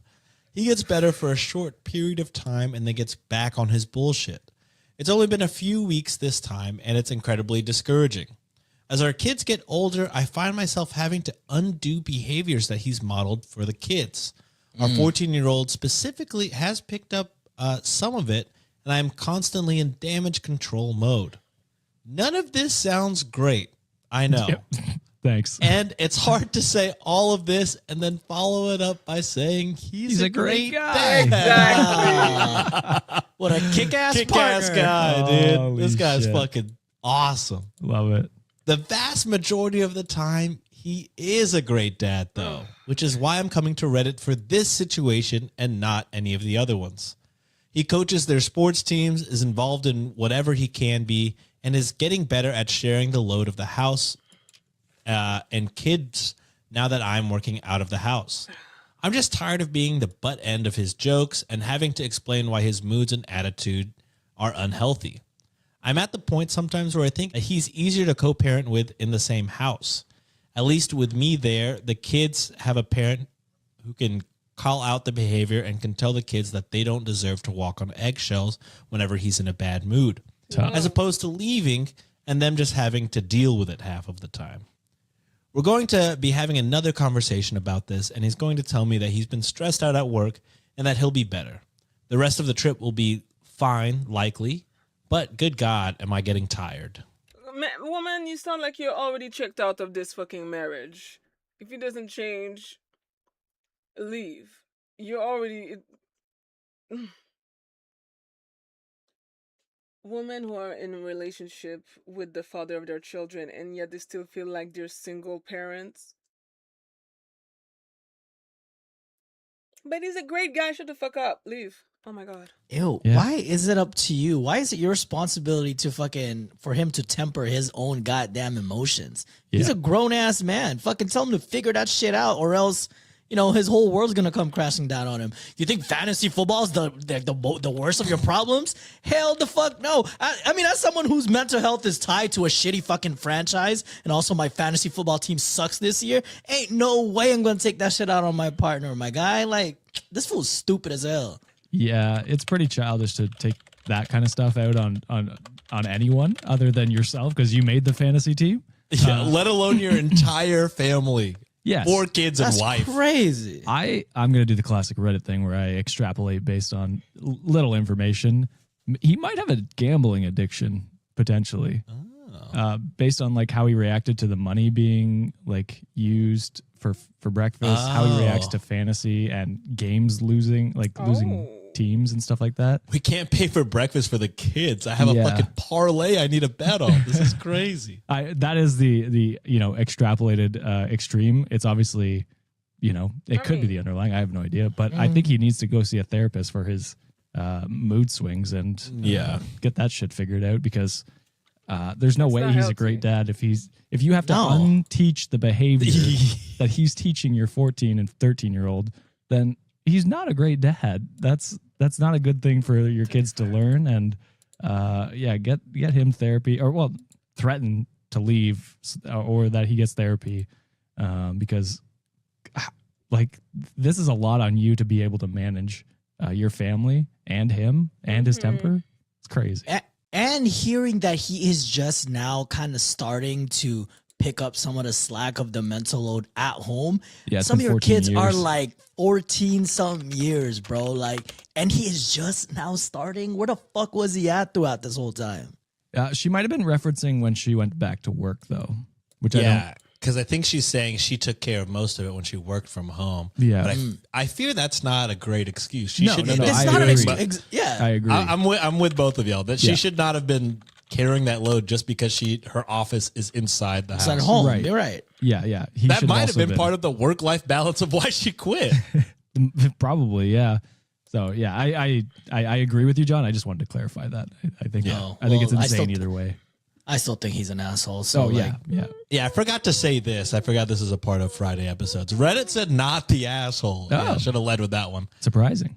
What do you mean? It's surprising. And Championship 682 writes not overreacting. his fantasy football team ain't gonna fucking experience none of that shit. No. Next time, don't suggest ordering breakfast. Order breakfast. When he says something, respond with, well, we have to eat, and it's too bad we didn't wake up in time for the free breakfast. It likely won't happen a third time, but worst case, you get a better breakfast. True. To which I would say, yeah, you could do that, or you could just fucking divorce. I think any guy who wants to let their kids go hungry for a point, That's not a good. That's not a Yeah. good. That's quote not a unquote good joke. father. Because I Or- don't think Hungry children are the worst to deal with. You start your day hungry because bitch. I'm sorry, that's crazy. That's just stupid. In vacation too, like man, come on now. I don't think it either was. a joke or to teach a lesson. Yeah. Both are terrible reasons to put your kids in harm, I think. The Yeah, way I'll be so- teaching a lesson back by having a room service or getting some shit delivered to my fucking room Yeah. Yeah. On his card. on his Exactly. card. Yep. All right. Are we ready for the next one, boys? Yeah. Let's do it. This one's coming from r/am I the asshole, cross-posted by Lucy Loves Apples. Nice. And it's titled, Am I the asshole for getting angry at my in-laws for eating frozen meals? Yes. I mean, Right? they can eat whatever the hell they want. Yeah, Who are you, exactly. RFK, to be fucking giving them all these goddamn lectures? I just think, they can eat whatever they want. I agree with John. I just think frozen meals are not healthy. Guys, don't make fun of that voice. I might be there in a few minutes. All right. OP writes, I gave birth 1.5 weeks ago. Oh and my. Okay. Sorry. you can see where this one's going So immediately. soon. And my in-laws are currently staying with us for 2 weeks in our guest bedroom. Oh no. I am very tired, very hormonal, Okay, unless they're there to help because you just gave birth. But if they're hell and they're stressing you out, kick them the fuck out of the house. I don't give a flying fuck. Like, I feel like when it comes to women who just gave birth, whatever the fuck she says goes. She just pushed a watermelon-sized human being out of her vagina. She's still recovering physically, mentally, psychologically, emotionally, and that recovery takes time. And so the fucking in-laws better be there to help, because if they're not, kick them the fuck out of the house. I would probably be a terrible daughter-in-law, because I swear to God, if I just pushed out a human out of my vajayjay, I don't want to hear shit. I might fight if I can get off the bed, because I'm still bleeding from down there. Ciao. Hi, Jamal. And already struggling with their presence here, so I worry that I may have overreacted. No, probably Context. not. I spent my last month of pregnancy labeling, packaging, and freezing a bunch of meals to hold me over when I'm alone postpartum and my husband is working. Okay. I'm trying to lose weight postpartum, and the labels on a lot of these meals are very meticulous with calorie counts for individual serving sizes, so it's clear that they're meant for one serving. My husband is currently working on and off, so it was just me and the in-laws in the house yesterday. Oh, don't tell me they're eating your I food. came downstairs yesterday after nursing my newborn and saw my in-laws reheating a large frozen sheet of lasagna. No. There were tinfoil dividers in the lasagna that separated it into individual portions that had been since removed. I asked them what they were doing, and they said, "Oh, we're just getting dinner. We didn't know when you'd be down." They reheated the entire tray that was meant to last for at least 6 meals. Oof. Damn. So now we have to use it. I broke down crying and said, "These meals are for when I'm alone, not for adults who can prepare their own food." I started going off on them and said that they should be here to help, not breaking into my freezer stash of food, and they either need to start cooking and cleaning or get out. Period. They've mostly been quote unquote helping by only holding the baby. And now they've ruined the meals that I've worked hard to provide for myself. And that's on period. They got quiet and didn't say anything. I went back upstairs and texted my husband. When he came home an hour later, he talked to them and said that they are upset because they felt like they were helping and it wasn't clear that the food was not meant for them. Too long. Label. There was dividers and everything, and ultimately this is not your house. You can ask. They have a mouth. They can talk. Words, sounds are coming out of the mouth. If you're not at your motherfucking house and you see something, ask first. I do not have patience already, but I just know for a fact that if I ever give birth, I'm fighting everybody. I don't care. Too Pain long did it makes you read. do crazy In-laws ate labeled freezer meals while in my home postpartum. I yelled and cried at them and asked them to leave. Reddit deemed not the asshole. Oh, Better. same. That's what I was going to Same. do. Yeah, listen, like, I think to avoid stuff like this, you probably should have, like, as a family, had a discussion before the baby came and been like, okay, here are the ground rules. Like, this is my freezer of stuff. Like, I'd prefer if you didn't touch it. And we just eat fresh stuff until you guys are out of the house. But at the end of the day, they could have just asked. They could have been like, hey, I see like you have a bunch of pre-portioned things here. Are we cool to use it? Or like what? Instead, they just went ahead and made it without asking you. Yes, Jumal. The labeled meal that was carefully packaged and prepared for one person per serving. And they removed the dividers from the large tray of lasagna. It's just like, ultimately, if this is not your house, just ask. Could she have said something before? Yes. But I'm going to give her grace for the fact that she was probably not thinking about that when she was going to, while she was giving birth, before she was giving birth, and even after she gave birth. Woman's brain, when it comes to pregnancy and postpartum, are not to be messed with. So, which is why I'm like, when it comes to a pregnant woman or woman who just gave birth, don't fuck anything. Just, you better be helpful or get the fuck out. On God, that's crazy. Don't stress her out.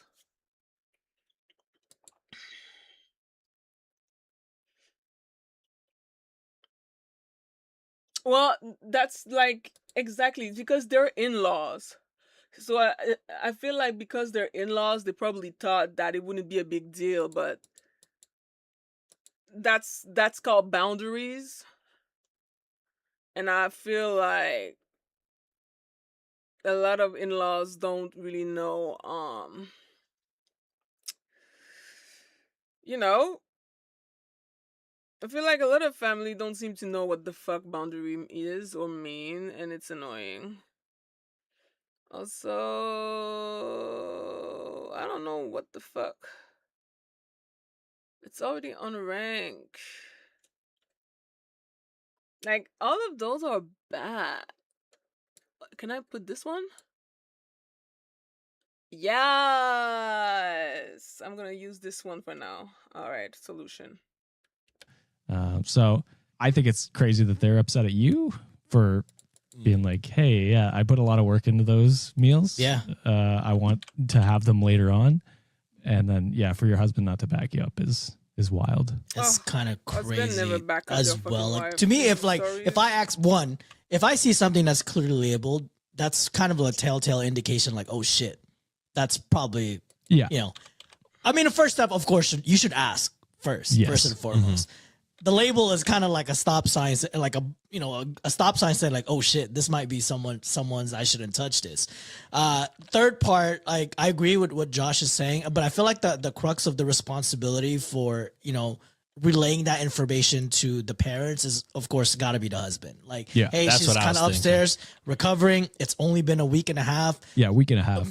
Yeah. Chances are, yeah, she is hormonal. Well, yeah, no shit, she's fucking recovering. Like, At a there's week so and a much- half, you could do basically anything and I would forgive you. yeah, so much crazy shit that's happening. And if I was like the in-laws in that situation, I wouldn't be upset. I would be embarrassed. I'd be like, oh my fucking God, I'm so sorry that happened. Yeah. Wow. Let me just go ahead and like, either prepare something for you or like get you something to kind of like make it up for the blunder that happened. Yeah, or But replace the lasagna. I don't know. replace it, right? So but instead, like, they got pissy about it, like they feel slighted, disrespected. Well, you kind of disrespected like someone's boundaries, which is kind of crazy. Yeah. And also, the third asshole in this scenario, I mean, I already kind of Josh already said it too, like the husband kind of sucks a little bit for not really going to bat for the wife. I guess the fourth asshole in this scenario is why is he back at work already? Like, that's crazy to me that there's no corporate Yeah, America. That could be corporate is America, who is the fourth and untold unknown, asshole. undisclosed asshole. Like, what is up with paternity leaves being so goddamn short Yeah. in the U.S.? If A this week was and in a the half. U.S., it's crazy work. A week and a half is crazy to be back at work. Yeah. I do like one part of me is kind of just like the fact that the husband, part of me is wondering if like whenever they got here, the husband was like, yeah, anything in the fridge, you're staying here, eat what you want, our place is your place, without fucking thinking and being like, oh yeah, everything except for the fucking freezer meals that my wife worked hard to fucking Right. portion out herself. Also wild to see that they're single portioned. And And then, then fucking and eat eat a all six for that 3 shit of up. y'all. Yeah. Yes. That's wild. Friend Lily writes, not the asshole, but if they're taking from you rather than giving, they really need to get the fuck out of there. OMG. Is that the one, the only and the greatest freaking Amanda Panda Sensei? Girl. Where have you been? How are you, love? I'm happy to see you. And also, thank you for the raid. Hello, people who are just coming in on my stream. I missed you too. I was doing what I do best. I am playing Warframe while reacting to Reddit stories. Welcome to my stream. Yes, Kuma Bear, I see that. I am quite grateful for the raid. Um, Amanda, let me know if you want to join as you used to. I will, of course, gladly take you in. And as for everybody else, well, thank you for being here. My mother-in-law stayed for 2 weeks after I had my daughter, and initially I was uncomfortable with it as I am very private. But she did laundry. She brought me food before I had even realized I was hungry. She was amazing and so helpful. She barely held the baby because she didn't want to overstep. I had to keep offering, lol. You deserve help and care and respect. Hell yeah. Agreed. That's a good mother-in-law Yeah. commenter, OP. So, yeah, I think it's wild. I think, honestly, maybe the husband's not around enough to notice that they're Hell not really yeah. doing shit. But, like, Yeah. he really needs to, like, sit down his parents and be like, yeah, I mean, like, what are you y'all guys doing? fucked up, obviously. Also, Yeah. two, all you've done is hold the baby. Literally anybody could do that. We could get a fucking one of those rocking things, and Yeah. that could do that. We need you to fucking do some chores around this bitch. Exactly. And, Like what you said, having the meeting in the beginning to like list out the expectations. The husband really should have taken the onus. Yeah. To really been like, all right, you're staying here for 2 weeks. For 2 weeks, I need you to do such and such. You know what I mean? Exactly. Like that should have been beforehand, and I think that would have avoided many of the issues. So for anyone who's about to go through this or going through this in the future, just take a mental note that if your in-laws are going to stay with you, maybe just make a chore checklist for them to do and establish boundaries before they come and live with you. Yes. Agreed. All right. This Especially next one is established coming boundaries. from R/AITAH, I don't have to comment yet. Alright. crossed by Miss Ground Score Cotton Candy 94. Ooh, I love cotton candy. And it's Same, so titled, good. Am I the asshole for telling my brother he cannot stay with me over Christmas if he brings his prosthetic leg? That's What? That sounds ableist as all Jesus hell. Christ. What do you mean? Yeah, you're the What the asshole, I prosthetic think. leg? Okay, wait. I have a question. Are you saying that because, bro, that's crazy. Does he just have like a random prosthetic legs that he walks around and it's traumatizing everybody? Or you're just being ableist? Because that is wild. Wild. Do to you? Holy fuck. What? Yeah, what? If you had a real leg, it would take up the same amount of space, I imagine. I will beat that person's ass with the damn My leg. sleep has been terrible. Crazy. All right. Which I is will why I'm say still there online are some right now. updates on this one, and it takes a weird, scary turn. Oh, God. What the fuck? Opie writes, my younger brother has a prosthetic leg. I think it is creepy as fuck, and I have Holy no shit. idea where he got it. I'm reasonably... what the fuck? Whoa, hold on. So it's not even. Wait, he's just Congrats. carrying a prosthetic leg around? He just fucking stole one? Is that what he did? I'm reasonably... Wait, where do you get a prosthetic leg if you don't need one?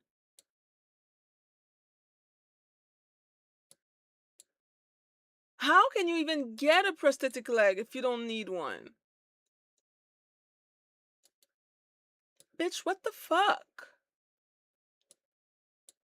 I have questions and concerns. Why would you know what? I don't I would say the same. Can you please don't not bring your prosthetic leg to the family dinner, please? I feel like I cannot believe that this is a conversation that you must have with your family member. Lord have mercy on my motherfucking soul, bro. That's some weird shit. All right, since I cannot put all the ones that I want, I'm gonna just put this here. certain that it is something I would rather not know. To be clear, my brother has two perfectly healthy legs still attached to his body. What the fuck? All right, well, okay, All right, how? Sean, congratulations. You surprised me. It takes a very rare story to do that. That is a turn I was not expecting. Holy fuck. I am He just Appalled. has this thing he takes with him everywhere he goes. He's fucking Rocket Raccoon. I don't know why. Yes. And honestly, I don't want to know. Before you ask if it's a mental health thing, yeah, probably. He wanted to stay with me rather than our parents, where he is home for the holidays. I said he was welcome to stay as long as he didn't bring that leg into my house. Lord. Jamal, ever since high school, it's been a really, really long time, basically. He 'Cause I'm said old as it's fuck. not a big deal and that he would just leave it in his luggage. I agreed on the condition that if I did indeed see it outside of his luggage in my home, then I had the right to destroy it. He backtracked on staying with me and is now at our parents' house, where Right. he is miserable. They still treat him like a little boy instead of a guy who is almost 30. He called me again after supper and asked if he could please stay with me. I said he could, as long as we together took this thing and put it into a storage unit until he leaves. I get to keep the key. He won't do it.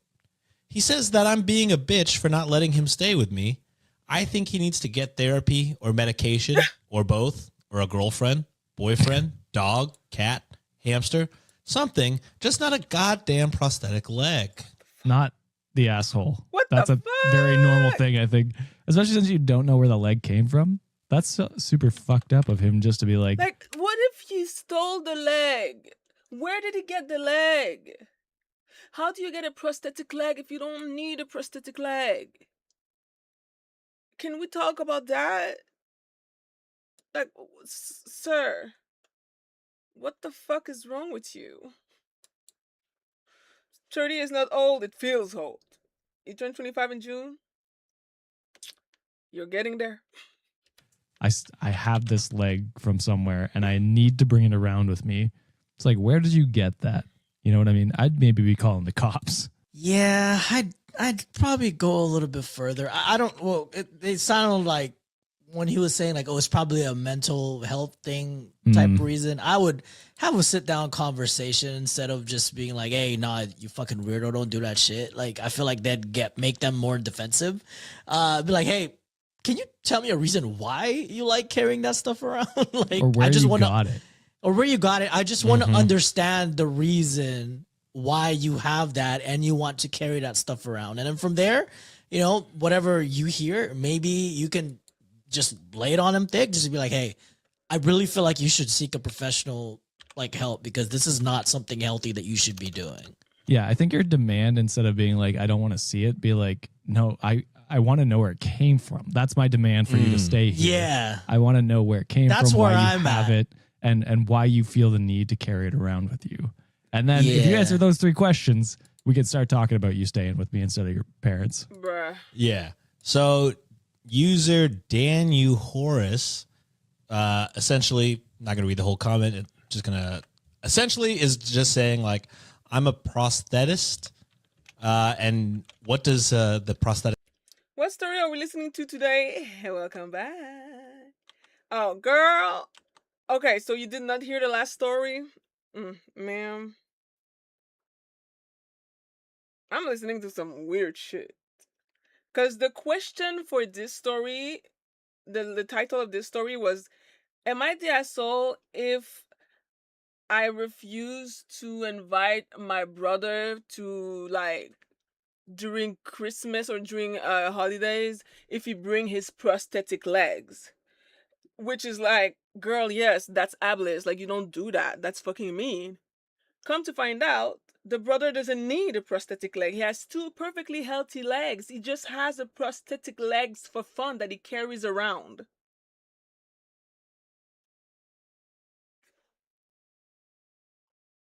For what? For what? It's weird. And so OP is like, that shit creeps me out. I don't like it. I don't want to see it in my house. And the brother is trying to fight him like, come on, it's just a prosthetic leg. What's the big deal? That's what I'm saying. Same. At first I was like, I mean, that's kind of crazy. Like, obviously there's a catch because otherwise you wouldn't go on Reddit to ask a stupid question like that. Because obviously you would be the asshole. But then after further context, no, you are not the asshole. I would be creeped out too. This is wild and I'm drunk. Yo, I'm not drunk enough. Well, I'm not drunk at all. But like, even if I just, you know, it's just a case of human being fucking weird. Like, what the hell? Leg look like? To which Opie said, it looks like a carbon fiber cup with a steel knee and a lower leg and foot. To which Daniel Horace says, Jesus, AK prostheses are not cheap. That's an entire car right there. Holy fuck. I would yeah. actually grill your brother on where he got it. What? It's that expensive?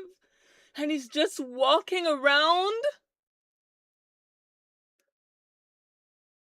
Boy. Oh my god. Oh my god. What are we doing? What are we doing? Why are people so fucking weird, bro? Like, why? Why? Because it is 100% not his. If he stole it, he's looking at felony/grand theft charges. If he bought it, check his and your parents' financials because, again, these things are insanely expensive and he doesn't sound like the brightest bulb. Please make sure he does not try to sell the prosthesis or any of its components. I get that they can be hard to get for the people who need them the most, but if the components are damaged in any way, they can lead to gnarly injuries for when they inevitably fall. If you truly do want to get rid of it, there are organizations out there who will take the old prosthesis and refurbish them, which leads to our update. Is it prosthesis or prosthetic?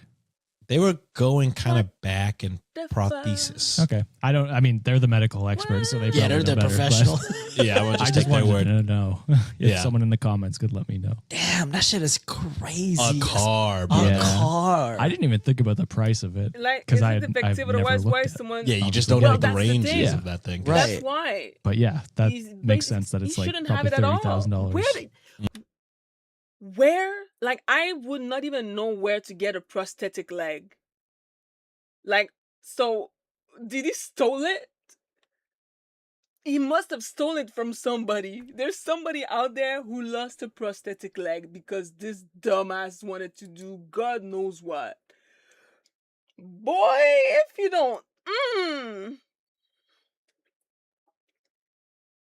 what the fuck? Like, that's just, I hate people. Mm-hmm. Update. I didn't realize how much attention this was going to get. Enough that someone informed the woman my brother stole it from. She was able to figure out what happened. She called the cops and he got arrested. What? I guess he was trying to sort of do the thing where he could be a hero that tracked down her leg. What the fuck? Oh, what the Please fuck? don't ask me what the fuck was going through his head. That leg was expensive enough that he is facing real criminal charges. Good. That's all. Sorry, there is no more to tell, which is false because he posted another update You lied. saying, so it's finally over. My brother had to go to court after being charged with several crimes, the most serious being felony theft. I will just put the bullet points of the results. He was found guilty because he was too stupid to take a plea deal. He had to serve some time incarcerated and now has parole. He managed to avoid being charged with a sex crime. My parents paid to have the leg sex crime? reconditioned, or whatever it is called. A professional prosthetic device mechanic got it back in working condition. The woman got her leg back as well as some money in restitution. Good. He is not welcome at my house with or without any prosthetics for the foreseeable future. The woman has a restraining order against him indefinitely.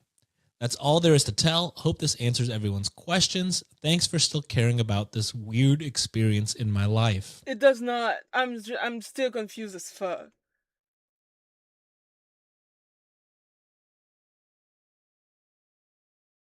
What the actual hell? It's a woman's leg. So if you took it from the woman, I guess it counts as a sex crime as well. I'm not gonna lie. I don't understand the sex crime portion of it all, but regardless, it's a crime. You stole somebody's leg. Depending on how he took it.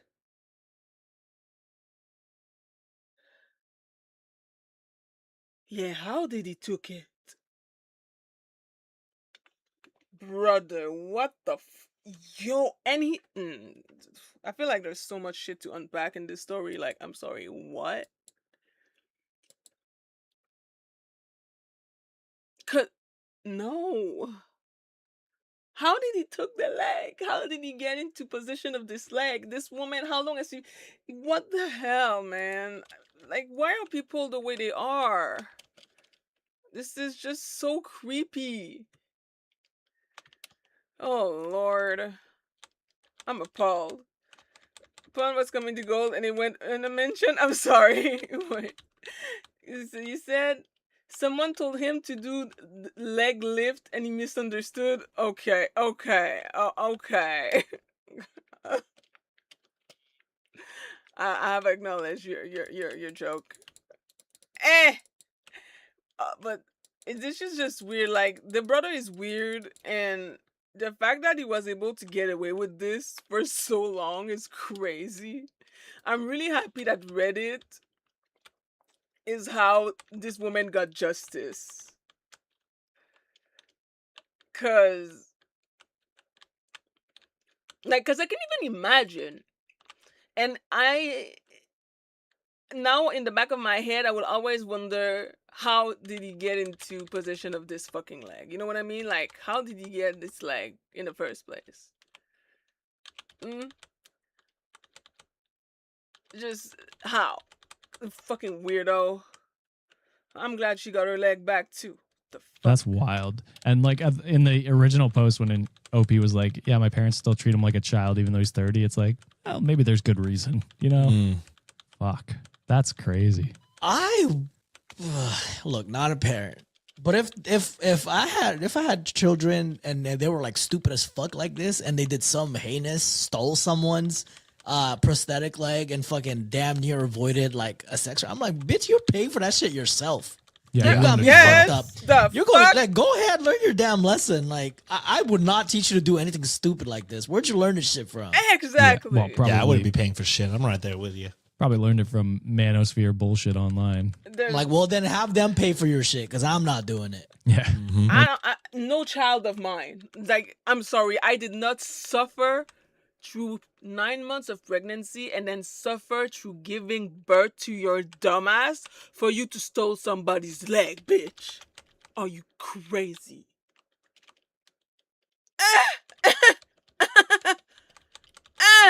No child of mine.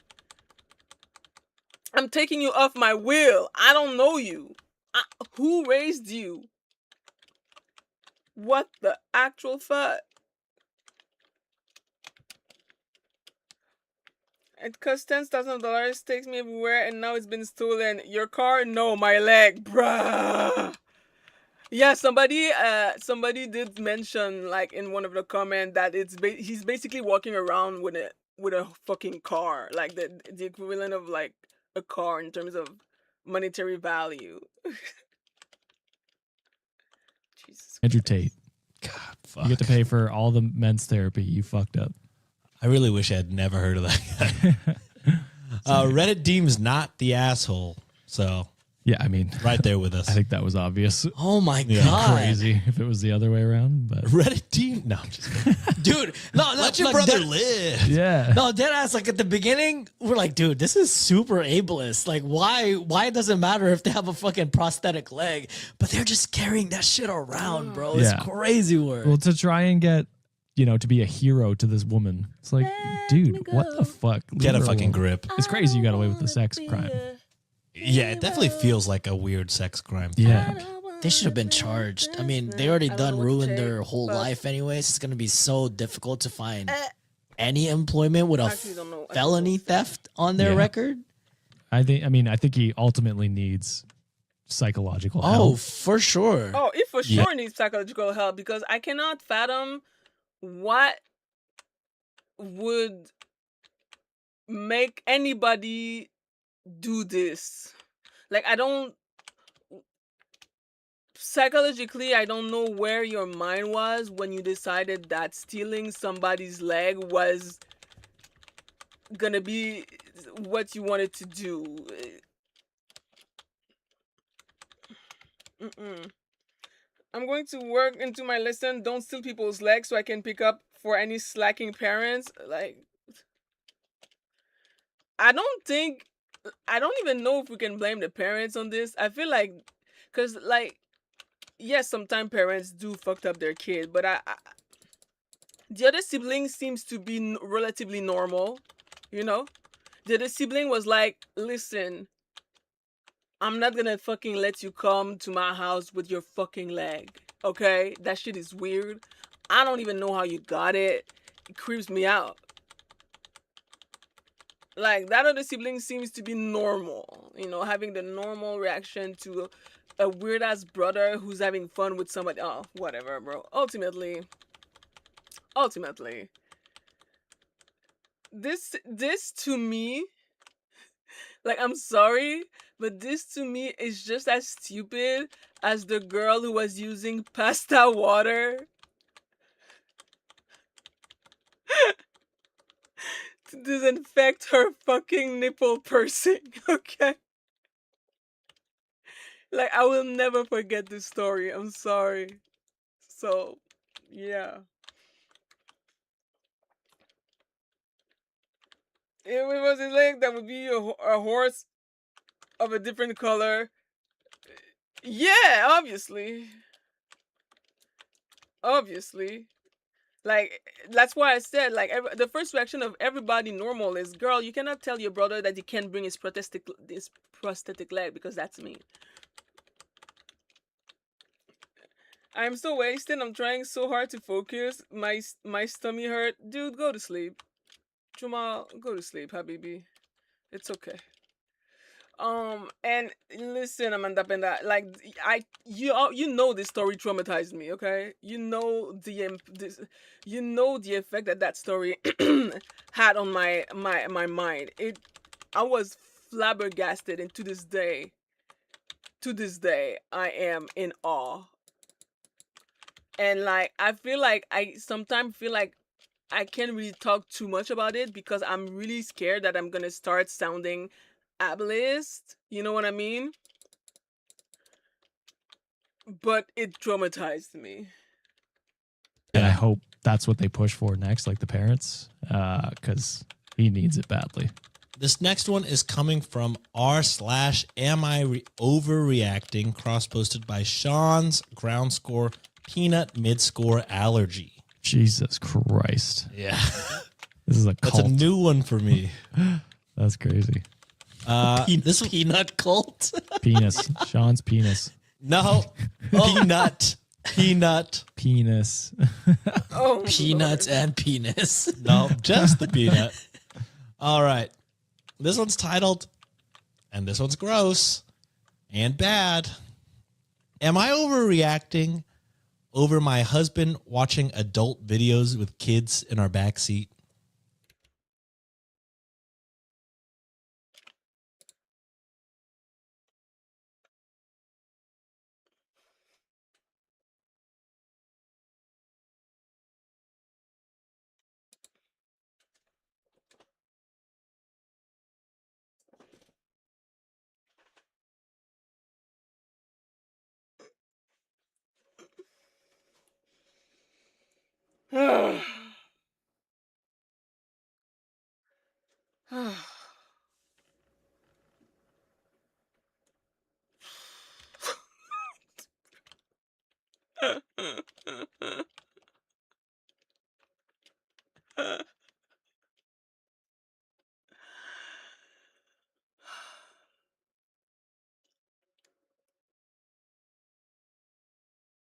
Maybe I'm just too tired.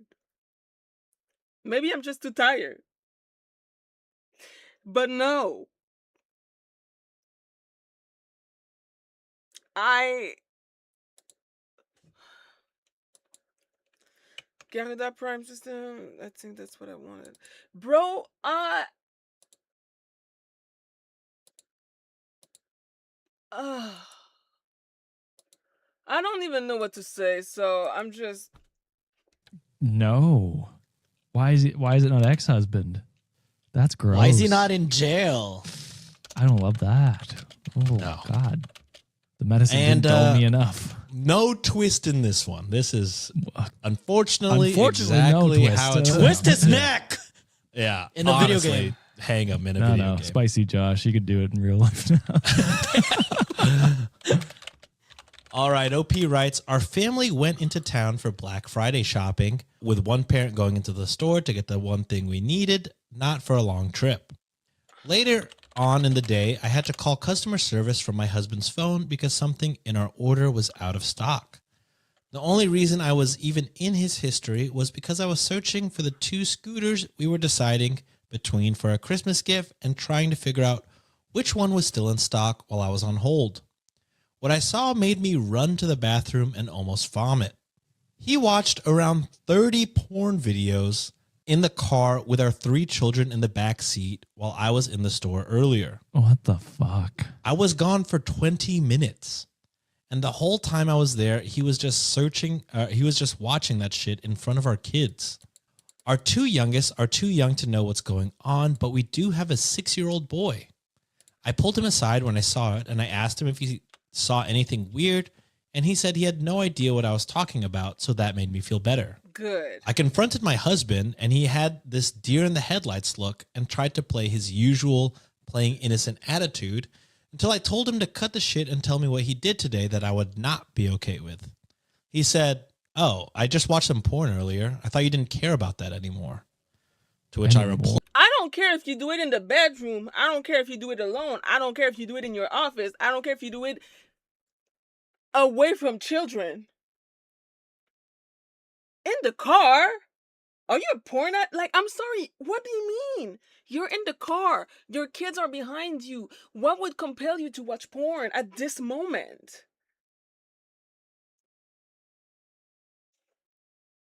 I don't get it. I don't get it.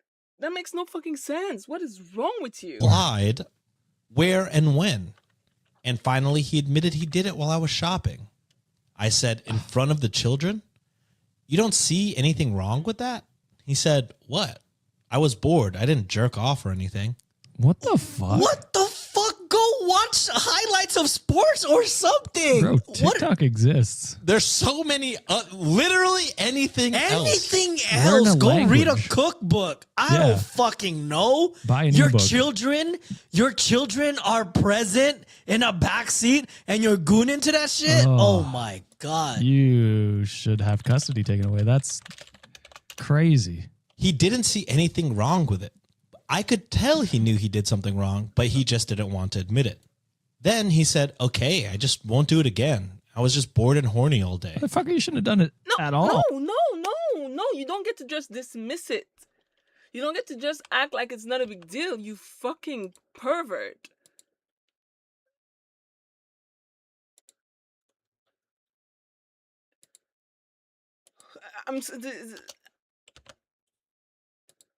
It's just weird. You're weird. Like, time and place. Time and place. And you did it at my birthday dinner. No, but seriously, this is fucking disgusting. Like,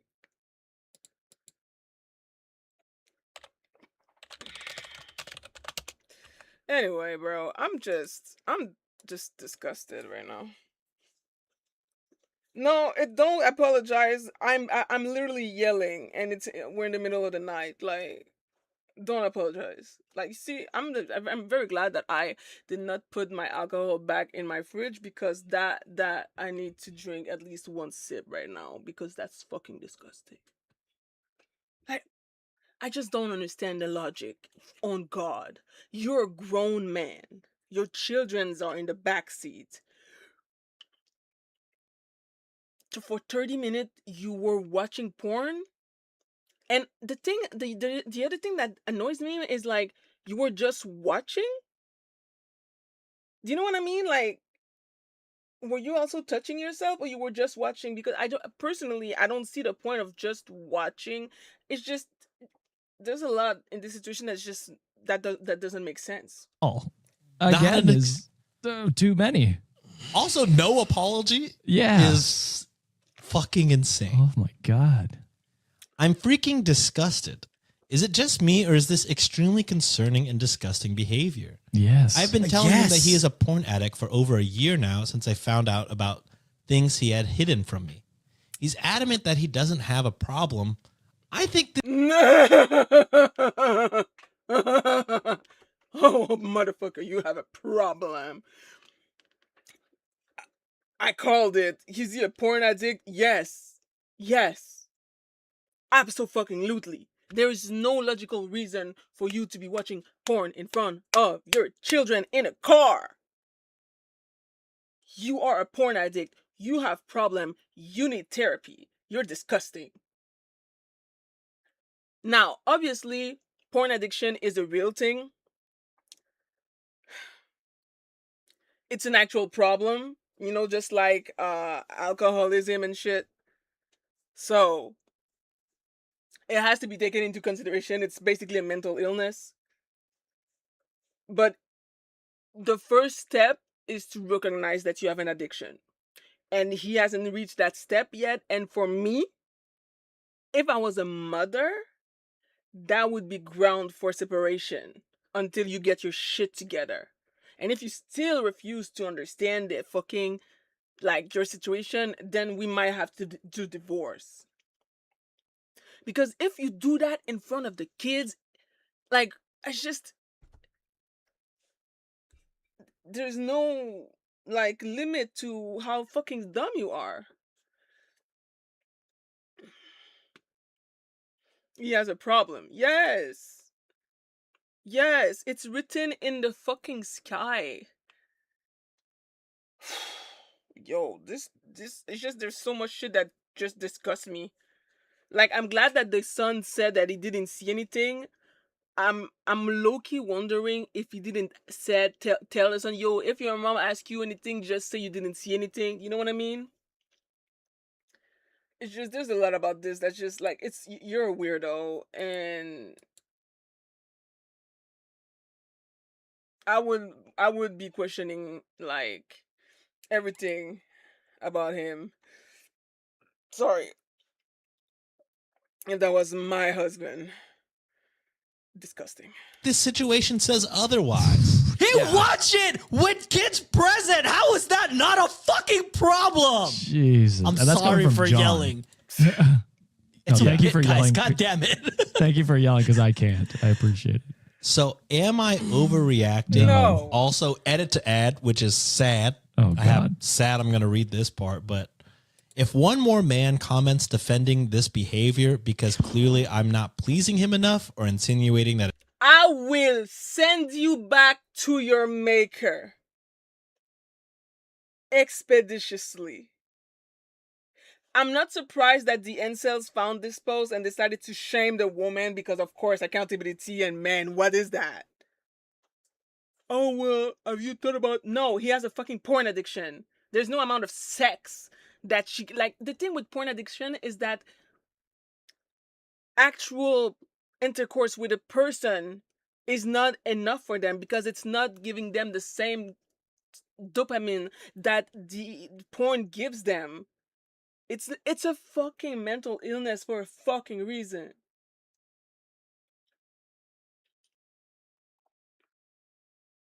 I'm going to tear my... Nah, bro. Like, I'm not surprised by that. I'm not. I'm disgusted, but I'm not surprised because that's 100% the kind of bullshit that someone would say. Again.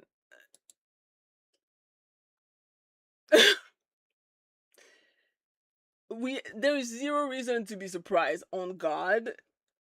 That's the kind of bullshit that they would say. So, you know what I mean? Like, whatever, bro. Whatever. Ultimately, that's nasty. it's my fault in any way, I'm going to lose my damn mind. I never withheld intimacy. We had sex daily. You guys need to take a hard look in the mirror and ask yourself why you blame women for a man's disgusting behavior. Yeah. Fuck Who you. the fuck is anyone who commented defending? that, I wish the worst upon you. I wish nothing. I can't say Nothing it. but the worst. Nothing but the worst. I hope You never talk to a woman ever again because you shouldn't. You should get some fucking help because God damn it, to immediately go to defending the man and blaming the woman because he watched porn in the car with In front his of the kids. is fucking disgusting, and you should be disgusted. What Go Josh ahead, said. What Josh said. John is about to There fucking was explode. fucking kids, and you were watching for 30 goddamn minutes, my guy. No, You 20, can't. 20 minutes. 30 videos in 20 minutes. is That- fucking crazy. Is in fucking insanity. Not that. That is disgusting as shit. First of all, Yeah. like, why would you? And even so, like, I didn't jerk off. You were still trying to get horny when there's kids involved. You. Yeah, that and for him I'm to say I'm he, shaking. for I'm him to say fucking he shaking. doesn't have an addiction is the definition Wild. of an It's addiction. I think. mad denial, dude. Yeah, I think OP, you're underreacting, and this should be, Grounds for divorce. Well, yeah, and like zero custody because I would never fucking None. trust him with my kids again until Oh, he gets for sure. help. And even after that, he'd have to rebuild trust. No, yeah, because 100%. I'm just I saying that's don't- step one. Yeah. Fuck me. Obviously, Reddit went with not the asshole. Well, it sounds like some people didn't, which is fucking Some people wild. didn't, which yeah, but is fuck unfortunate. these people. Senorita Stuff and Stuff writes, quote, you can't get addicted to porn, quote, says losers like this Oh. dude who can't go less than a half an hour without needing to look at boobs. Yeah, dude, it's just like I don't know. Go get therapy if you need it that badly. Like you have a problem. All right. I hate men. Yeah, honestly. For real. Someone commented, said I'm too woke the other day. And I was like, stay asleep, buddy. I just don't understand how that's an insult. I don't understand how woke is the insult. You don't know what the fuck woke means. Awake, we see it. Wow. Wow. I think you should probably wake up too. I don't know. All right. This last one is coming from Lord. r/am Okay, what am I I the gonna put asshole? here? Cross posted by friend from the live show, I believe. Oh. Sensational ground score Sally. Oh, hell Oh, yeah. hell yeah. Oh, Goat she got the status. goat button now. Well, I mean, Well I'm deserved. currently Well playing with deserved, the yeah. magnet they gave us, so Yeah. they get the goat status. We won't be fighting you on it. All right. This one is titled, Am I the asshole for always going home for the holidays? No. Depends. Depends on your situation. If you're single, do whatever the hell you want. Go Yeah. home, whatever. But let's say you do have a family and you're just leaving it to your partner to take care of everything while you get to dilly-dally and vacation elsewhere, then I think that would make you an asshole. Yeah. I think that's a situation though. It definitely changes up once you are with someone or like, married or with someone for a while. It's like, okay, you start, making your own Christmas together. And then if you can fit it in, you do family Christmases or invite them over, There's a point where you have to amalgamate Christmases because it gets crazy. And so you could be the asshole. I'll say no though, right off the bat, just because I'm not sure.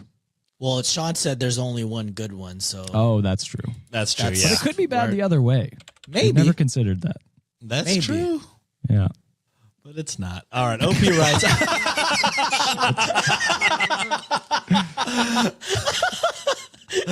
Spoiler alert. I'm so sorry. Damn it. Just felt like the timing was right to say it. OP writes, I, 36 male, love my family. Unfortunately, live on the opposite coast from them. My girlfriend, 34 female, is local to where we live. We've been together for 7 years. We have no kids or plans to have kids. Who is you? I always travel out to see my family 2 times a year, Christmas and 4th of July. I work at a college, so I essentially have a school schedule for breaks. My family is so important to me.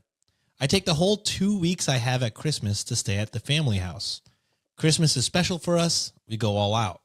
I have a large family. It's a whole event that I really look forward to. We have traditions, big family dinners, the whole works. I get around 4 weeks off for summer, and I spend 1 week of it with the family as well. My girlfriend has a small family and doesn't really have holiday traditions. The family she does have is not very close and fairly dysfunctional. Her words. I've invited her to my family's house for the holidays and offered to pay the ticket when it's expensive. She has been out maybe for 3 Christmases and some of the summers. When she doesn't come along, though, she stays home by herself. I buy her lots of gifts so she can open them up while I'm gone. Oh, damn. You're gone the whole time. I forgot about that. 2 weeks. That's crazy. I thought this was a good thing. I could see my family. She has the option of seeing my family and going along for the trip as well if she wants. But recently, she made a comment about not having any of our own traditions because I'm, quote, always gone for the holidays. Mm-hmm. That hurt my feelings because she's always invited where I am. Her dad passed away in 2023 and she didn't come to family Christmas that year. She said she was too sad to celebrate. And you And left in her? 2000, You left her that Christmas? Oh. Then in 2024, she had a mild health issue that made travel not super comfortable. So she hasn't been to a family Christmas You in a left little again? bit. What the fuck is going on? Dude.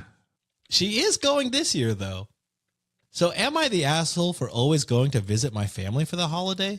Yeah. We've chatted Yes. about this some, and she says she's glad that I could spend time with my family, but she does feel like she gets left alone. Yes. My thought is that she's not alone because she has the choice to come with me. Boy, That's her only option. the Is fuck crazy. That yeah, you are the asshole. I was with you at the beginning when it was like, okay, I get you're away from your family, you want to go visit them. But like once you're with someone, you compromise. You figure out what you're doing for the holidays together usually. Especially if you've been dating 7 years. Yeah, that's what I mean. Like 7 years, you're practically married. What the fuck is wrong with you? Like, I'm sorry. Like, she's your family too at this point. And like, look. Like, I can understand, like, okay, you have a good relationship with your family, you don't get to see them often, blah blah blah blah blah blah. I can empathize with that, but I don't know. I just feel like, I mean, I feel like it shows her your priority in a way where, like, she's supposed to be your family too. I don't know. I just like him being, oh, but she's the one who's choosing not to come is kind of crazy to me. Like, that's very reductive to the reality of the situation. Like,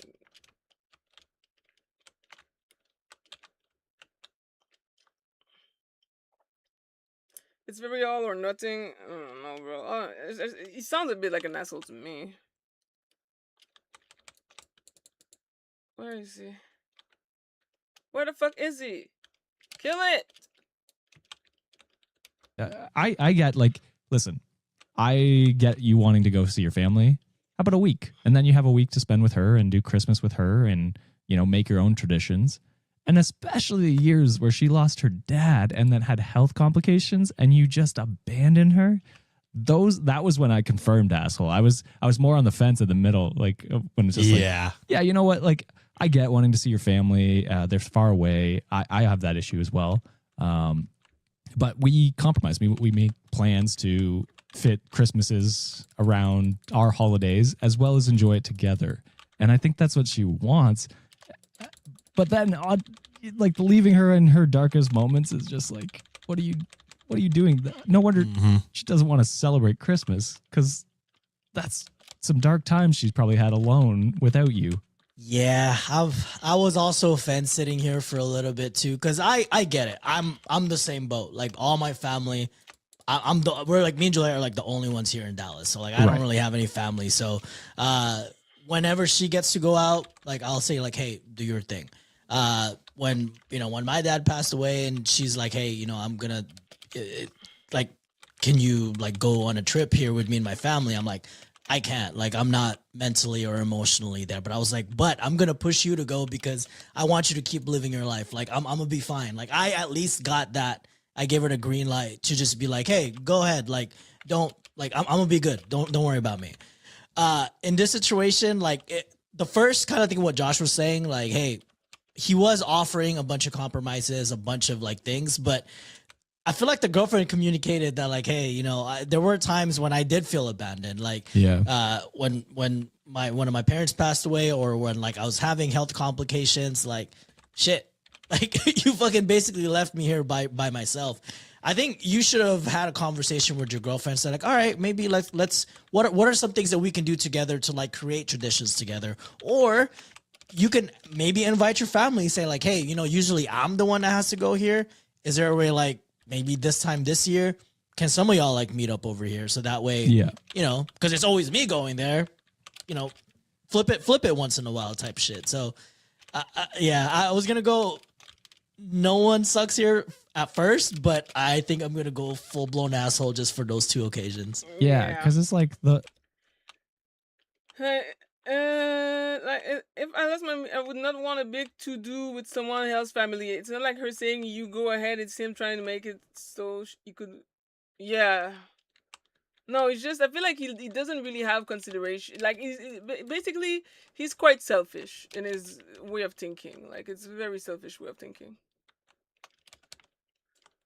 his only compromise is that either you come or you don't.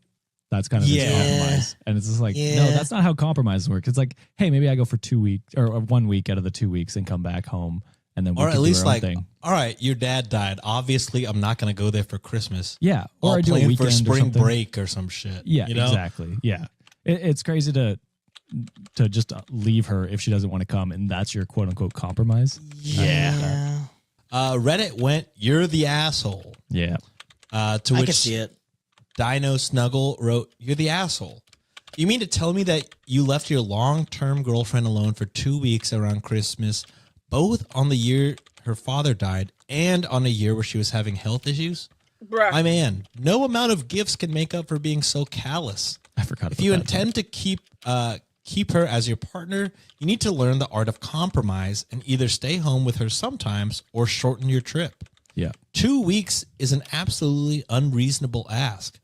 As an aside, I, as a grown woman, would almost always turn down a 2 week long trip to stay at my in-laws' house. No, thank you. Yeah. Because, 2 weeks in anyone's house is 2 weeks in uncomfortable. anybody's house. It gets is a lot when it's long like time. 3-4 days. You're just like, all right, I've had my fill of family or friend time. It's like, yeah, it's time to. My social battery is drained. That's by exactly day it 2. for me, for sure. It's like I'm hitting the wall by day 4, and I just need to be alone for a little bit. So yeah, I could see her also being like, yeah, like I'm okay with a weekend or a couple of days here or there. 2 full weeks with your family. 2 full weeks. I don't care how much I Shit. love them. That's enough for me. Hey, right after our trip, boy, I fucking locked myself up in a room for like 2 days. I'm just Yeah, like, I'm not doing anything. I'm not even getting up the couch. Like, I ain't doing shit. 100%. Wikimaniacs, that's it for this episode. If I had to stay with my parents for 2 weeks, I think there would be blood. Oh Lord, it's that bad. I mean, in my case, I'm like I don't know. I don't know if it would be that bad for me, at least. What I do know though is I don't know if I'd be able to spend 2 whole, like, cause I first of all I live alone. So we already have a problem. I live alone and I love to live alone. Like I live alone for a reason. So I don't even know if I'd be able to like survive.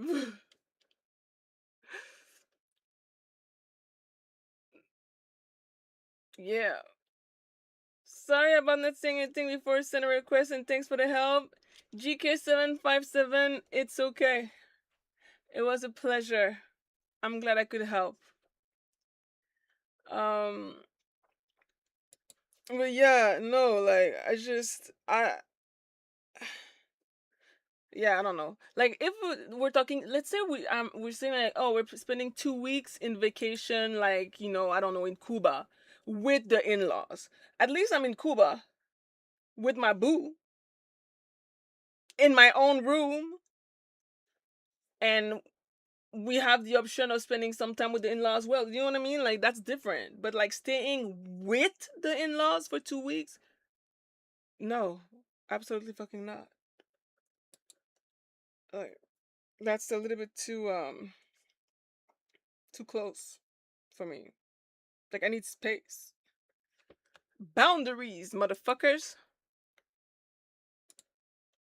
Jeez. We ended it on a lighter note in the accidental pun there.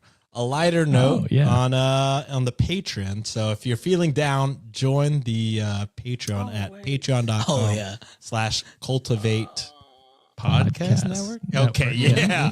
Yeah. I know it. All right. But before I end the episode, boys, anything to tell the Wikimaniacs?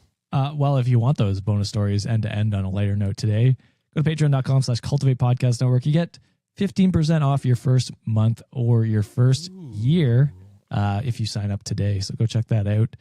There's a code. I just cannot remember what it is right off the top of my head. It says right on the top of our Patreon, though, when you go to see it. So the code's there. Yeah, go to Reddit on wikishop.com. New merch out right now. And it's still about a month since it last happened. But if you want to watch the replay of the live show from Toronto, please purchase it on our Patreon page. And I've been putting it all on top of all these show notes. Yeah, purchase that. You don't have to be a Patreon subscriber to access it. But yeah, you can just go to patreon.com/cultivate podcast network, buy the Toronto live show replay. Thank you. Wow, a month ago exactly to the day. That's crazy. Crazy. Let's go. All right, but that's it for this episode, guys. We'll see you on Monday. Thank you for listening. Later. Bye. Peace. I'm going to start another episode. I'm just checking something. Venus. I think I'm done with Venus. Yes, I am. All right. I spent the week in Australia with my family. Most of it was great, but my dad's behavior still caused me to have a panic attack on the plane. Oh, Jesus Lord. Oh, no. I would have proposing to his girlfriend today. I'm so excited for him, but the idea of being at the wedding kind of terrifies me, but the idea of not getting invited sounds horrible. Aww. I mean, microdose. I heard it helps. I know what it's like, because I have social anxiety too, so I know what it's like that sometimes you don't want to like get out there, and I kind of have to force myself to, but sometimes it actually feels good, you know, when you're like, okay, you know, I was making a big deal out of it, but I'm glad I went out, you know? So, hey. We never know. We never know. Ultimately, you would feel bad if you didn't go, so you should go. My girlfriends tricked me into breaking up with the one that got away 8 years ago. I have an opportunity to reconnect with him now. Should I? Are you currently dating anybody? If so, then I mean, if you break up with them prior, don't cheat. As long as nobody's cheating here, I'm cool with it. You know what I mean? Because if you're questioning it, then the guy you're with probably isn't the one. Okay. For context, OP is 29 female, and the one that got away is 30 male. So no illegalness going on here. That's all fair. All right. So it's the idea of going back to America to be with my family and extended relative while being an ugly spinster. What is a spinster? I don't know what a spinster is. But also, your family. Well, to be fair, everybody's family dynamic is different. But your family. I feel like none of this matters. Am I tripping? Story goes as this. I knew Bo, not real name, 30 male, since we were both 11 years old. We both grew up in a small town.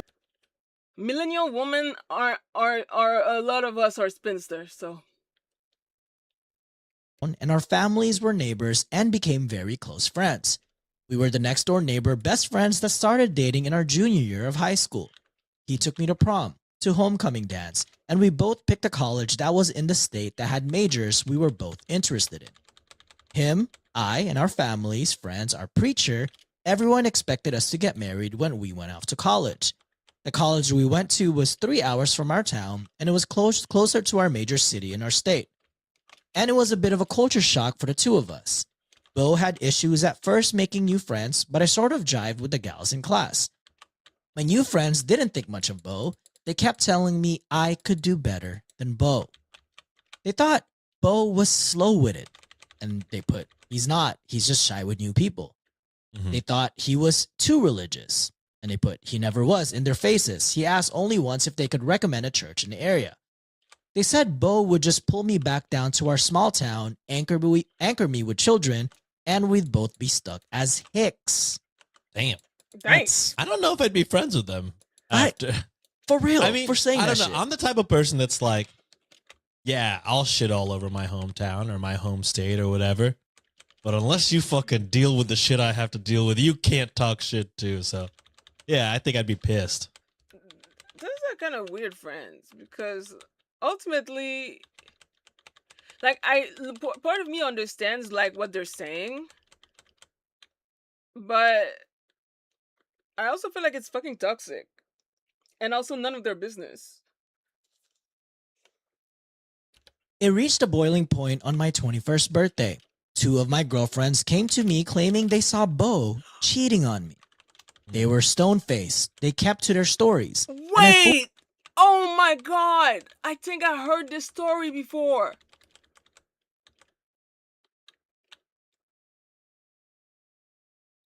I don't remember how it ends though.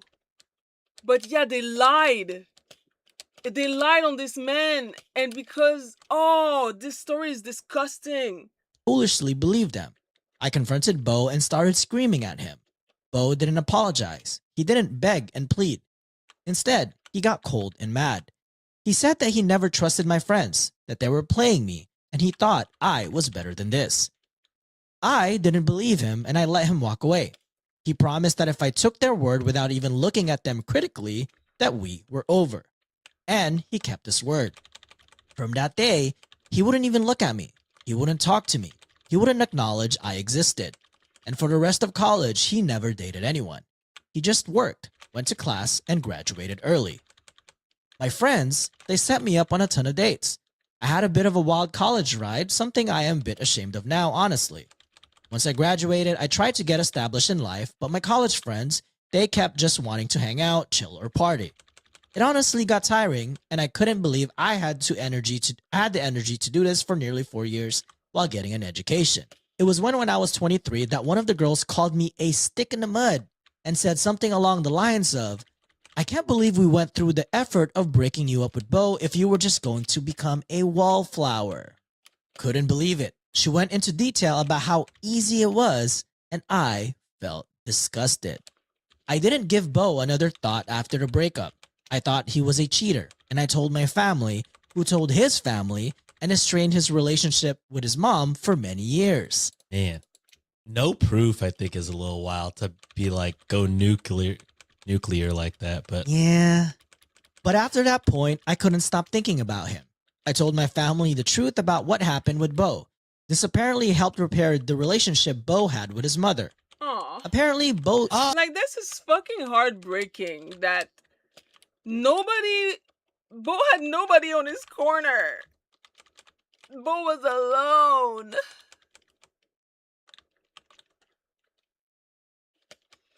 Oh man, justice for Bo. Like, what the fuck? This is so fucked up. This is actually so fucked up. you ruined his relationship with his family. Apparently, Bo's mom liked me quite a bit, and she went out of her way to sabotage Bo's relationships with any girl he brought over to meet the parents. Toxic. My mom said Bo's mom did it very discreetly, but after finding out the truth, Bo's mom came clean and Bo nearly cut her out of his life. Damn. She apparently begged and pleaded and was able to work from there. I have many unfinished drafts of emails to Bo, some saying I wish to catch up, others begging for forgiveness and pleading for him to come back to me. But any news I got on Bo after the blow up with his mom has been sparse. Bo doesn't do social media and I had no idea where he lived. I found out this year that Bo has been married for 3 years and has a 2-year-old son. He has moved back to our hometown and I saw him at the grocery store when I went to visit my parents 2 weeks ago. He didn't see me, or at least I think he didn't. But there he was with his wife and child, and I instantly felt a swirl of emotions. Jealousy, rage, regret, and depression. Even now, seeing him with his full family, I still want to beg him for a chance, which Dang. makes me feel awful. But at the same time, I feel like I should at least say my piece. I talked to my mom about it, and all she said was, "The chickens come home to roost. Don't make trouble for Bo." Which, sound advice. He has a Yeah. family. He He has a has wife. a He has a family. kid. Yeah. He has a child. Move the fuck on. It's over. It's done. It's over. I just You know want- that if I can't talk to Bo one last time, I will regret it for the rest of my life. So what do I do? Should I contact Bo? No, you fucking he said, that's it. Yeah, and This sucks because, like, if my girlfriend, the girl that are my friends that I trust, come to me saying, "Girl, we saw your boy with another woman," I'm not gonna think, well, clearly they're lying. Like, if multiple friends of mine say that they saw my boyfriend cheating on me, it's gonna be really hard not to believe them, because my first thought is not my friends are psychopath and they lie for fun. So, like, I can't really blame her for that. I do wish that better communication would have been had with Bo, but ultimately she made her decision and she stood 10-toe in it.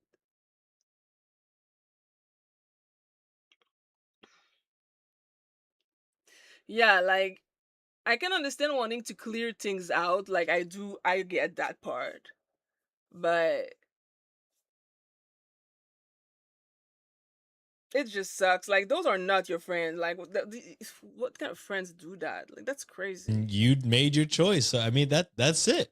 I think it's his word versus their word. But if you really loved the guy, you probably would have heard him out and Mhm. probably heard his side of the story instead of just fucking going right off the bat and believing the people that you've known for maybe a couple of months. Exactly. So yeah, you fucked up. You got to live with that mistake. You already have your regrets. Don't make more, I would Yeah. say. I think it would have been okay.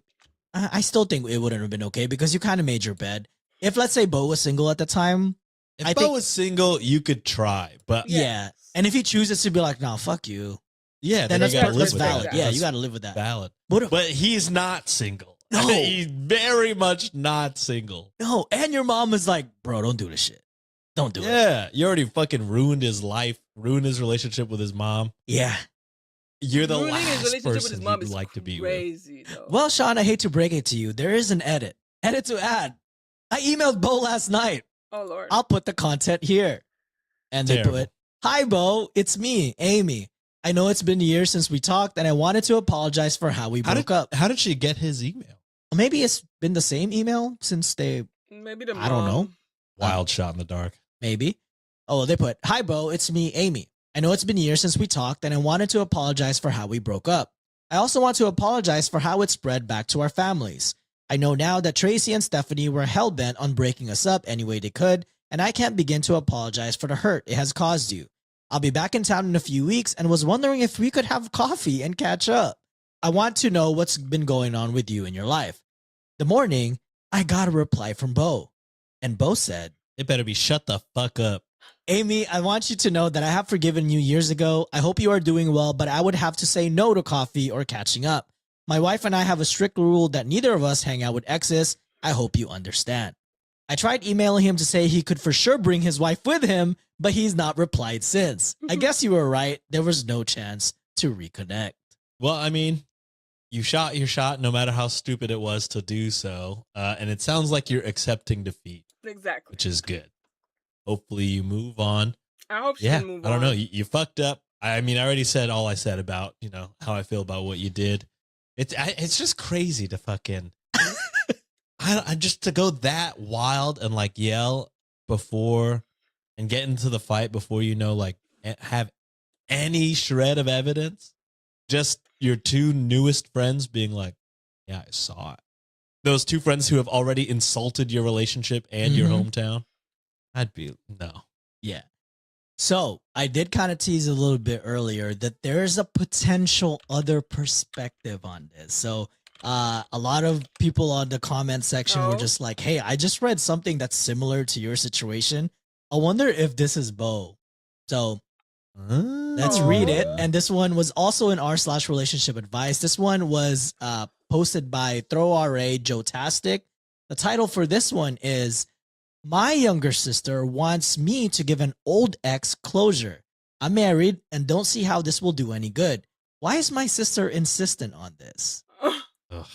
I posted elsewhere, but was told to post here instead since it involves familiar relationships. Lurker posted on a throwaway.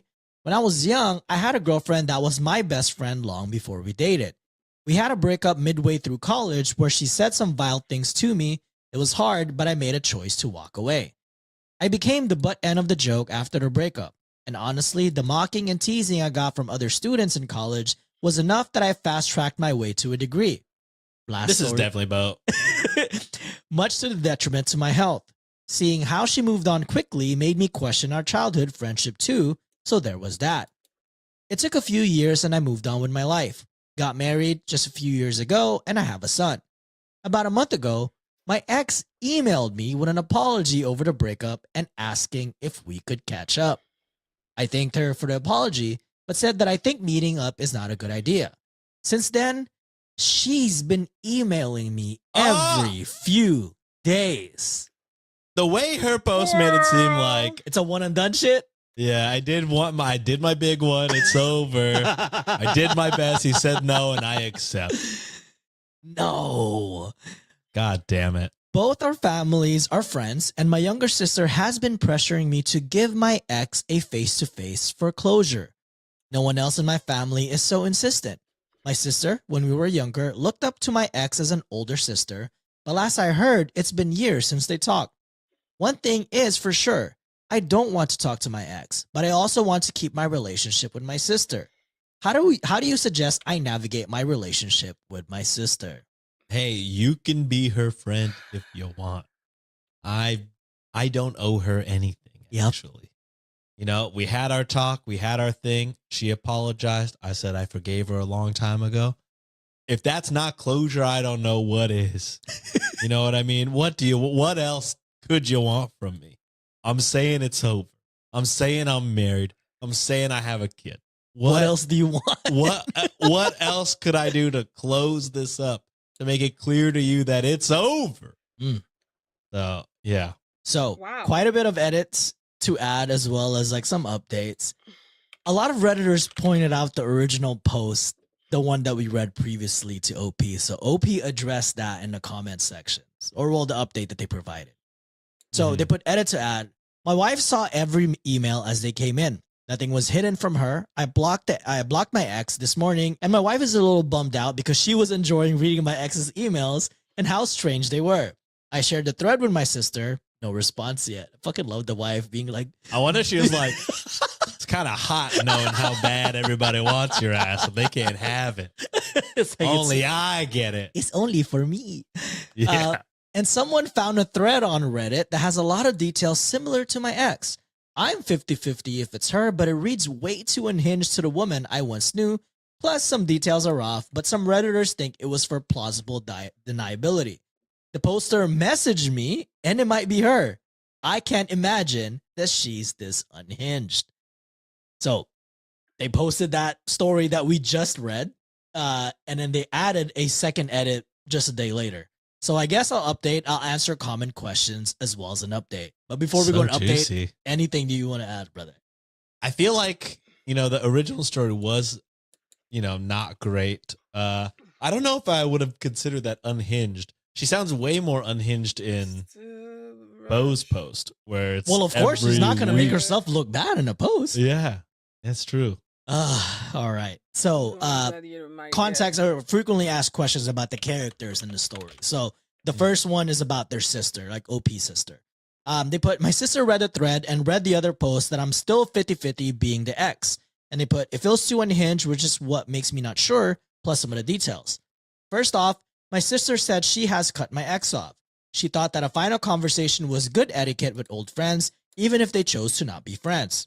After reading the other posts, which my sister is also 50-50 on, she said, even if it's not her, it's close enough that I'm freaked. Mm-hmm. She never really understood my pain from that situation since I was pretty bottled up about it while it was happening. I didn't set ultimatums to cut off family members back then, and maybe I should have. Might have saved me some pain. I did get apologies as well, so we're good now. So the sister and him, good, which Good is terms. which is what we like. The other Redditor, so OP from the last story. To clarify, I blocked the woman that posted the other thread. Since she seems unhinged, even if she was or wasn't the ex, the details seemed off too. So the details. Our hometown isn't a major metropolitan area, but I wouldn't say we were hicks or rednecks. We certainly didn't grow up in the boonies. We grew up in the suburbs, and if anything, I think the college was in a town that technically had a smaller population than our hometown. Yes, I do go to church, but I never mention it since religion could be a hot button topic to people you just met. And even back then, there was Google. I wouldn't ask where a church was in a new town. Both emails she posted, the gist is the same, but the formatting is different. So now they're going to explain the breakup, like how it happened. Okay. I didn't like my ex's college friends. That is true. But the confrontation was not me being some stone-faced Terminator. I was angry crying throughout it, and it was emotionally draining. She first said she heard I was making out with some girl, and I asked when and with who. She said she didn't know, and I asked who saw it. She said, wouldn't you like to know? Any attempt to say where I was when this happened was her claiming I was gaslighting her. It was exhausting. I said something like I didn't like who college was turning her into, and we both shouted we were done, more or less. It was almost a decade ago, and like I said, it was emotionally exhausting. She immediately was seen with this other dude who seemed to enjoy humiliating me. Aw. Rumors spread about either/both of us cheating, and other dude even said that I watched once, which was humiliating. He one time even put his hand on my shoulder, all buddy-buddy, going, no hard feelings. I was living in the dorms. My parents put money on a food plan at the dining hall, Jesus. so I had to stay on campus when I wasn't working. I signed up for extra courses whenever I could and fast-tracked my way to a degree to get out of hell. Now, questions about their family. My mother did take my ex's side. I don't know what type of story she got, and she never confronted me about it. I did get disapproving looks at Thanksgiving and Christmas, and she never approved of any girl I brought over while either. My mom did call me a few years ago apologizing for not even asking my side of the story and said that my ex was dead to her, so that part of the other post kind of lines up. Dang. My mother has made considerable amounts of effort to fix our relationship. She's very welcoming to my wife and child. She doesn't even utter the name of my ex in the house. We're not at 100%, but she's making the effort. Okay. And now about the wife. My wife saw every email from my ex. Nothing was ever hidden from her. My wife and I were both 100% against going to meet the ex together or separate. She was enjoying reading the ex's emails, but understood when the fun had to stop. So for now, I think this is a happy ending. And weird update or so, 20 days later. Relationship with my sister is good. Relationship with my wife is good. My mom doesn't even want to talk about it anymore. Everyone seems to have moved on. Almost forgot about the whole thing until Friday when I got home and saw a bag on my front door. Opened it. Inside was like 5 or 6 things I gave my ex when we were dating from high school to college. She's been holding on to that shit. That's crazy. Honestly, if I haven't used it or missed it in almost a decade, do I really need it? On top was a letter, basically said the same stuff that the emails did. She knows she screwed up. She didn't realize what it meant, just rehashing the past over and over. And it ended with her saying she doesn't know or like who she is right now, and she needs to figure out who she wants to be, so she won't be contacting again and will work on herself. Of course, I showed my wife the bag and the letter. We both threw the bag out, told my mom, who told X's mom, and then moved on with our lives. X, if you read this, we all hope you get better. Damn. Hopefully that's the closure that OPOP needed. It's a little much. I feel like, especially if you're the other Redditor, you're like, all right, I'm fucking getting roasted on like all ends from the email and on Reddit. Like, I'll take the L where the L is. You know what I mean? Do you think it was the OP from the first post? I don't know. Maybe. There is a ton of similarities, Same. but some differences. And I honestly don't think, and this is no disrespect to the fine people at Reddit. I don't know if people are smart enough to change minute facts for plausible deniability, if I'm being quite honest. Oh, but I think it was like good cheese. Or maybe that's just my dumbass. I would have never thought to change anything besides the names and maybe the location. This makes me wonder, like, about a bunch of stories. I mean, because we only typically get one side of it. You know what I'm saying? So it's like, are a lot of these stories that we've read throughout the years? I mean, granted, there are some pieces of shit out there, but like, do some people make themselves kind of look a little bit better for 1,000%? That's why we're always like, oh, you know, like whenever we start giving benefit of a doubt to like some asshole, we're like, oh, maybe this, but then we're like, yeah, but if he was doing that good thing, he probably would have put it in the post to make himself look better. And so I mean, I will say this, both the original side and Bo's side, Opie came off looking like a real asshole. So, you know, didn't do much to try and sound much better. The only thing that really was different was the saying that, you know, I gave up, I stopped. Yeah. But I mean, the fact that like the timing of like telling the parents, being with new dudes immediately, you know, finding out and then telling the parents that they were wrong, rekindling with Bo and his mom. A lot of these things are timing up. So maybe. Oh, but I don't know. It's anytime like we get to see kind of like two sides of the story. We don't get it a lot. So no, anytime we get to see it, I'm like, man, this is some good shit, right? Yeah, that was awesome. All right, moving on to the next story. This one is posted by cross-posted by Sensational Sally. Hey, friend. Hello. This one was from r/petty revenge. The title for this one is Guy kept cutting in line at the coffee shop, so I made his morning routine miserable. Hell yeah. I fucking hate cutters, bro. Especially in traffic. When everyone's doing the right thing and then somebody comes from the far lane, tries to cut in. Oh, I never let them. I never fucking let them. I wish I had mics that the other outside cars could hear so I could be like, hold, brothers. Don't let them fucking in. No Boo way. This person. Boo. Oh, shit. All right, story goes as this. There's a coffee shop I go to every morning before work. Small place, usually has a line of 5 to 6 people. There's this one guy who would show up, see the line, and then pretend to just remember he needed to ask the barista a question. He'd walk up to the counter, ask something stupid like, what size the medium is, and then conveniently just order while he was already up there. Specialty. Boy, Hi, thank you for the Nah, hell no. Hell. If I was behind him, I'd be like, you could ask when it's your fucking turn. You know what I mean? He did this at least 4 times that I witnessed. I'd be so mad. Nobody ever called him out because, you know, confrontation before coffee isn't worth it. So I started playing the same game. Whenever I'd see him walk in and start heading towards the counter with his I have a question routine, I'd quickly step out of line and beat him to it. Then I'd ask the most annoying, time-consuming questions possible. What's the difference between latte and a cappuccino again? Do you have oat milk? What about almond? Soy? Which one froths better?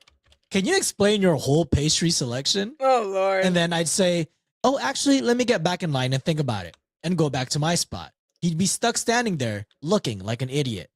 After about a week of this, he started just waiting in line like a normal person. Oh. Problem solved. Haven't seen him try to cut since. What I'm watching is that loud? Okay. Let me fix that. You're the first person who say that.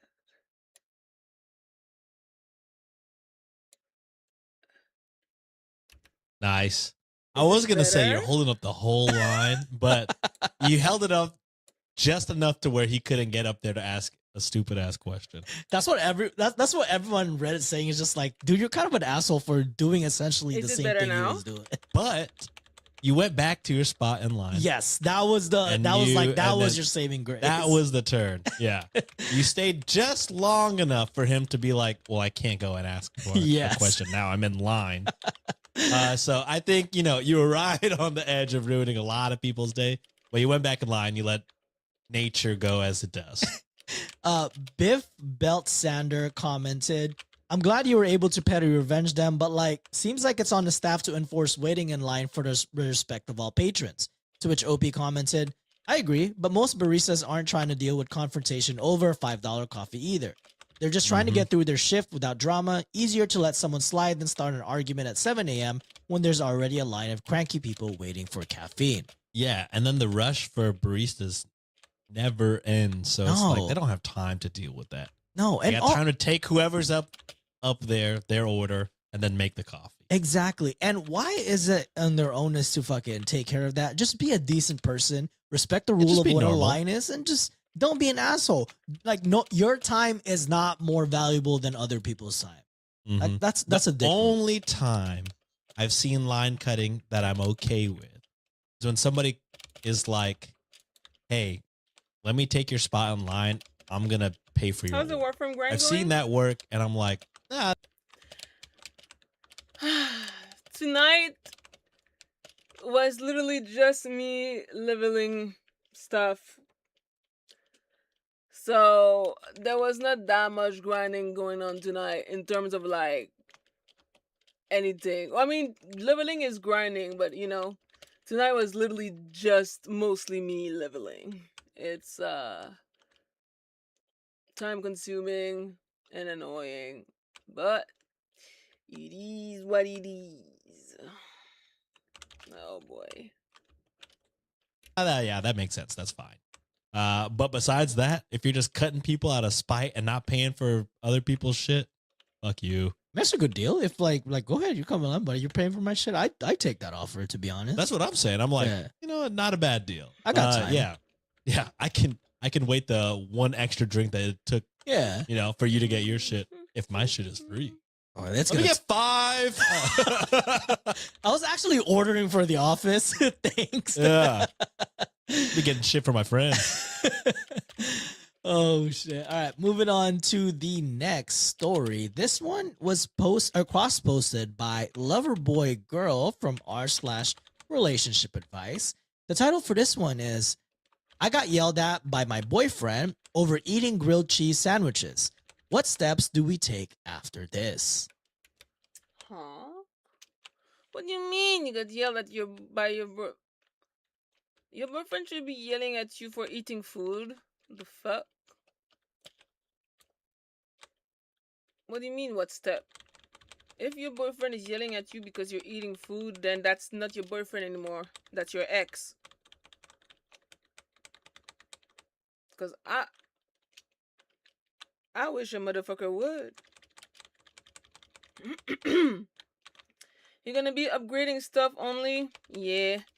That's pretty much what I'm doing.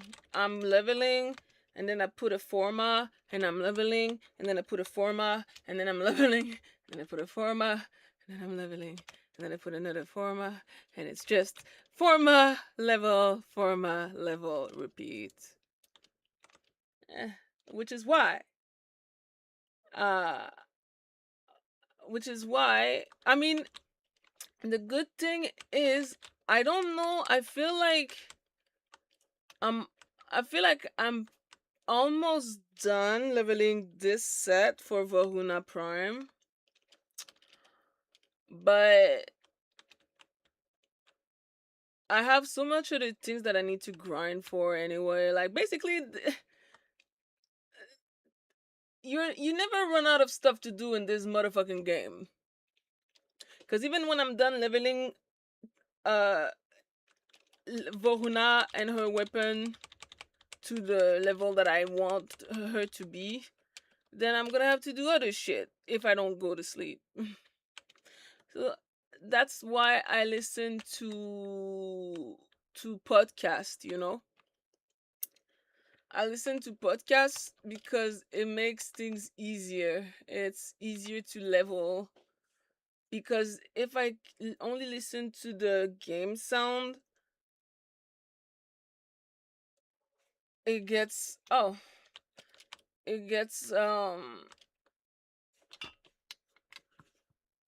get sleepy. I need a distraction. I have ADHD. You're trying to get Korra right now? Oh Lord. Korra was part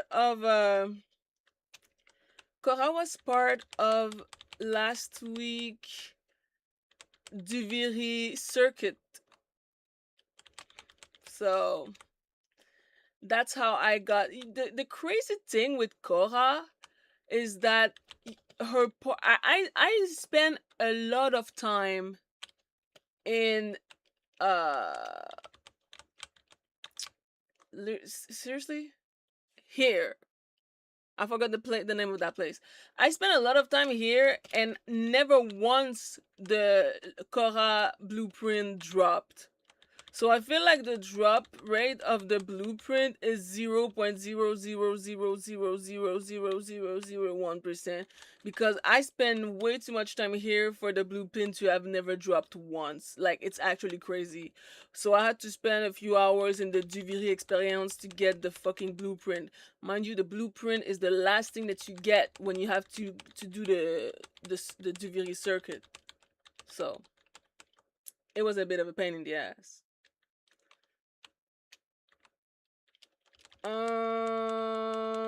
I don't. Not when I checked, cause I tried, and I couldn't. Cause if I could, I would have. I don't know what I don't remember what I was missing for Korra, but I was missing something, and I was not getting it, so I had to do. But I'm pretty sure it was the blueprint, but I don't know. Ultimately, I did the fucking circuit. I leveled her up, and then I fed her to my ailment. So,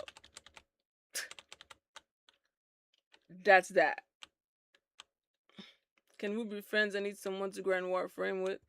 Listen, I be grinding Warframe. I mean, right now you're lucky because I'm in my Warframe. I'm in my Warframe bag.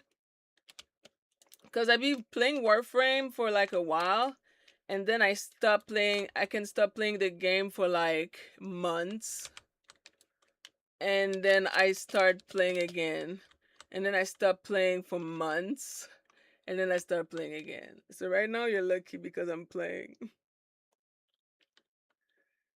Oh my god, like this fucking frame does not want to level. What do you mean? I feel like I'm not like level 27. Bitch, am I actually gonna be able to finish this stupid shit? Let's see. Increase parkour velocity, status effect resistance, heavy attack efficiency. Oh la la. If I'm not done leveling Varuna after this round, I'm leaving. Also, you can always add me. My IGN is basically my Twitch handle. That's my IGN. So we got Why would you get yelled at for eating? Only thing I can imagine if you're like, oh, and finally, I'm in your game right now. Oh, you are? What's your name? Like, which one are you? Oh, and yeah, so basically, what I do in my stream is very simple. I grind in Warframe and I judge people. I like judging people. and yeah, that's pretty much that. I give commentary on the crazy story that I hear. So I mean, shit. Welcome in a nice judging session. We take shit seriously here. I haven't condemned anybody to death in a while. That's refreshing. Anyway. extremely lactose intolerant. And your gonna partner fart all over knows, the like, house. you're gonna fucking destroy the bathroom. You're gonna have a tummy ache. You're gonna hate life. Don't do that shit. And then you're like, well, I'm gonna do it. Okay, right. The story goes as this. Well, I purposely cut off some information about this because if you think the boyfriend is gonna yell, I think you're about to yell right now, my guy. So I, 19 female, need some advice Oh, because God something damn it. happened with my boyfriend, 27 male. Oh, hell no. Yikes.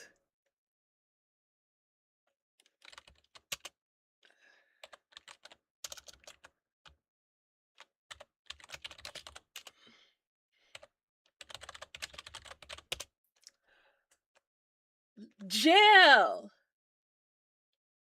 Jail.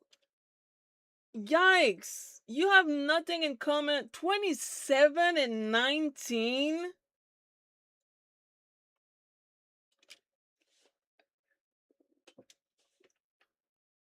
Jail. That's fucking disgusting. I'm sorry.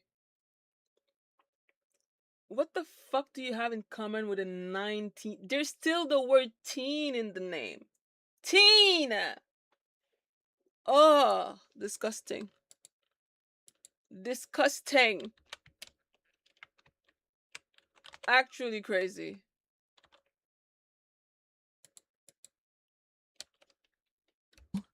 Illegal! There you go. I knew that was gonna happen. With my boyfriend this week, and it honestly shook me away more than I Give me a expected. sec. We're I still gotta upgrade together, my but I shit. can't stop still thinking about it in my head, and I don't know what to make of it. So He was 26 when you graduated high school. Oh, When you graduated high school, Oh. he was 26 years old. talk to him, brother. When you were at prom, he was probably either 26 or 25. Yes, sir. If they can't go to your prom, don't date them. So I get these super intense food Lord. cravings where I'll hyperfixate on one thing for days. Sometimes it's sour gummy worms. Sometimes it's chocolate pudding. Sometimes it's literally spaghetti with meat sauce. To be 19. To eat like and I that? can eat whatever the fuck I want. God, dude, I do miss that. I eat one piece of bread and it's GG's for me, brother. It's bad. This week, it was grilled cheese with ham. It's cheap and easy, and it hits a spot. So I was basically living off of it for like 3 days. Not because I'm broke, just because my brain does this thing where I have a specific taste for one thing until I don't anymore. And also, grilled cheese, it shouldn't matter what fucking tax bracket you're in. Grilled cheese is grilled cheese. That's just gonna Yeah. hit regardless. The richer you get, the grilled cheese does get fancier. If I know anything about John, I know he's not using Kraft American singles. Oh, okay, let's move Okay, on no, with the see, story. this is I you know, a nice Gruyere or like a Jarlsberg and a nice Yeah, Jarlsberg. That's all you need to say like to know that word. like a nice like sourdough possibly, or like a really thick challah bread or something like that. I don't know. A sourdough is good for a grilled cheese. So good. Anyways, I didn't mean to get lambasted just for my For my taste. for my taste. My God, jeez, just because I like the finer things. Anyways, Okay, no, I need to my put another boyfriend came phone over on. after work and saw me eating it again, and the vibe just changed real fast. He got tense, then panicky, and he started asking why I hid that I was struggling financially. I told him I wasn't struggling at all. It was just a craving thing. But he didn't seem to hear me. He started pacing and talking about how he can't do this again and how he should have noticed the signs. It was like he was seeing Brother, you're dating a fucking Teenager. 19-year-old. Motherfucker, A if they had- teenager, if they have bro. money, I didn't have shit 19 years old. You're telling me, bro, like I had a job and I was like, oh, fuck yeah, I made like $200 this like part-time Yes, job. dude. I'm fucking balling right now. What are we talking about? I was making enough money to just buy people's used Jordans. You know what I mean? I'm not financially savvy at all. I'm not That's paying rent. I'm crazy. fucking, you know what I'm saying? I'm 19. Yeah, man, fucking getting scammed from like people. Yeah, I'm Okay, fucking but buying with speakers, personal- dude. I can switch Bootleg English. speakers out of someone's van. I'm not fucking worried about. This is what I'm. You're 27. Stop dating a fucking kid. Oh, That's your God. problem. What are you talking about? I can't let this happen again. You shouldn't. You shouldn't have never let it happen the first time. Stop dating children. Mm-hmm. Period. It was like he was seeing something that just wasn't there. He wasn't yelling at me exactly, but it felt like I opened some old wound. He snapped out of it eventually and apologized a bunch of times and said he freaked out that it had nothing to do with me personally, but it still left me feeling weird. He's had a rough breakup in the past. His ex You was know, you this should feel weird about Dating a fucking child. dating an old person. Yes. He's had a rough breakup in the past. His ex was this long-term college fiance, and from what I've pieced together, she drained him financially, hid when they didn't have much money or like debts, and made him feel responsible for everything. He never said it. Was she also a child? Like, oh no, she drained me. Why are you dating a child? Of course she's gonna drain you. She doesn't even fucking have a normal job yet. She barely pay taxes. The fuck? Lord. Who that done bad to do that? Child. People. But during host of my Jesus Christ. I am hearing the documentary through your stream and I'll be agreeing. Yeah.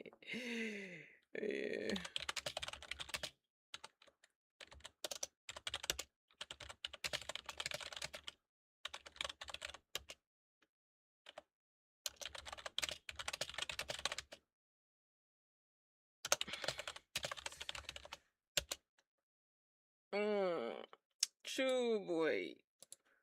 Outright, but sometimes when money comes up, he gets this strange look in his eyes.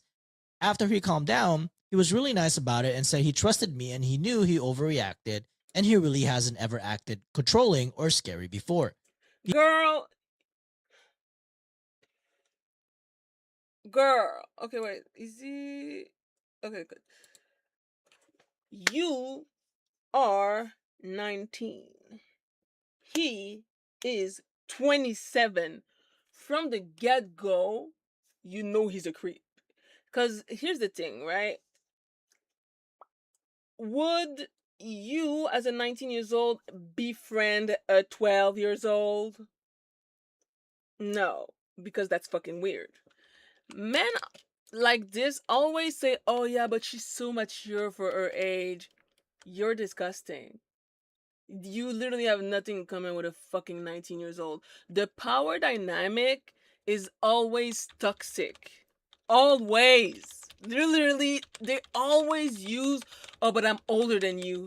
I'm smarter than you. I'm more mature than you. I make more money than you. To fucking take over the relationship, there's always a power imbalance. So from the get-go, this is predatory, and the whole him freaking out, oh no, I'm afraid she's gonna drain me. Bitch, why are you with a 19 years old? If you don't want somebody to drain you, date somebody your fucking age, who has a job, who's not in school. Dumbass. He's usually very generous and careful with me, which honestly makes this whole thing more confusing, not less. I don't want to break up. I care about him a lot. I just don't know how to bring this up again without making him feel ashamed or like I'm poking at his feelings with a stick. So I guess my questions are, does this sound like a trauma response? How do I talk to him about it gently? Is this something that can be worked through in a healthy way? I'm not looking to run at the first sign of trouble, but I also don't want to ignore something that could grow into a bigger issue if we don't talk about it now. Girl, run. Girl, run, yes. Run. Look, Please. all I gotta say is there's gotta be a reason he's dating a fucking teenager. Exactly. That's gotta be a red flag. Is that not a red? It sure feels like that should be a red flag. And every other problem that occurs after that is an additional one. You know what? Based off of that one, because it's part of me is like, is he not dating women his age? Because he's too broke, weird. I don't know. As a fucking 33-year-old, I'm trying to imagine how I was at 27. Can't imagine. What do y'all have in common? I'm 31. I freshly just turned 31 like 2 months ago. I can't even imagine myself being with a 27. Well, I can't even imagine myself being with anybody, but that's beside the point. Even if I did wanted to date, I don't even like when people below the age of 29 look at me. It's just fucking weird. And I remember being a stupid ass teenager and dating older guy because I thought that it was cool. They had a car. I was easily impressionable and I was dumb. Growing up and getting in my 20s and 30s is realizing that my teenagehood was full of pedophiles. Nasty. Date your fucking age. It's just Nothing. to know that, if I'm 27 and I'm talking to a girl and I'm like, you were at prom less than 12 months ago. Bruh. What am I doing? You know what I mean? This is dumb. So yeah, I mean, trauma response, I'm taking, all the story out of, I'm not really worried about it. I'm just like, girl, you could Girl do run, better. but she's When that fool she's turned young. 21, buying his first alcohol, she was barely just made it out of she's barely a teenager. Yeah. Like she just got done being 12. She can't even buy alcohol in all of the United States. She can in Canada though, but not in every state of the United States of America. Like in certain states, she's not old enough to buy alcohol, motherfucker. That's nasty. You nasty. Her brain is not done developing. Like, you nasty. Becoming 13. Yeah. That's crazy work right there. Like, what are you doing, man? Nah. Also, if he's worried about you being broke, that's another fucking stupid ass thing. You're a freshman in college. You're supposed to be fucking broke. 19. You're supposed to be broke. No one got their shit together at that time, bro. Like No. at that age. Also, he's not hearing you out Shit, whenever people you're like, barely have their shit "No, I'm together in fine. their I just 30s. like grilled cheese right now." He doesn't listen. He's putting old trauma out on you, and he's fucking old as shit. Like, it's just not a good The time. motherfucker's a dinosaur. So people- Leave him. On the comment section, we're basically just saying what we're basically saying. And they're like, dude, the age gap is kind of crazy. But OP is defending their boyfriend a Of lot, course she's defending unfortunately. him. She's So 19. She's stupid. Don't expect a 19 years old in love to have common sense. Come on now. I don't know if they're seeing any reason. One of the top comments for this post, Pop Checks commented, "Why are you, a 19-year-old, managing the emotions of someone who is closer Yeah, to I was 30? like, why are you gentle parenting this fucking 27-year-old? Exactly. Yep. And How then do I calmly talk to him? OP commented, "Honestly, I don't really feel like I'm managing his emotions. I'm not trying to fix him or baby him. I just want to understand what actually happened more, and I'm not coddling his feelings. Yes, I'm just trying to figure out if this is something we can talk through like normal adults." You're not which- a normal adult, baby girl. You're still a teenager. It's in your age, 19. You are literally still a teenager. Like, oh my god. Like, you shouldn't you shouldn't have to go on Reddit to question this kind of thing. You literally, if you had a normal relationship, you wouldn't be on Reddit asking people basic ass question on relationship.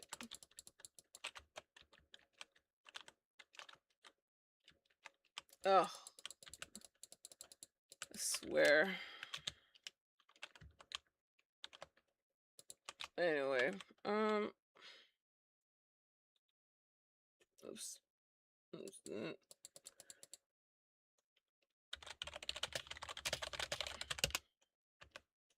Friendly After Me commented, "Normal adults don't yell about grilled cheese." Like, Normal adults are not teenagers. Yeah. Yeah. Yeah. I mean, look, y'all know me. I'm not for an age gap, and a lot of people think, I'm overdoing it sometimes. Probably this is not one of those times. I would say. None at no, all. that's but weird. man, what do y'all even have in common at this point? What do y'all Jimmy? talk about?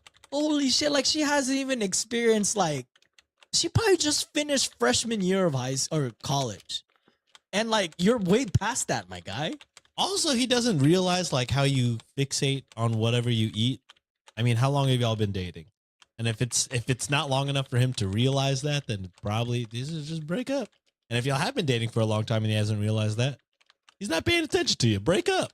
All I'm saying is just break up. I'm also like wondering how long they've been dating too, just because like she's 19. Like let's say have they been dating since she was like Wait. like 17? Wait. I forgot about that. Oh my God. When did they start dating? Oh my God. Call the police. When did they start dating? Because I want to know too. I'm curious. Because the more... Oh, hell nah. It's even worse than I thought.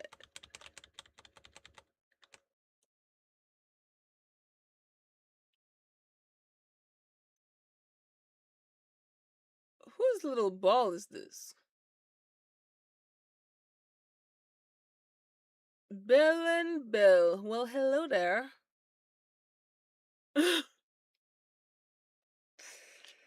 Ciao.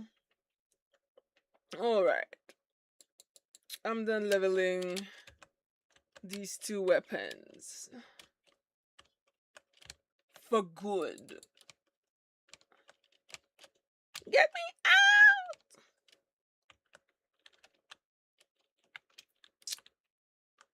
Friend invited. Oh, I forgot about the friend invite. There you go. There you go. Alright. So, I'm gonna take back the previous weapon that I had because I prefer it to whatever the fuck this one is. I think I had the Furlax on. And I technically need to level these. Wait a minute. Wait a minute. Wait a minute, girl. Why you think me like that? I have another weapon to level. Oh, I do. Whose weapon is this?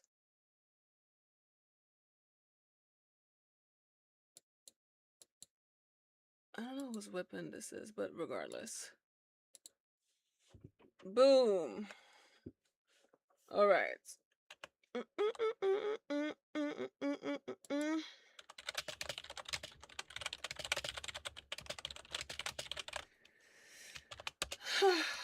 Or when she just turned 18? Is there like a grooming situation in play? Like what's going on? Because he supposedly had a girlfriend or a fiance back in his college days. So presumably that happened around like when he was what? 23, 24? To 4 years ago. Amanda, I'm appalled. I'm tired of these men. Like, I'm sick. I hate this so much because it hits so close to home for me. Because I was always the one who was so mature for her age. I was always the one who would fall for bullshit like this back when I was a teenager. I was literally always with dudes that were way too old for me. Way too old for me. Like actual pedophile shit. I was fucking 15 at some point. That motherfucker was 24. Like, I speak from experience. Don't do that. So hopefully I need not to drink. immediately. Hopefully not dating immediately. But I mean, don't know. can't be too surprised by any kind of actions that a 27-year-old who actively dates a teenager would do. All right. Well, last story for the day before we head to the amazing Underbaki segment. Also, if you're a patron or a YouTube member, you got one more bonus story. So sign up patreon.com/Cultivate Podcast Network or join our YouTube membership. All links are going to be in the show notes. But we got to end this episode right because this one was cross-posted by the goat of all goats, Mid-Score. Insert the sound, Josh. I don't care if you're dying. Oh my gosh. When we saw Mid-Score at the Toronto Live, first of all, shout out to you for traveling all that way. We were four like, of us. we're like, oh my, yeah, everyone was just like, I finally met the goat. And I'm like, no, you're the goat. And we're like Yeah. Spider-Man memeing it. We're like, Nancy said she was almost crying on the side just watching the interaction. Oh my god! Like I That's got awesome. teary eyed fucking meeting. John this, ran I'm like, behind us to wipe his tears a little bit. I did wipe my tears in my eyes. I'm like, dude, I'm fucking meeting a celebrity here. Are you kidding me right now? Like, Yeah. that's just crazy. The title for this one is "Family Hates Every Guy I Bring Home, so I made them stop asking." Hmm. I mean, Ever since I, female, was about 16, any guy I brought home to my family would instantly get judged and questioned into oblivion. They'd grill the poor guy about his job, college, outfit, haircut, build, etc. Obviously, this ruined any relationship I had. Eventually, I just started informing any guy things got serious with that didn't fit my family's mold that he will never be introduced to my family, and they can never know he exists. Obviously, I provided more context than that, but intended to slowly ruin things as well. Cut to about 2 months ago. I was doing my thing, living my life, spending time with a guy who's pretty nice. Except, I made a deadly mistake. I posted him on my story, and Girl, someone no. saw. At the dinner table, not even 24 hours later, the fam starts grilling me about him. Why I chose that once, their words, and the like. An idea popped into my head. I realized there were about 8 people in the room. I realized some of those 8 people needed to sober up before they can drive home. When my aunt asked me why I'm going out with one of those types again, I blurted out, "Oh, his dick is huge." Is this a racist family? I don't know. What does one of those types mean? I don't know. Ah! It's just like, oh, his dick Oh is my huge with a smiley God! face. Q dropped forks. Q horrified stares. Q calling Ubers. Q swiftly chugged glasses of wine. It was almost a full 30 seconds of silence. They don't ask who I'm dating anymore. I do. What is? I love this. I love this. I low-key, that's my kind of energy. Like, I'm actually, if I'm asked a question, let's see if it's gonna help out. Okay.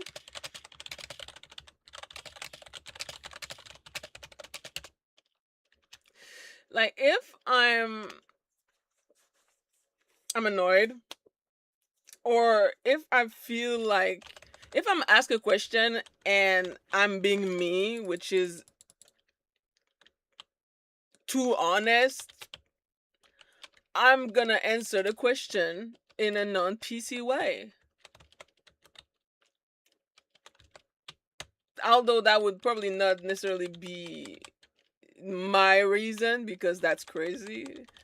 I'm not someone who cares about dick size, but that's a very funny answer though. I'm gonna take notes. We never know. Those types. I guess you could.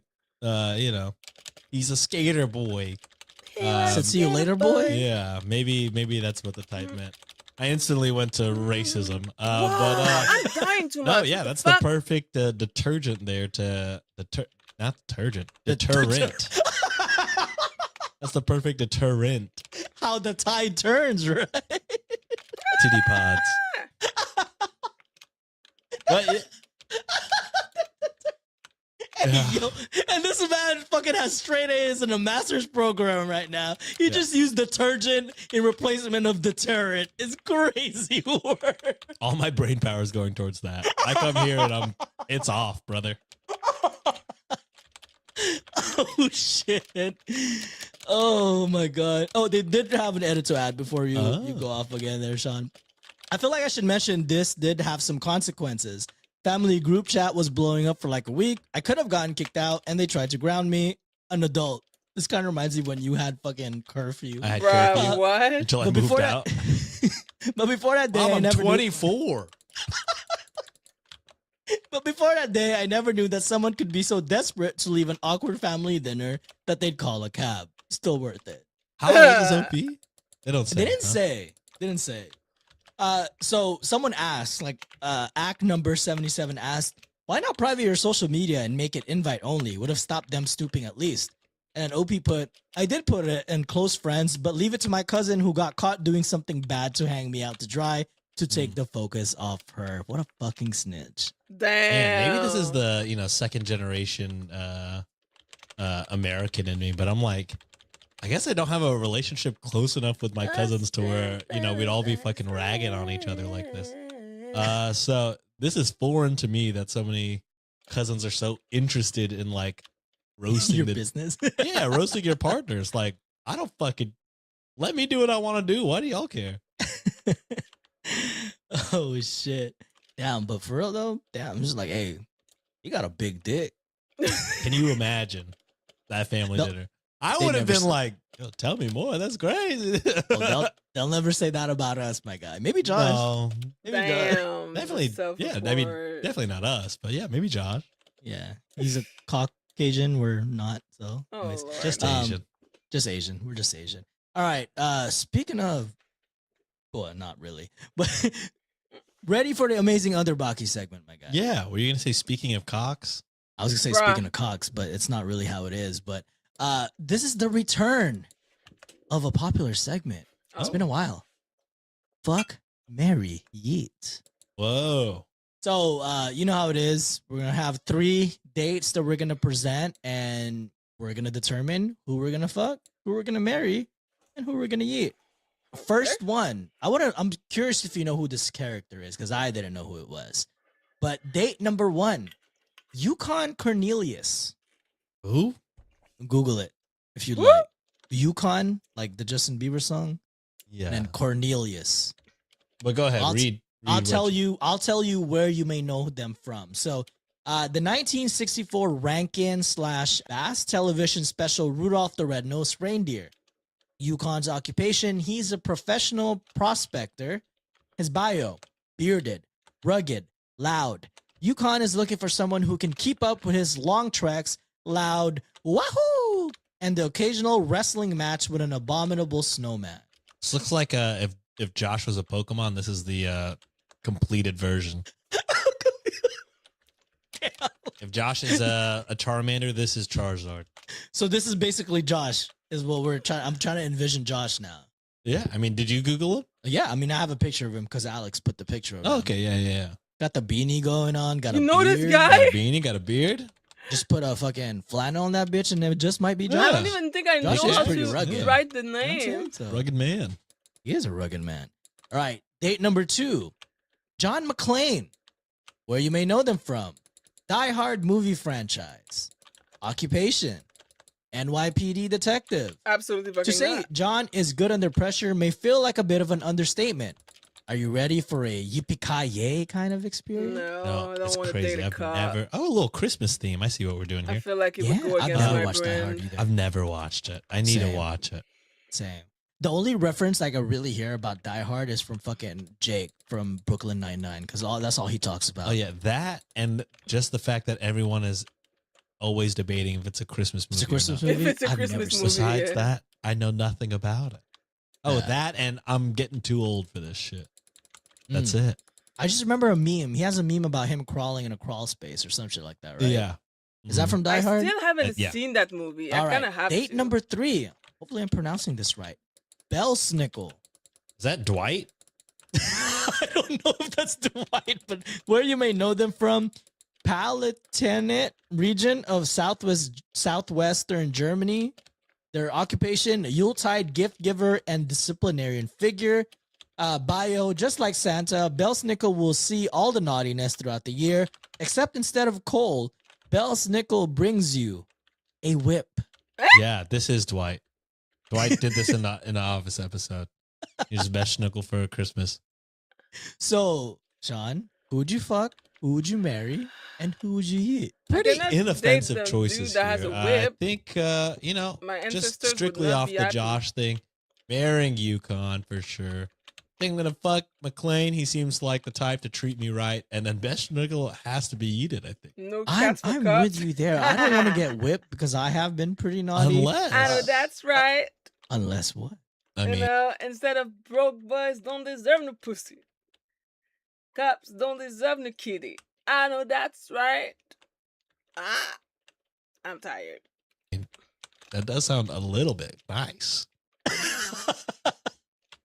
I'm with you. I think we kind of have the same train You of thought could here. fuck Belsnickel if you want. If you're into the whips, I could see it. No, I'm Not sensitive, for me bro. Like, particularly, I'm good. but I could see somebody liking that. You know. Well, I mean, they're a gift giver, but they're also a disciplinarian. So it's like, if I've been bad, Mhm. I'm not. I don't want to get whipped. That shit sound like it hurts. Oh my god! I Uh-oh. googled Belsnickel and looks like someone's wearing blackface while doing it. I will say, if you're cosplaying as Belsnickel, maybe don't do that part. Is that like a common trope or theme? I don't for know. that? It says who's Belsnickel in the Pennsylvania Dutch Christmas tradition, and it looks like a guy wearing. I don't know if they're trying to do blackface. Probably not trying to do blackface, but it looks like blackface. And I would say, Yeah. don't do that part. Do it how Dwight does it. just copy Dwight, basically. Just copy Dwight. Well, that is it for this week's episode. I like how they're considering it. Yeah, I like these boys. Like, they're 3 boys, 2 South Asian, 1 Caucasian. They are one of the rare male podcasts that I actually like recommend. Cause men with microphone, we've seen the worst that humanity has to offer. But these dudes, they pass the vibe check, I like them. They can be trusted, in my personal opinion. Ciao. Ta-na-na-na. Bum, bum, bum, bum. Dun, dun, dun, dun, dun, dun, dun, dun.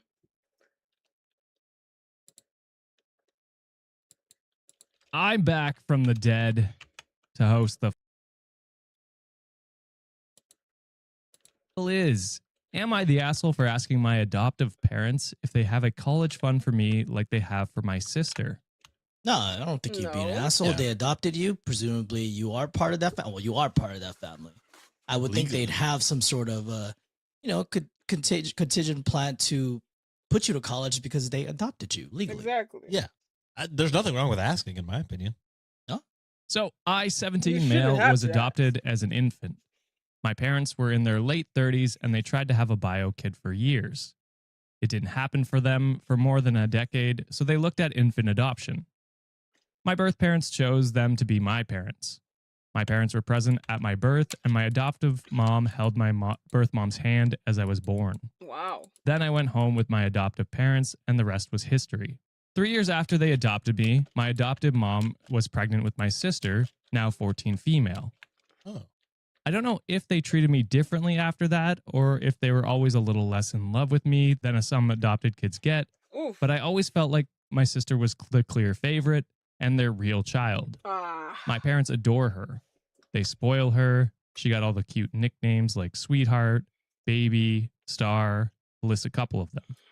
They were really obsessed with how much she looked like the perfect mix of the two of them. Got my mom's color of eyes and nose, my dad's hair color and round face, and other features.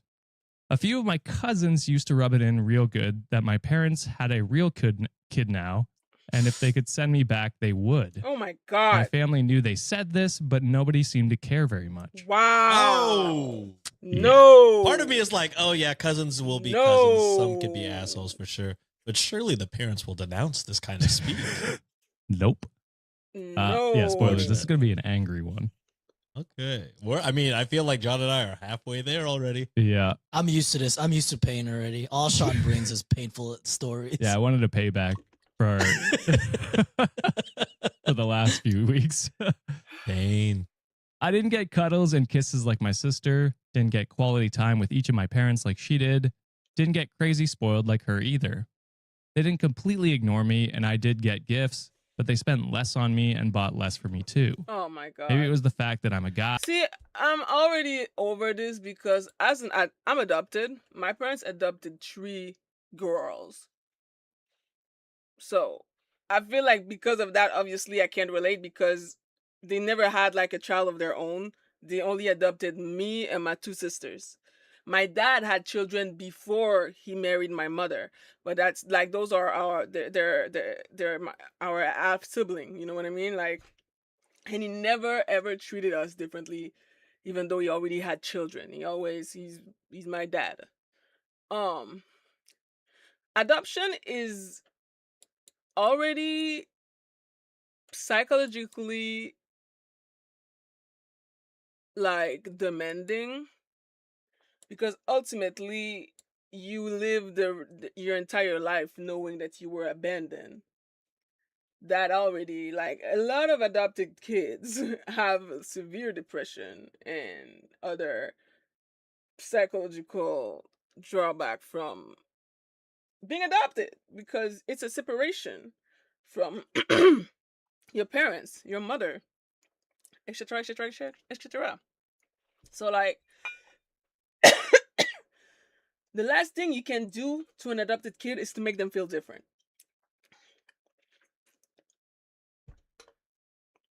If you do, you're trash. You're a trash parent. That's the rule number one. Don't do that. If you do that, you're trash. And then there's also the fact that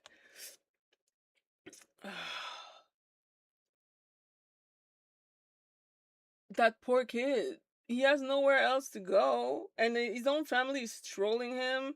Nobody is there for him. Like, he's alone. That shit breaks my heart. And she's a girl.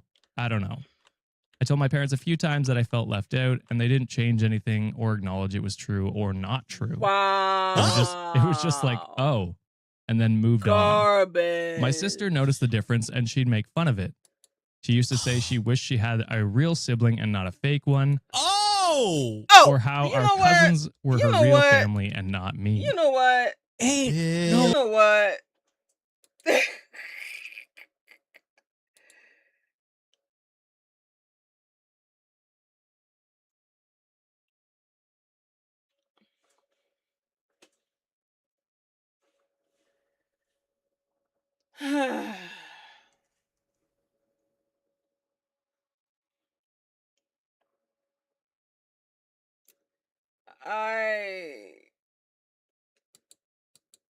This is abuse. This is actual abuse. This is literally abuse.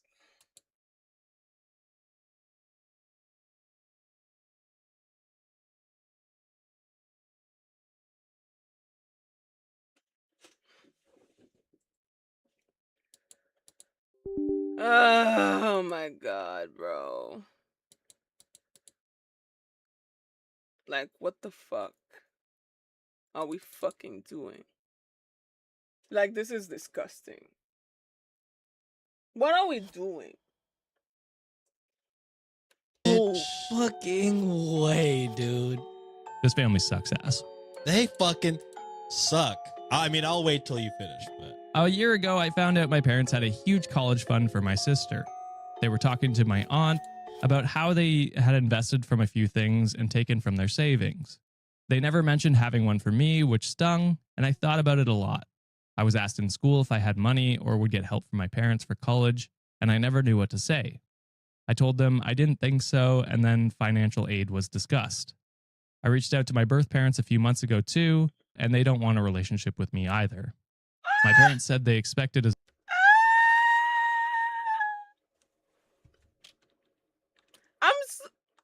This is a recipe for suicide. Like, OP doesn't sound broken yet. And the thing is, he was given, like, I can't really fault the birth parents, because he was put into adoption for a reason. You know what I mean? Like, the birth parents knew that they didn't want a kid, and they gave him up to adoption, which is why the mother that raised him was there during his birth. It hurts though. It stings. Who who does OP have? Who does he have? He needs somebody. Like, this is terrible. much, but figured it wasn't their place to say. They didn't comfort me or anything, and my sister said I had 4 parents who don't want me, so I must be broken. This is Pennsylvania Dutch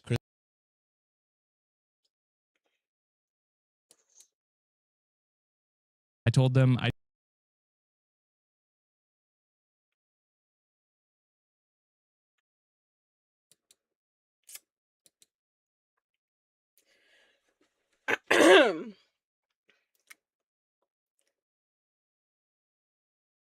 I have to pause because it's, first of all, it hits too close to home. Second of all, I'm feeling murderous. Like, do you need me to contact the Etsy witch? Do you know what I mean? Exactly. The girl clearly learned that from somewhere, and clearly the parents never stopped her from feeling like this. This is insane. I'm gonna finish the story. I'm just like, I'm thinking about all the different ways that they would die. didn't think so, Everybody, and the then sister financial included. aid was discussed.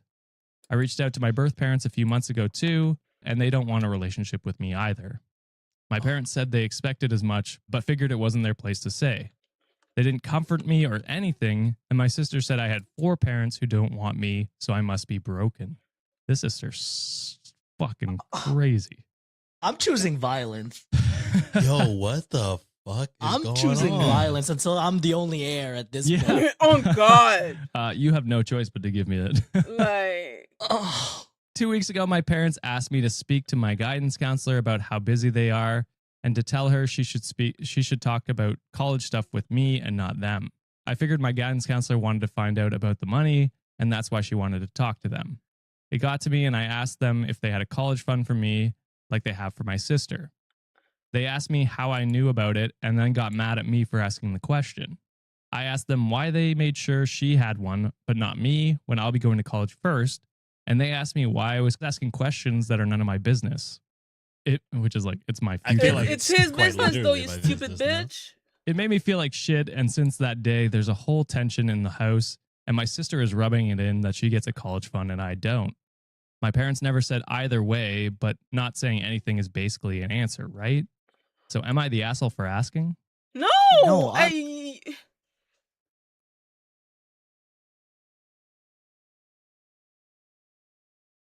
I honestly wish the sweetest, best, craziest, greatest revenge. I feel like maybe in this case, the best revenge would be him becoming extremely rich and successful and cutting his entire family off. Because what are you supposed to do? What are you supposed to do with parents like this, with a family like this, with a life like this? I hope he has friends. I hope he has somebody that doesn't make him feel like shit. Cause at home, home is not okay. Home is not home. He doesn't have a home at this point. Cause what the fuck is this reality? Their parents are trash. Like they deserve to die. I'm sorry. I don't care. And the sister can go too. The fuck? They can all fucking die.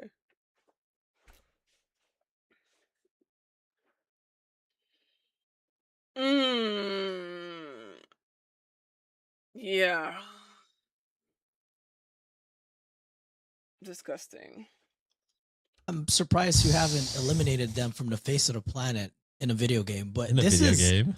this is fucking painful to listen to. I'm not even gonna focus on the family because they suck as people. Yeah. I think they should not experience any love or anything whatsoever in their life. I hope the worst for them, every single one of them, cousins included. I want to focus on OP. OP, Maybe if God's real, he was trying to tell the parents, hey, maybe you don't deserve kids. exactly. That's probably the whole Is that last fucked reason. up to say? That might be fucked up No, to say. it is No, not you're fucked up good. to say. They It's don't not. It's deserve. fucked No, up to but say. there are people who do deserve kids that also have issues, and I Yes. don't Right, want but that. like I'm pretty That's sure true. those people that can't conceive like that will love a kid if they end up Yes. having one. Not this fucking family. We can call them out because they're a piece of shit. The I want to focus on OP. trash. OP, if you ever get a chance to listen or if there's any positive comments about you, my friend, you are wanted. You belong here. Fuck those family. Just because like your birth parents probably wasn't ready to have you then, and your parents that adopted you shouldn't deserve to have someone like you in their life. the fact that you didn't blow up at them and you were just taking the punches, one, that's incredibly sad. Two, you're almost an adult. I know it's a painful thing to listen to, you know, hearing people say that about you. Get the fuck out of that family. They don't deserve you. Start a new life if you can. I know it's difficult in this like financial climate, but there's ways. There's ways for you to get the fuck out. You're in your situation, and I'm hoping nothing but the best for you. I wish nothing but the worst for that family. Yeah. And that's on period. Yeah, I mean, some of these things, before we got into like the nitty gritty of it, some of these things were like, oh, this could be sort of normal. Like, oh, like parents sometimes, it does feel like parents have a favorite sometimes. Like, that's kind of a normal family thing. Right. Or like cousins being mean, that's kind of a normal family thing. But for all of the shit to happen, while also your parents are like just saying, oh, and not like, not defending you, not defending you at all, or Yeah. giving you any sort of like can't think of the word right now, but kind of like a relief, Backup? validation, backup that, you know, people are blowing things out of proportion. We love you just as we love Talking you know, to the cousins or the sister or anything Yeah. like that. but they're just like watching it happen and like not giving a shit. And Yeah. that was when I was like, okay, so this is not normal. And then all the details about the sister started coming in, and I'm just like, she might be the most evil person we've read in a while. That is just crazy to rub it in. Zero redeeming qualities. Yeah. Just an all around piece of shit. I mean, None. they sound like, you know, Trash. cousins included. It's They sound like it's trash. wild to not have like feel like one person in this family is fucking with you. And part of Mhm. me is like, for sure go no contact, but then part of me is also like, but then they somehow win. I They need to get what they find a want. way. I need to find a way for them to lose. Yeah. Yes. The only It's way as- is as violence cliche- from a video game. No, I mean, as cliche as the whole like, you know, the best revenge is success. Yes. Yeah. That's probably the only way. That's Show the them that, only hey, way. you're better off of fucking without them, which is probably true in this case. You're not wanted in this family. So why are you No. going to waste your love and your energy for some people who don't give a fuck? Leave them. Yeah. I would say if there is anyone in the family you fuck with, like grandparents or uncle or aunt, Non shitty cousins. If not they're- Sound shitty like cousin, it. you know, maybe there's someone out there that would help you out with college, or at least like a place to stay after you become an adult and can choose where you want to go.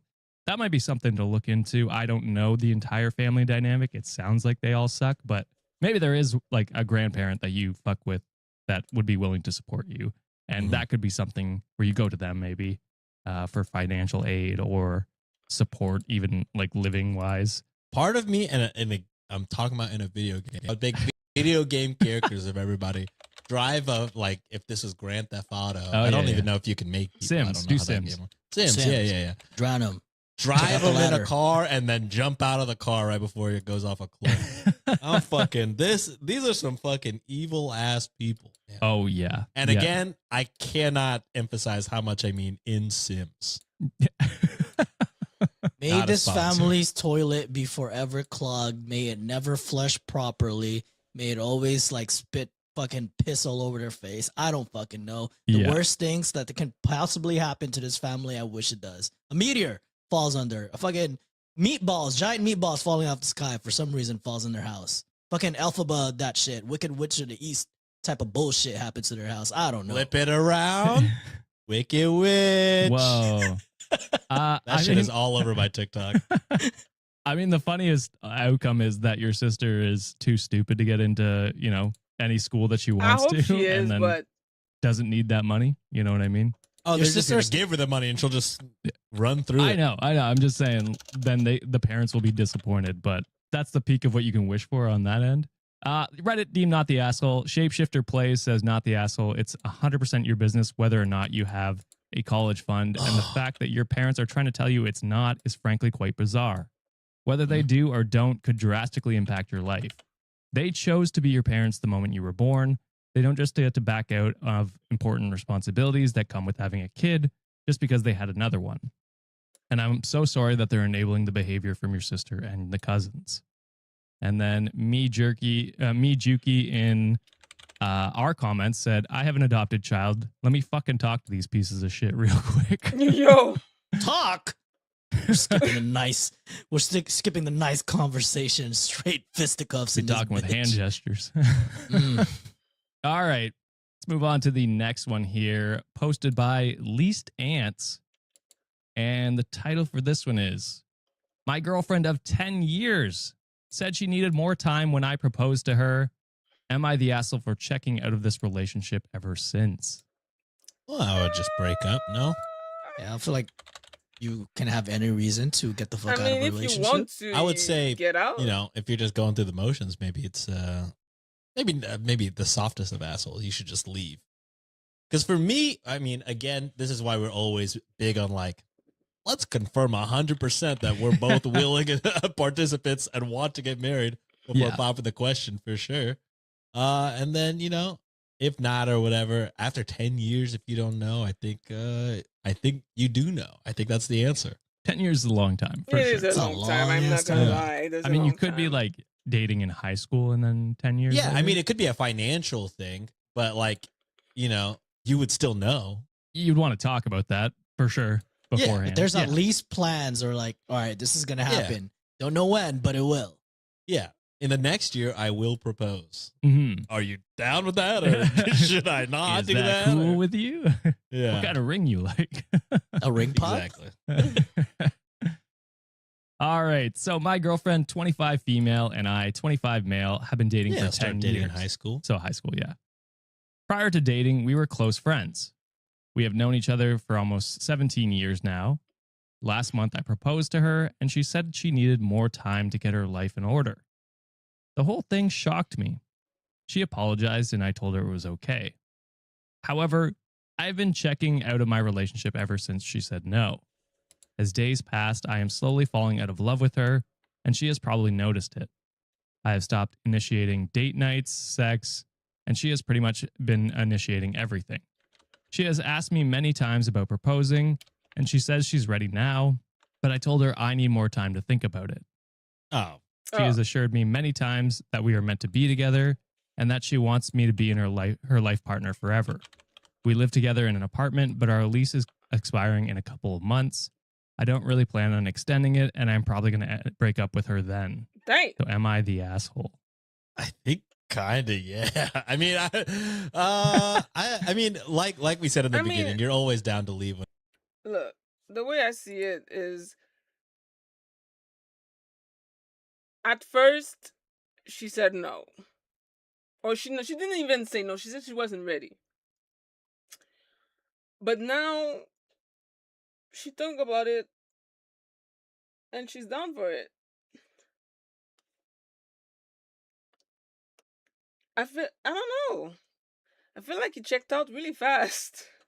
I don't know. Whenever, and it sounds like maybe she did confirm she was down, but when it happened, it was scary. So she said, "I need time." I don't know if this happened to me, you know, and we talked about it afterwards, and then like a month later, she was like, you know, I was scared then. I'm like ready now. I think I would just propose again. You know what I mean? Me personally. I just don't understand why they said no in the beginning and then turn around and said it could be a situation where Sean said like, hey, it was kind of a scary question. Also, I mean, 25 is still like, it's still Young. fairly young. I understand that you still want to get your life together then. I mean, 15 to like 20, like, I mean, what were you really doing? Like, you're still trying to get your, you know, life together, in trying high to get your, school. still in Yeah. high school for, I mean, for some people, like, still trying to figure things out. So I can understand that. To me, I am going asshole in this scenario just because, like, I felt like there wasn't any conversation before checking out. Okay. So I think Yeah. if they had that conversation saying like, hey, I felt some type of way that you said no. I felt like we've been in this together for like 10 years. What's going on? Why are you so scared? But the fact that he checked out, he stopped initiating shit and then like not have that conversation and just like waiting for that lease to end. I think this OP is not even mature to be in a marriage at this point if they can't have that tough talk. yeah, I just feel like, how can Yeah. you be so ready and then, you know, like one moment, which yeah, I'm sure it was like devastating and sad and probably a little bit embarrassing, but like, I don't know if you were ready to spend the rest of your life with this person, would that one incident change that fact? Like that's like zero patience. That's kind of like, you know, like literally a month later being like, you know, I was scared, I'm ready now. And for you to be like, I've been zoned out since the moment you said no, I think that's pretty bad. And like what John said, you're not really ready. I will say though, it's also up to the girlfriend to explain like, okay, I'm not ready because. Right. But I felt like it was just a straight up no based on the context we were given. Like, Fair. what the fuck am I supposed to work with just like a straight up no? Yeah. Well, life together, but I guess there's no like timeline on getting my life together. Right. Yeah. I mean, it's on her, a little bit on him too, because it It's sounds both- like it's he's on both of zoned them. out. Yeah. This He's is a zoned out mutually- immediately. He kind of wasn't a- like, Kind of an so everyone what sucks. does that mean? How could we get, Right. what's the timeline for getting your life together? Or what does getting your life together mean? I might lean you know, towards that figure now, it out. Josh. Everyone sucks? Yeah. Yeah, that might be where I sit. Not I think good Reddit communication. was kind of, Mixed. I don't know. Most people were like, not the asshole. You can do whatever you want. Like it's your, Yeah, that's that's your true. life. Which is fair. But you should have broke up. Right, now. right. So that's where a lot of the comments where it's like, you'll be the asshole if you just wait until the lease is up and then. Which sounds like is what he's doing. He's just Right, trying to yeah. get free rent until. Right. It's like, no, have that discussion before so that she can plan after the lease is up. You know what I mean? Because you would be an asshole if you just held out Straight until up. then. Yeah, zone out. and then Yeah, for dipped. sure. But yeah, I think kind of everyone sucks. It depends on if she really explained what she meant by that, which we don't get that side. Yeah. One side we do get here from a commenter asking, did you and your girlfriend have a discussion about marriage before you proposed? It's crucial every time, y'all. We can't. Opie explain enough. responds, yes. Oh. I did go ring shopping with her a few months ago to pick out her ring. To be honest, I'm feeling a bit depressed about everything, so I just wanted to block this out from my memory. So Okay. they So did there was that discussion. have at least Okay. some sort of discussion about a proposal. I mean, at Yeah. least I feel like you got to have a lot of discussion before you go ring shopping. I Right. assume. You would hope anyway. Yeah, I mean, you would hope. Doesn't always happen. But I think I still stand by the, maybe it was a scary moment. I mean, 25 is still pretty young, I guess. But then It you is can young. say, oh, she's saying it a month later because she's realized like you're kind of out and this is her last ditch. effort. Right. I feel like So it I've could been- really I've- go both ways. I can feel see- like I in could see. that if you're gonna give that explanation that like, hey, I'm still trying to get my shit together, y'all should have pumped the brakes before the ring shopping. Or like that should have come up in the conversations, I think. Mm-hmm. Which is like, it comes back to maybe neither of you are ready for this. Yeah. Yeah. Maybe. And it's like that's something you should work out together. Instead of just ignoring it until your lease is up. Fucking ghosting until the shit is done is Right. crazy. That's wild. So there is an update, boys. Okay. Okay. So I, 26 male, am engaged to my fiance, 26 female. Okay. We've been together for 11 years now. Our biggest relationship difficulty happened last year when I proposed and she rejected me. That was genuinely the worst moment of my life.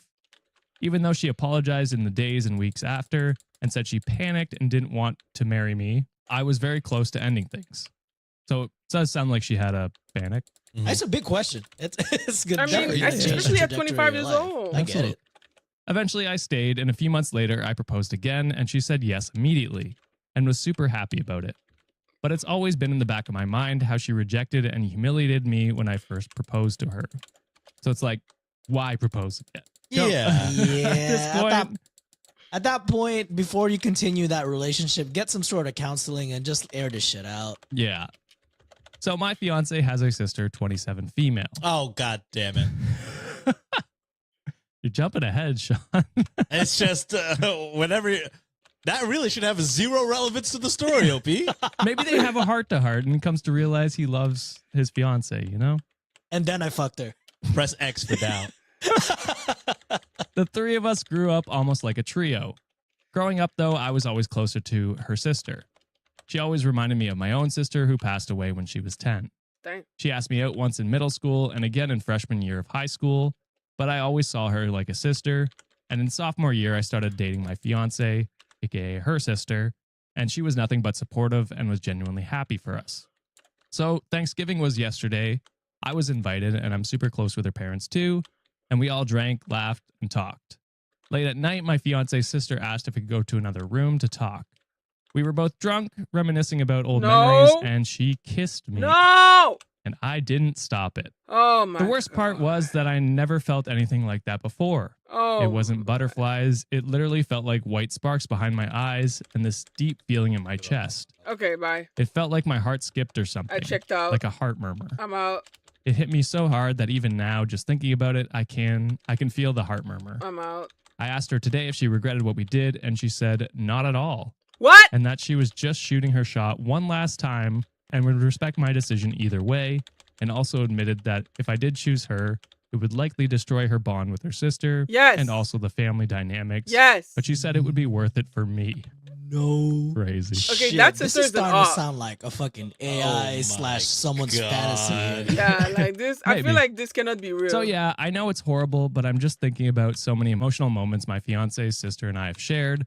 Like when she was there for me during my worst moments, including sleeping in a hospital chair for 3 days straight after I had a major accident. She asked me out back when I was overweight, shy, and had zero confidence. I only started dating my fiance after a huge weight loss transformation, which took almost a year, but her sister never cared about that physical stuff. She's always been super loyal, and that kiss, I can't lie, I've never felt like that in my life. So would I be wrong to end the Yes. engagement? I'm not delusional about the consequences. I feel sick and nauseous even thinking about the fallout and the ruined family dynamic. You know what? End the engagement. You were ready to check out of the relationship anyway, so just end it. End it. It's over already, so just end the engagement and get this over with because this you already cheated. Her sister is a nut. And I feel like with a sister like that, your relationship with your fiance is never going to be safe anyway. So just end it. Absolute fucking stupid bullshit. Spare her.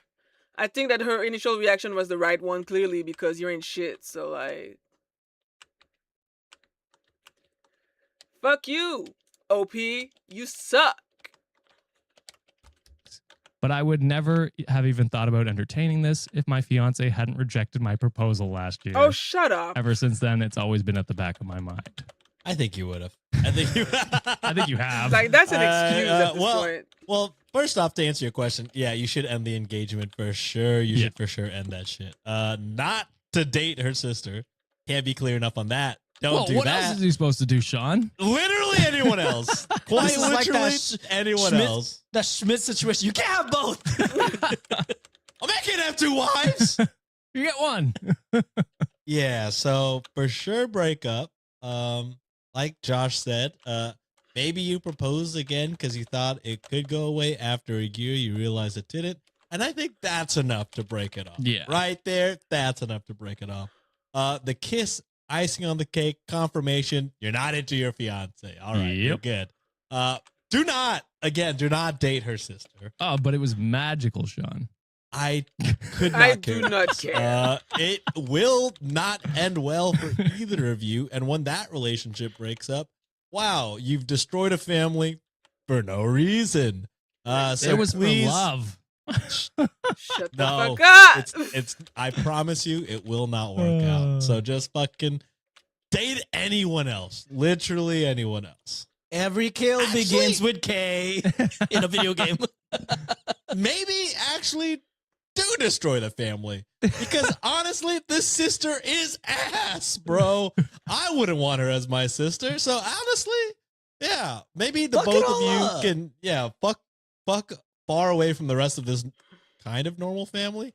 I don't know. We still kind of said she sucks a little bit. So I think she's absolved now. I think she's absolved fully now. Okay, absolved that's, now. He's to be full honest, blown yeah, I was asshole kind now. of on that whole side, kind of from the beginning. But just like, yeah, I don't know. This sister sucks. I kind of don't want her around her, OP's fiance, to be quite honest. Right. So maybe you do blow the whole fucking thing up because y'all sound like y'all deserve each other. That's funny because the commenter here said, you and her sister are horrible people. So in that way, Yeah. you're perfect for each other. Yeah, you Yeah. deserve each other. You're both trash. She ain't bringing nothing. One of the Redditor won't vote nothing. OP is the ass. He is an ass. OP is an ass. He's an The sister is trash and OP is trash. I'm sorry. I don't give a fuck. This is crazy. This is actually just stupid. Yeah. Like I hate this. Because I don't want happiness for either of you, to be quite honest. No. But They don't maybe deserve you're happiness. happy away from everybody else, and that is good enough. Yeah. You they continue deserve on. each other, you pieces of shit. Man, Wicked 2, I fucking hate. So I hate to say it. Bach also is shit. He's been shit the whole movie. But Nessa, when she got Greg Abbott, I said, "Oh Dude, shit, I was this is laughing crazy. so hard. That is wild. No munchkins can travel, you racist bastard. This is crazy." As soon as I saw that sign, I said, "Ooh, I can't wait for that house to land on her bitch ass. I know it's coming, and it's gonna be sweet." Yeah, when we watched the play on Broadway, when that shit fell on her, like the whole crowd was chanting, "Fuck yeah!" Dude, the fucking racism on the munchkins is crazy. Also, governor of Munchkinland and not a munchkin? Oh my god. This movie was too close to reality. Whenever all the animals were escaping under the bridge, Nancy said, "Is this play about us?" There is a second update, boys. What the fuck? It hasn't ended God. yet. This was like, there's no ending, so this was like a recent. This was fairly recent after the last one. Okay. And this update is coming this year. I forget exactly when. I want to say No early worries. December. Okay. So yeah, sadly, I don't have a great update. I broke up with my fiance yesterday, and Okay. yeah, she was expectedly shocked and sort of panicking, etc. I felt horrible seeing her cry like that and seeing that reaction, and she kept asking why, and I told her that I just don't think we're meant to be together and that she deserves someone far better than me. She was kind of wailing and God. stuff, and it broke my It's heart. not you. It's me. So obviously both of our families are shocked, especially since we just had Thanksgiving and they asked a lot of questions about the wedding and our future plans and even baby names, etc. So yeah, everyone is pretty shocked. I don't really want it to become this big drama, but sadly it has become a huge drama and everyone is speculating what happened. They'll never Who could have guess what seen this happened. coming? I met my fiance's sister last night for dinner, and we both realized the gravity of the situation. We spoke at length, and I told her we should probably take some space and maybe take it slow and wait a few months. She said she was willing to wait for however long. She recommended that we move to a different state. We both work remote, so it works in our favor. And Whatever. we can choose any state we like.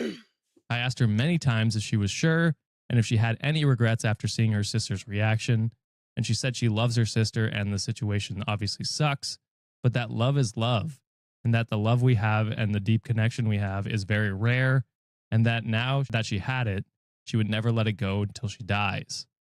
I got those heart flutter feelings This again. has to be rage bait. And this time I was sober and we didn't even kiss. It was just her words. This has to be rage So that's bait. probably my final update. Thank you all for your advice.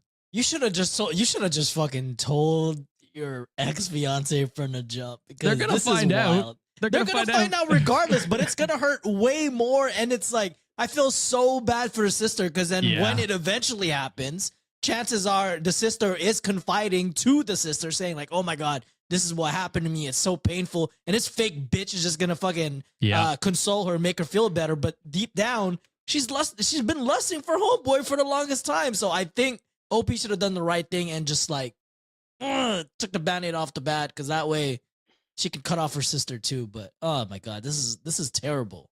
Tree T, the meme king, said, "Last Christmas I gave you my heart, but the very next day you said you need space. This year, to save me from tears, I'll check out and fuck your sister." Nice. Nice. Wow. I like that you saying it. Thank you for that. I mean, not Yeah, the no situation is nice, but the rendition is very nice. Yeah. Yeah, I put a lot of emotion into that. I personally believe that it's rage bait. I don't know. I feel like it's too. Sometimes the way stories are written, you feel like it was written to get a rise out of people. You know what I mean? Like, you don't feel like it was written because it's real. You feel like whoever wrote the story wanted a reaction. So let's see. This year to save me from tears, I give it to someone special. Last Christmas, I gave you my heart, but the very next day, you gave it away. This year, to save me from tears, I give it to someone special. Oh, them motherfuckers suck.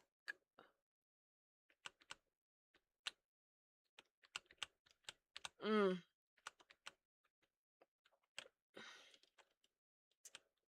Wait, I cannot read right now. Give me a sec. I gotta finish this race.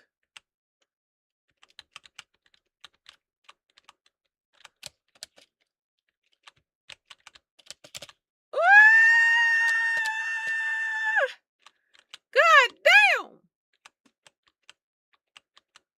damn! Lap 1. How many lap do I gotta do? What the fuck? Like, damn.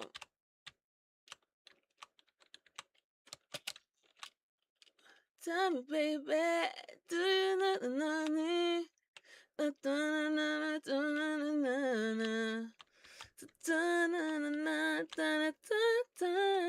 I have the Glee version in my head, like, oh my god.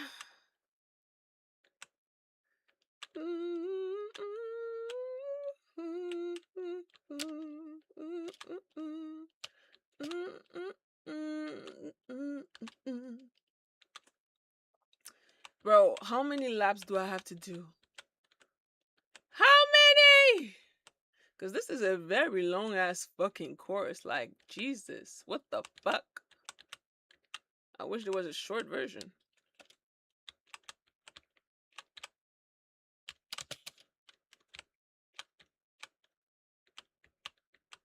Oh, I'm done. There you go.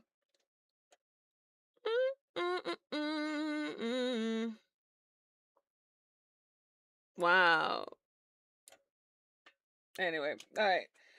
It just ended with the initial post. That would have been enough, but adding to it feels fake. Like, the last portion made it feel like it was just... It didn't... I don't know.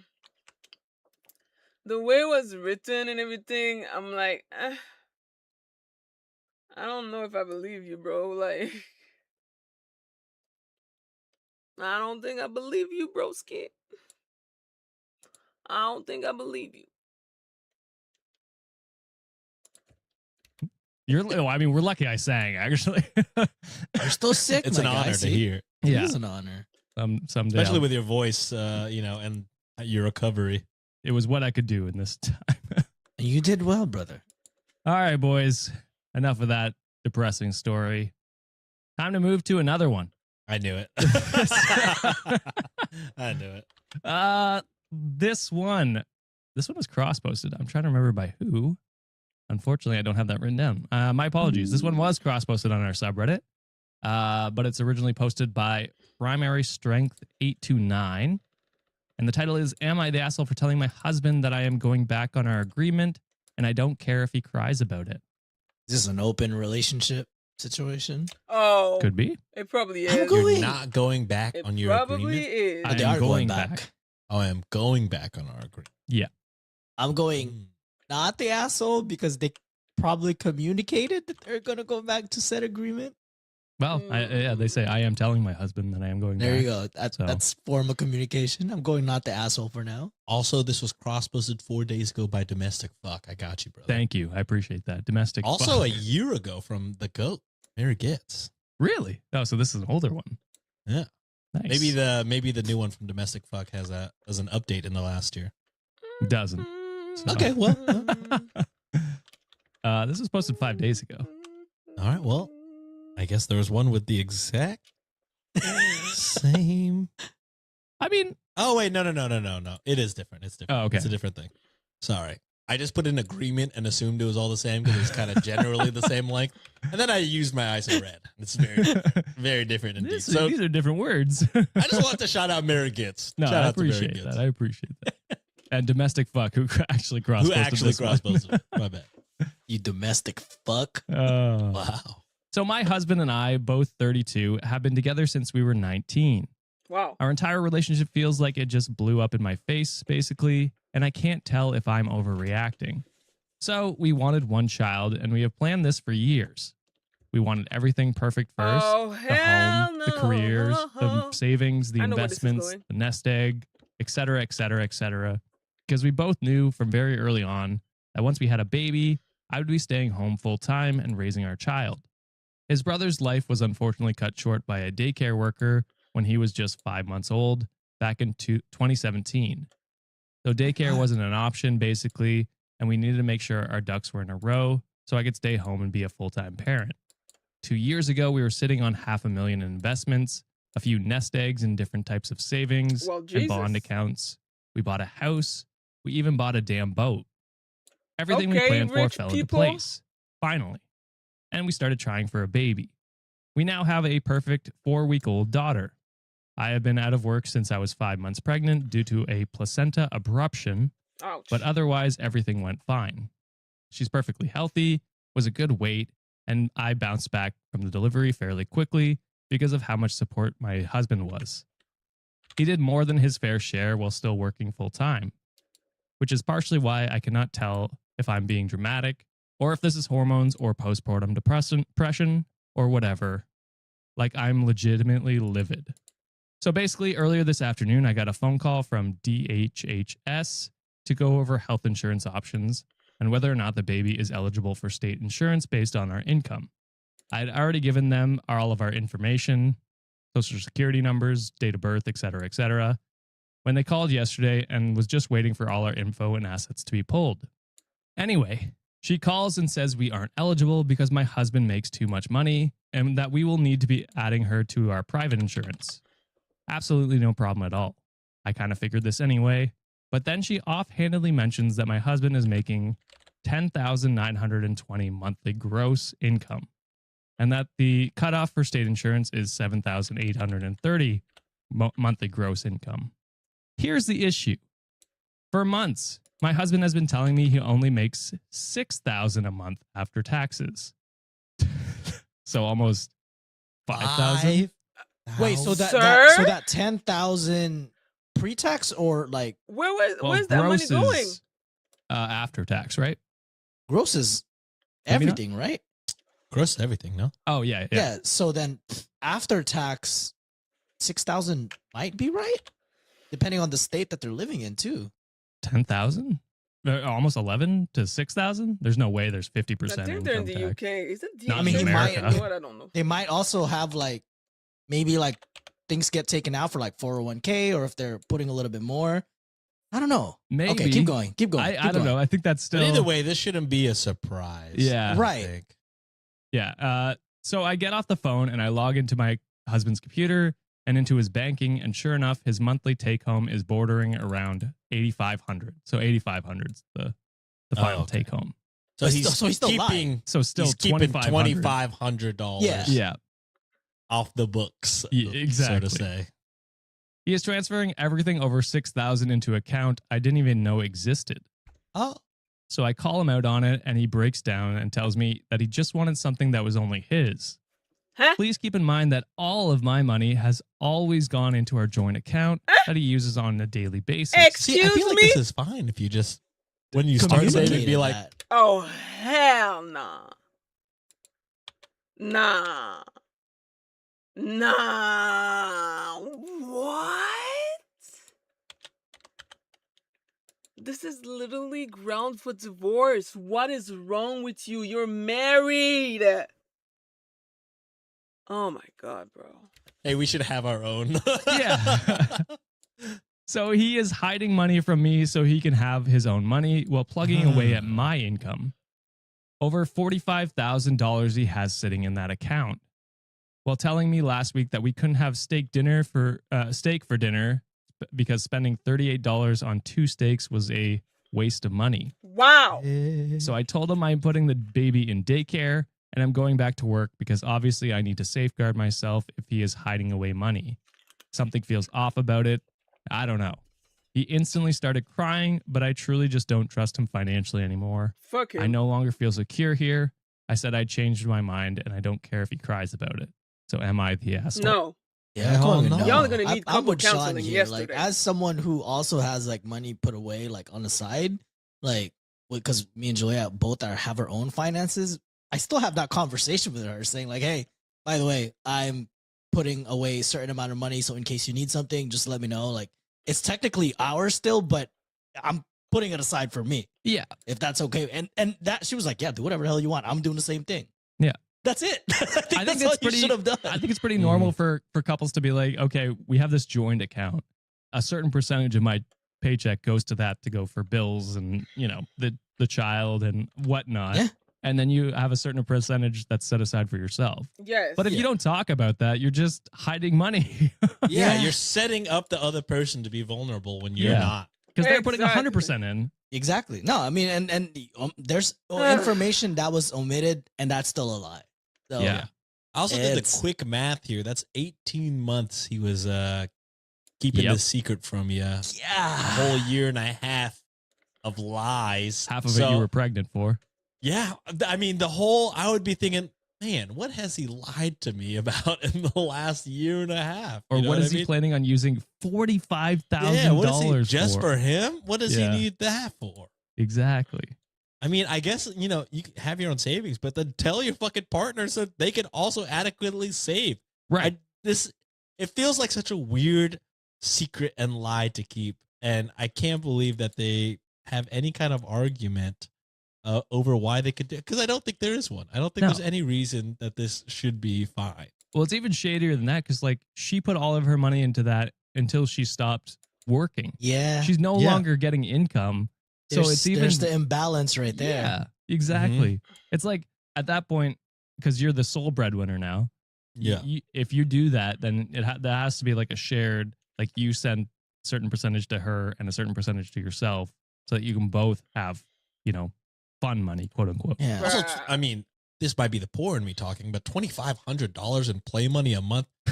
I mean, and that's, you know, A That's PlayStation true. only costs what? it could be $700. it could be even longer than 18 months because if he is presumably using this as play money, you know, he's taking Yeah. some out of that account. So, He's not even playing with it.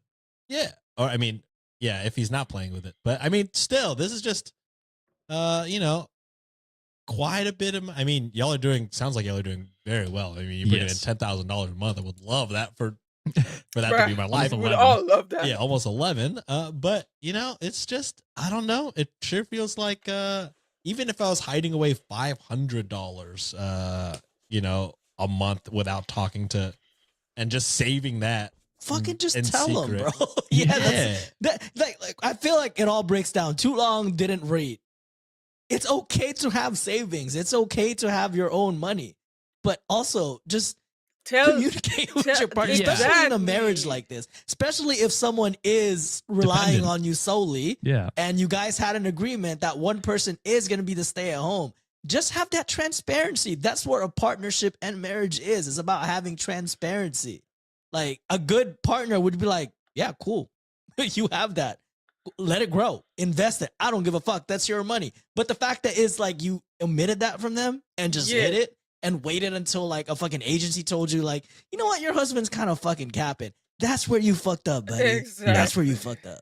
Exactly. Reddit agreed and said, not the asshole. And a commenter said, why did he say that he did this?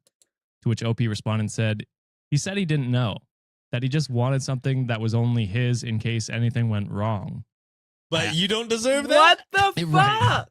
I asked him if he was willing to put it into our joint account so we could make it a fairly distributed between us so that I have my own as well as him having his own. And he said he didn't think he was comfortable with that. So who knows? No money has been taken out of the account. He is just stashing a bunch of money away and still using our joint account, which has all my money in it. That's Yeah. disgusting. To I'm be sorry. like, That's no, financial man. abuse. Like, I'm sorry. That's financial abuse to me because, like, your entire income is going in a joint fucking bank account. This motherfucker lied. I don't even know if couple counseling can fix this. The fact that he doesn't even want to share the money No, bitch. You don't want to share the money. I don't want nothing to do with you anymore. Because what is wrong with you? What were you thinking? Because there's no logical reason for you to be acting this way unless you plan on leaving me to dry. Comfortable with that. Feels fishy. Yeah. I mean, the whole thing is fishy. But to afterwards to be told like, yeah, this is fucked up, and to agree that it's fucked up, and then to be like, all right, well, let's split it, right? And then to be like, well, no. Yeah. Then it's just like, Because that could be the way you've where ruined any redemption or trust Yeah. that you could have earned back. Gone forever, I think. Exactly. Will this be considered like an escape plan money that he's doing just in Kinda. case? Probably. It could be. It feels like it. I mean, but it could be for literally anything, and it's not okay. Right. But it's, I don't know. I just, I don't understand it. It's like you have this conversation with your partner, unless you're worried about a domestic incident. And then it's like, yeah, saving money secretly makes sense at that point. But, But this is not the case. it This doesn't is feel- you doesn't guys feel like had the case. you had an agreement with both you and your partner had an agreement like, hey, we're gonna fucking prepare for this child to be on this planet, and we're gonna make sure that we're all like all our ducks in a row. You did have all your ducks in a row, Yep. and you still hid shit from your partner. You done fucked up, buddy, like big time. You, Oh, yeah. You. And then Floral Stamp says he could trick a young and naive enough lady into a whole secret life with him on just like $1,000 a month.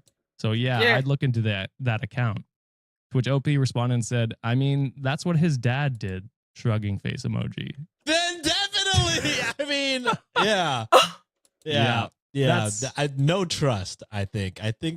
I mean, for me personally, lying for a year and a half, yeah. even without the money, I feel like lying for a No, year and a half anything. is no good. Yeah. Anything. So, add in the fact that, you're kind of making a secret account and throwing a decent amount of money in there, in my opinion, in there without telling me, I think it's divorceable. Yeah. It is. Especially because you're like, we've planned for 10 years for you to not work. And You we're still saving hide all our shit. money to do all this, and I'm not doing my part. Yeah. Fuck all that. Also, your wife just gave birth. If she's craving steak, bitch, you better buy some steak. 100%. motherfucker. Yeah. What are we doing here? Drop of the hat. Even if you don't want one, just get one. And then you can The get something else. fuck? If you want to save money, quote unquote, even though you have $45,000 stashed away. Mm-hmm. Man. It's fucking crazy. All right, boys, let's hop into Brother, wait. I want to see more. Like, I'll need to see. I want to see. Let's see.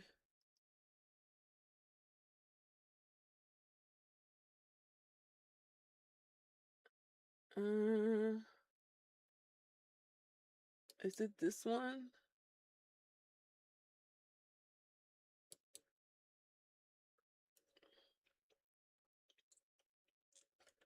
When was this posted? 4 months ago?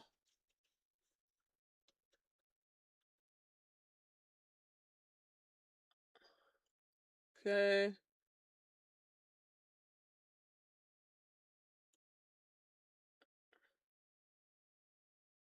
I just.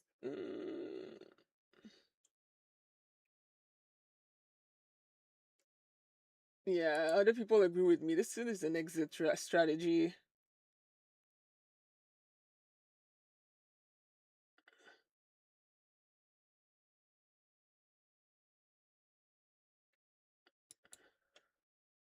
Wait, somebody said, I don't know that he's working on an exit strategy. He is spending the money on something. 45K and 2.5K per month is only 18 months.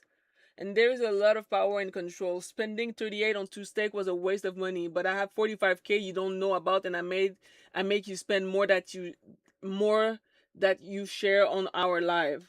And then there is, but I truly just don't trust him financially anymore.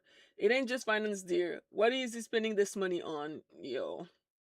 He could be spending this money on anything. And yes, he could be spending that on a whole other fucking life.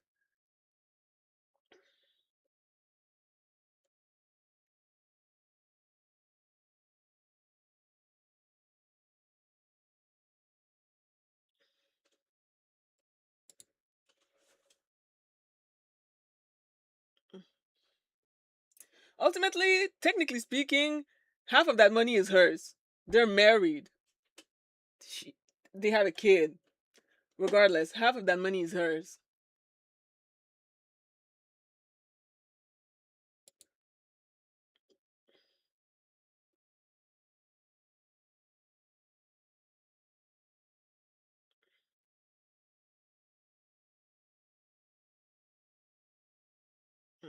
That he has really gone back on your agreement by deceiving you about his finances. If you wanted something that was his, you could have agreed to a separate personal account as well as joint account that fund your regular expenses. Why didn't it occur to him that you might want something that was just yours? I wouldn't trust him either. With that kind of money, if he doesn't want your child in daycare, perhaps he should pay out of his fucking funds that he has been hiding whatever the extra would be for a nanny. Added, in view of the nanny problem that people discuss, he can spring for nanny cam while he's at it. Bruh.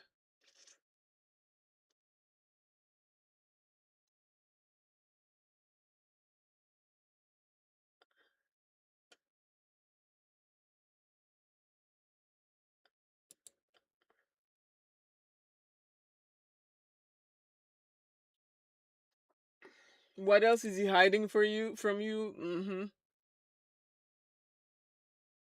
Yeah, no, that's wild. The last one here, unless you're a Patreon member, patreon.com/cultivate podcast network, get 15% off this month or first year for the rest of December. Sign up today. This one is posted by Jiffy Lower Score Biscuits. And the title is, Am I the asshole for deleting my girlfriend's Sims save files? We've heard a lot of deleting game stuff, so I'll say they probably cheated. So fuck their Sims account, Bro. Okay, let's go better with Sean have a with good this. reason. You go 'cause with if Sean? but you there is don't, you're a good chance fucking that piece this of is just shit. another douchebag man. I don't know. It's like, I had am both. jealous of a 'Cause that's video crazy. game. All they've been doing is playing Sims. They look happy and I'm miserable and I want to fucking delete that her shit. husband on Sims is not me. It's over. He's so much hotter. He's way hotter than me, and I'm mad about it. Yeah. I saw my wife woo woo with another guy. I hate it. I've never played Sims. It's woo like The sex. Ooh, is flirting. when they fucking. Yeah. oh, that's sex. Yeah. Saba Saba. Hell yeah. Saba. Saba Saba. Whenever they do that movie, are they just gonna talk in that language and have subtitles? I hope so. I That hope it's would like, be I hope it's like insane. Shogun, but But with the Sims language, that would be actually awesome. That's fucking funny. I've never played Sims in my life, but I would fucking die. Great game. Great game. Motherload. All right. So let's just start by saying that I, 24 male, love my girlfriend, Aaliyah, 20 female, very much.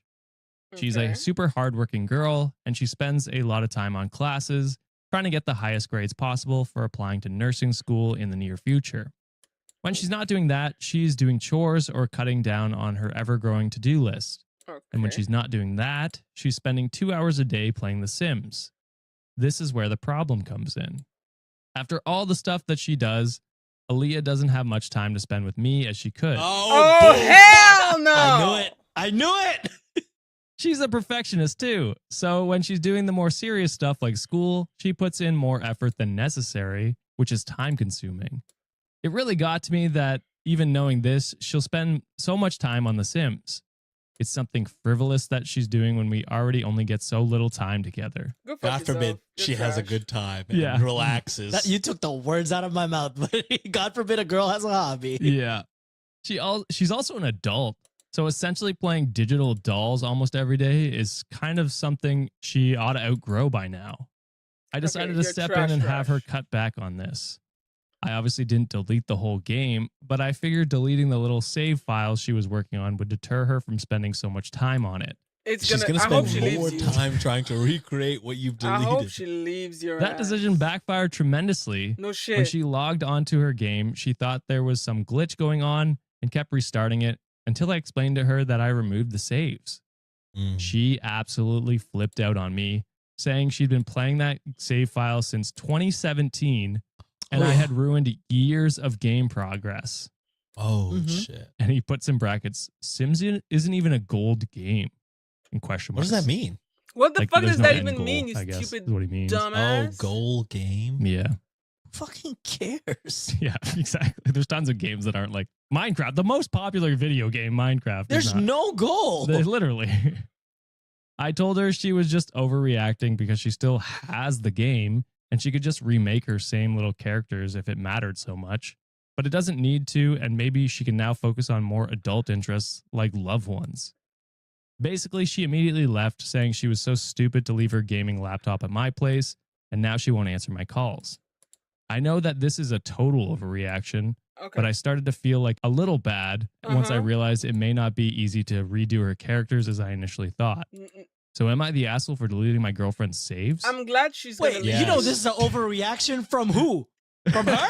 From her is what She's he's saying. overreacting? Yeah. You dumbass bitch. If there was a fucking pool, my guy, and if I had some godlike powers, you know what I would do? I would make sure that pool is overfilled. And I would make sure the ladder won't fucking exist so your ass can fucking drown. As a matter of fact, I might build a little Joe Goldberg situation down in the basement. I might put a little cage in there. And you know what? I might visit. Maybe not. Maybe I won't give you food. Maybe I'll let you starve to death in a video game. You fucking suck, my guy. I hate you. Yeah. What do you say? Pretty much. You know, when am I gonna learn to just go to the default men suck?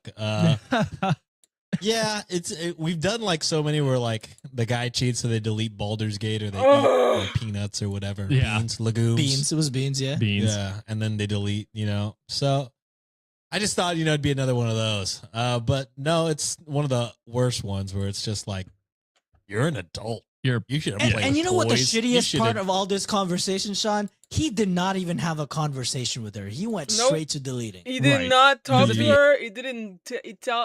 He didn't like talk about his grievances. He didn't like try to communicate with her about how he felt about this whole thing. Nothing. He went straight for deleting. Years of work. Years. The next update that we see is better be about how she left his ass. It better be, well, I'm single. You goddamn right you're single, you fucking piece of shit. As you should. Like, communication exists in a relationship for this reason. And you couldn't do that. You are garbage. I wish a nigga would.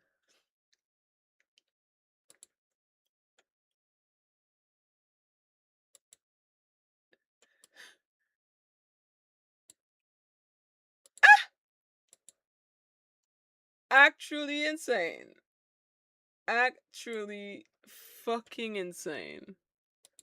I wish a nigga would. Yeah. If he had an issue with Fucking bitch. how little time they had together, he could have just been That's a talked to her. conversation. Yeah. You know, like an adult thing to do.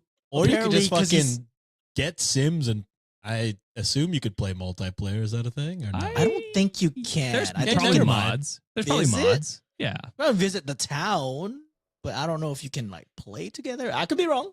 I Could don't be know. wrong. I think I don't know. I've never played Civs. Yeah, I don't know. I would imagine there's Or, mods you know, or if that's the something. thing, maybe you could be like, all right, well, she really loves gaming. Maybe you could find a cooperative game to play together. Yeah. Do something besides the worst fucking thing, which is what you did. Deleting the shit. Not good. I hate when fucking people touch things that aren't theirs. Exactly. Also, he's like, she's an adult. She's 20, dude. Like, you know what I mean? I forgot the ages. Barely an adult. Like, come on. I don't know how many video games I used to play in college, and like, you know what I mean. That's like a pretty cheap thing to de-stress and decompress when you're doing a bunch of like schoolwork. Yeah. Throw on your favorite comforting game and just relax a bit. Sometimes people just need to do things. Also, you know, yes, this does, you know, if you really feel lonely, have the conversation.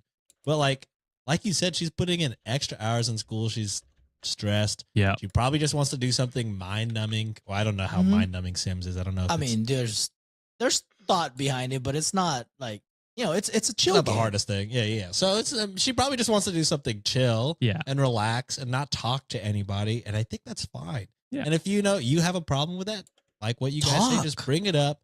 Be like, hey, you know, I get it. You need alone time. I also feel like I'm getting neglected though. So, you know, how do you feel? Let's talk about that. And then break up if she's like, honestly. Nah, I don't have time for your ass. Yeah. Then you Yeah, got the your answer honor- that you needed. Yeah. Then break up. don't ruin somebody's shit. I hate when people touch people's stuff. Mhm. I know. Well, especially like she's put in 8 years into that game. Like, Yeah. dude, fuck. What? I would be pissed. If someone deleted my Ghost of Tsushima, I mean, you're not that far, brother. Yeah, I'm taking I another know, 2 but I spent the hours. years in there. How dare you? If someone fucking delete my Skyrim files or my Witcher 3 files, I think I would go feral on that person. I would Right, literally just fucking bite their ankles and everything. Like I will beat the shit out of them. Even I might lose, but I'll get my shots in. I'll try. Yeah. Yeah, so Reddit deemed asshole. Botron 2000 said, not only are you the asshole, but that's some seriously controlling red flag behavior and unacceptable. What does it matter if she plays a game for a couple hours a day? People aren't allowed leisurely time. Who are you to control what they choose for their recreation time? If you want to spend more time with her, be an adult and tell her. Thank you. And then there is another comment here from the girlfriend, Aaliyah. Ooh. So, did you really think I wouldn't find this post? Did you really think I wouldn't see how you've been talking about me? I shudder to think what you said in what you've deleted. Which, yeah, he deleted like the post and a lot of comments and stuff. This boy's Aaliyah. Why don't you tell them the real story about how you not only deleted the save files, but also hammered the backup thumb drive so hard there's a dent on your countertop now while I cried for you to stop? Why don't you tell them about how you tag along to my SI group after Bio because you don't want me to be out of your sight?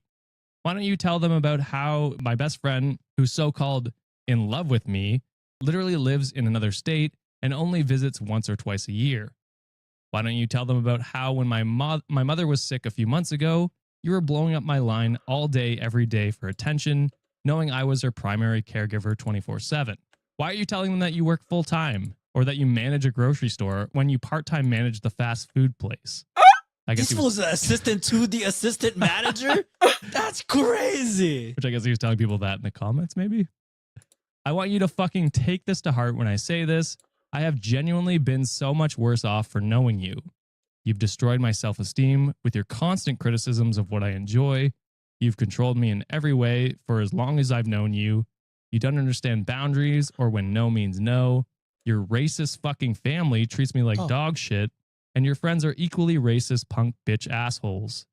You ruined something I've spent years of my life growing up with, and I could never bring myself to forgive and forget that, no matter how much love I poured into you.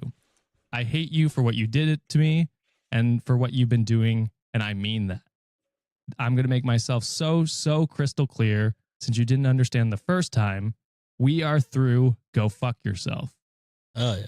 That was the And that's on period. most Yeah. passionate response I've ever seen.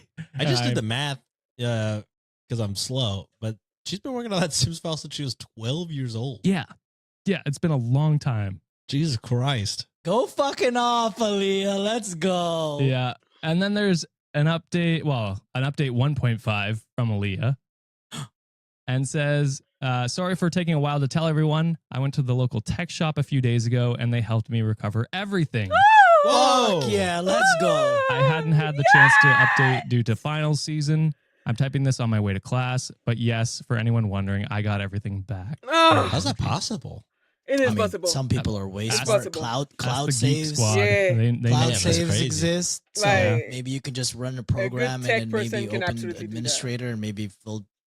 I've done it a few times, I think, at some point. Man. But anyways, Aaliyah, you know what would be therapeutic, my friend? Is just create a burn his character. house down.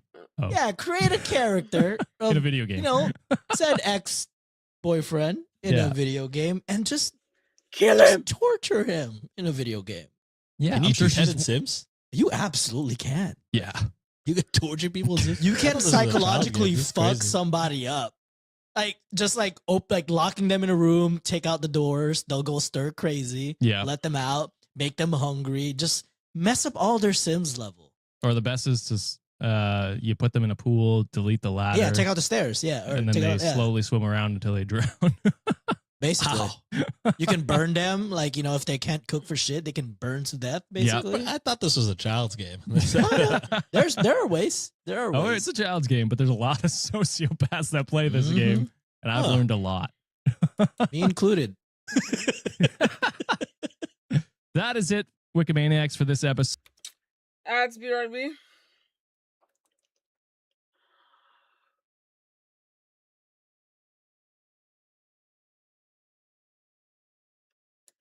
Is the ad gone?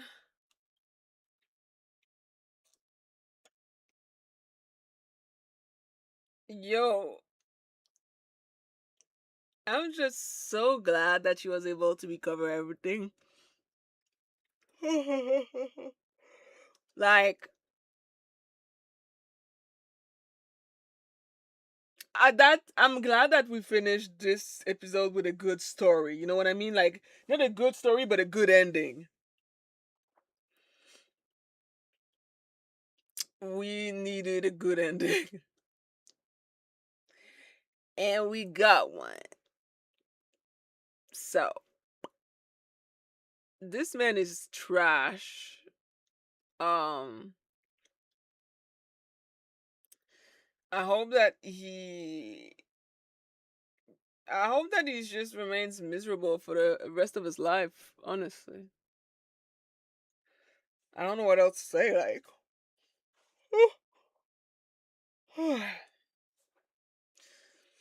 I yeah, he's trash. Wait, for which am I doing? This is for okay, yeah, it's for Nessa. Oh my god. I I love to see women win, especially against people like this man. I like to see women win.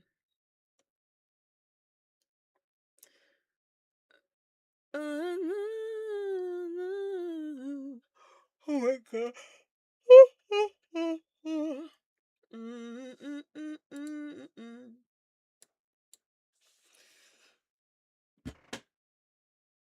Fuck this man.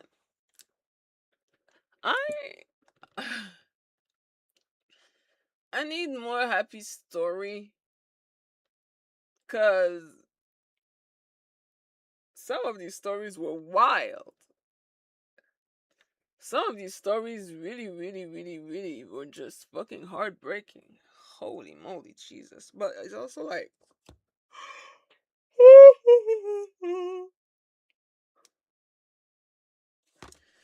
It's also low key getting late, but yeah. I could tell you some happy stories. Yeah, but I also feel like I'm actually so fucking tired. And it's not helping. Obviously, I'm just basically right now. I'm just working on finishing my weapons. I'm not even doing anything. I can barely focus. So I'm just like,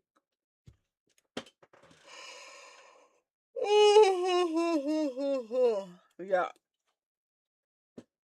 get some rest. Yeah, I think I'm just gonna finish this off stream. I'm definitely gonna end my stream here. I've been streaming for a minute. I haven't done a night stream for like it's been so long since I did an all nighter. It was cool. I still had a good time regardless of like how some stories made me feel. Overall, it was still a good time. And yeah. I as usual, it's always a pleasure to talk with you, Amanda Penda. I am always happy to see you in my chat. I hope that you take care of yourself. I hope to see you again on the next stream in a future stream. And that's pretty much that. Mwah. Peace.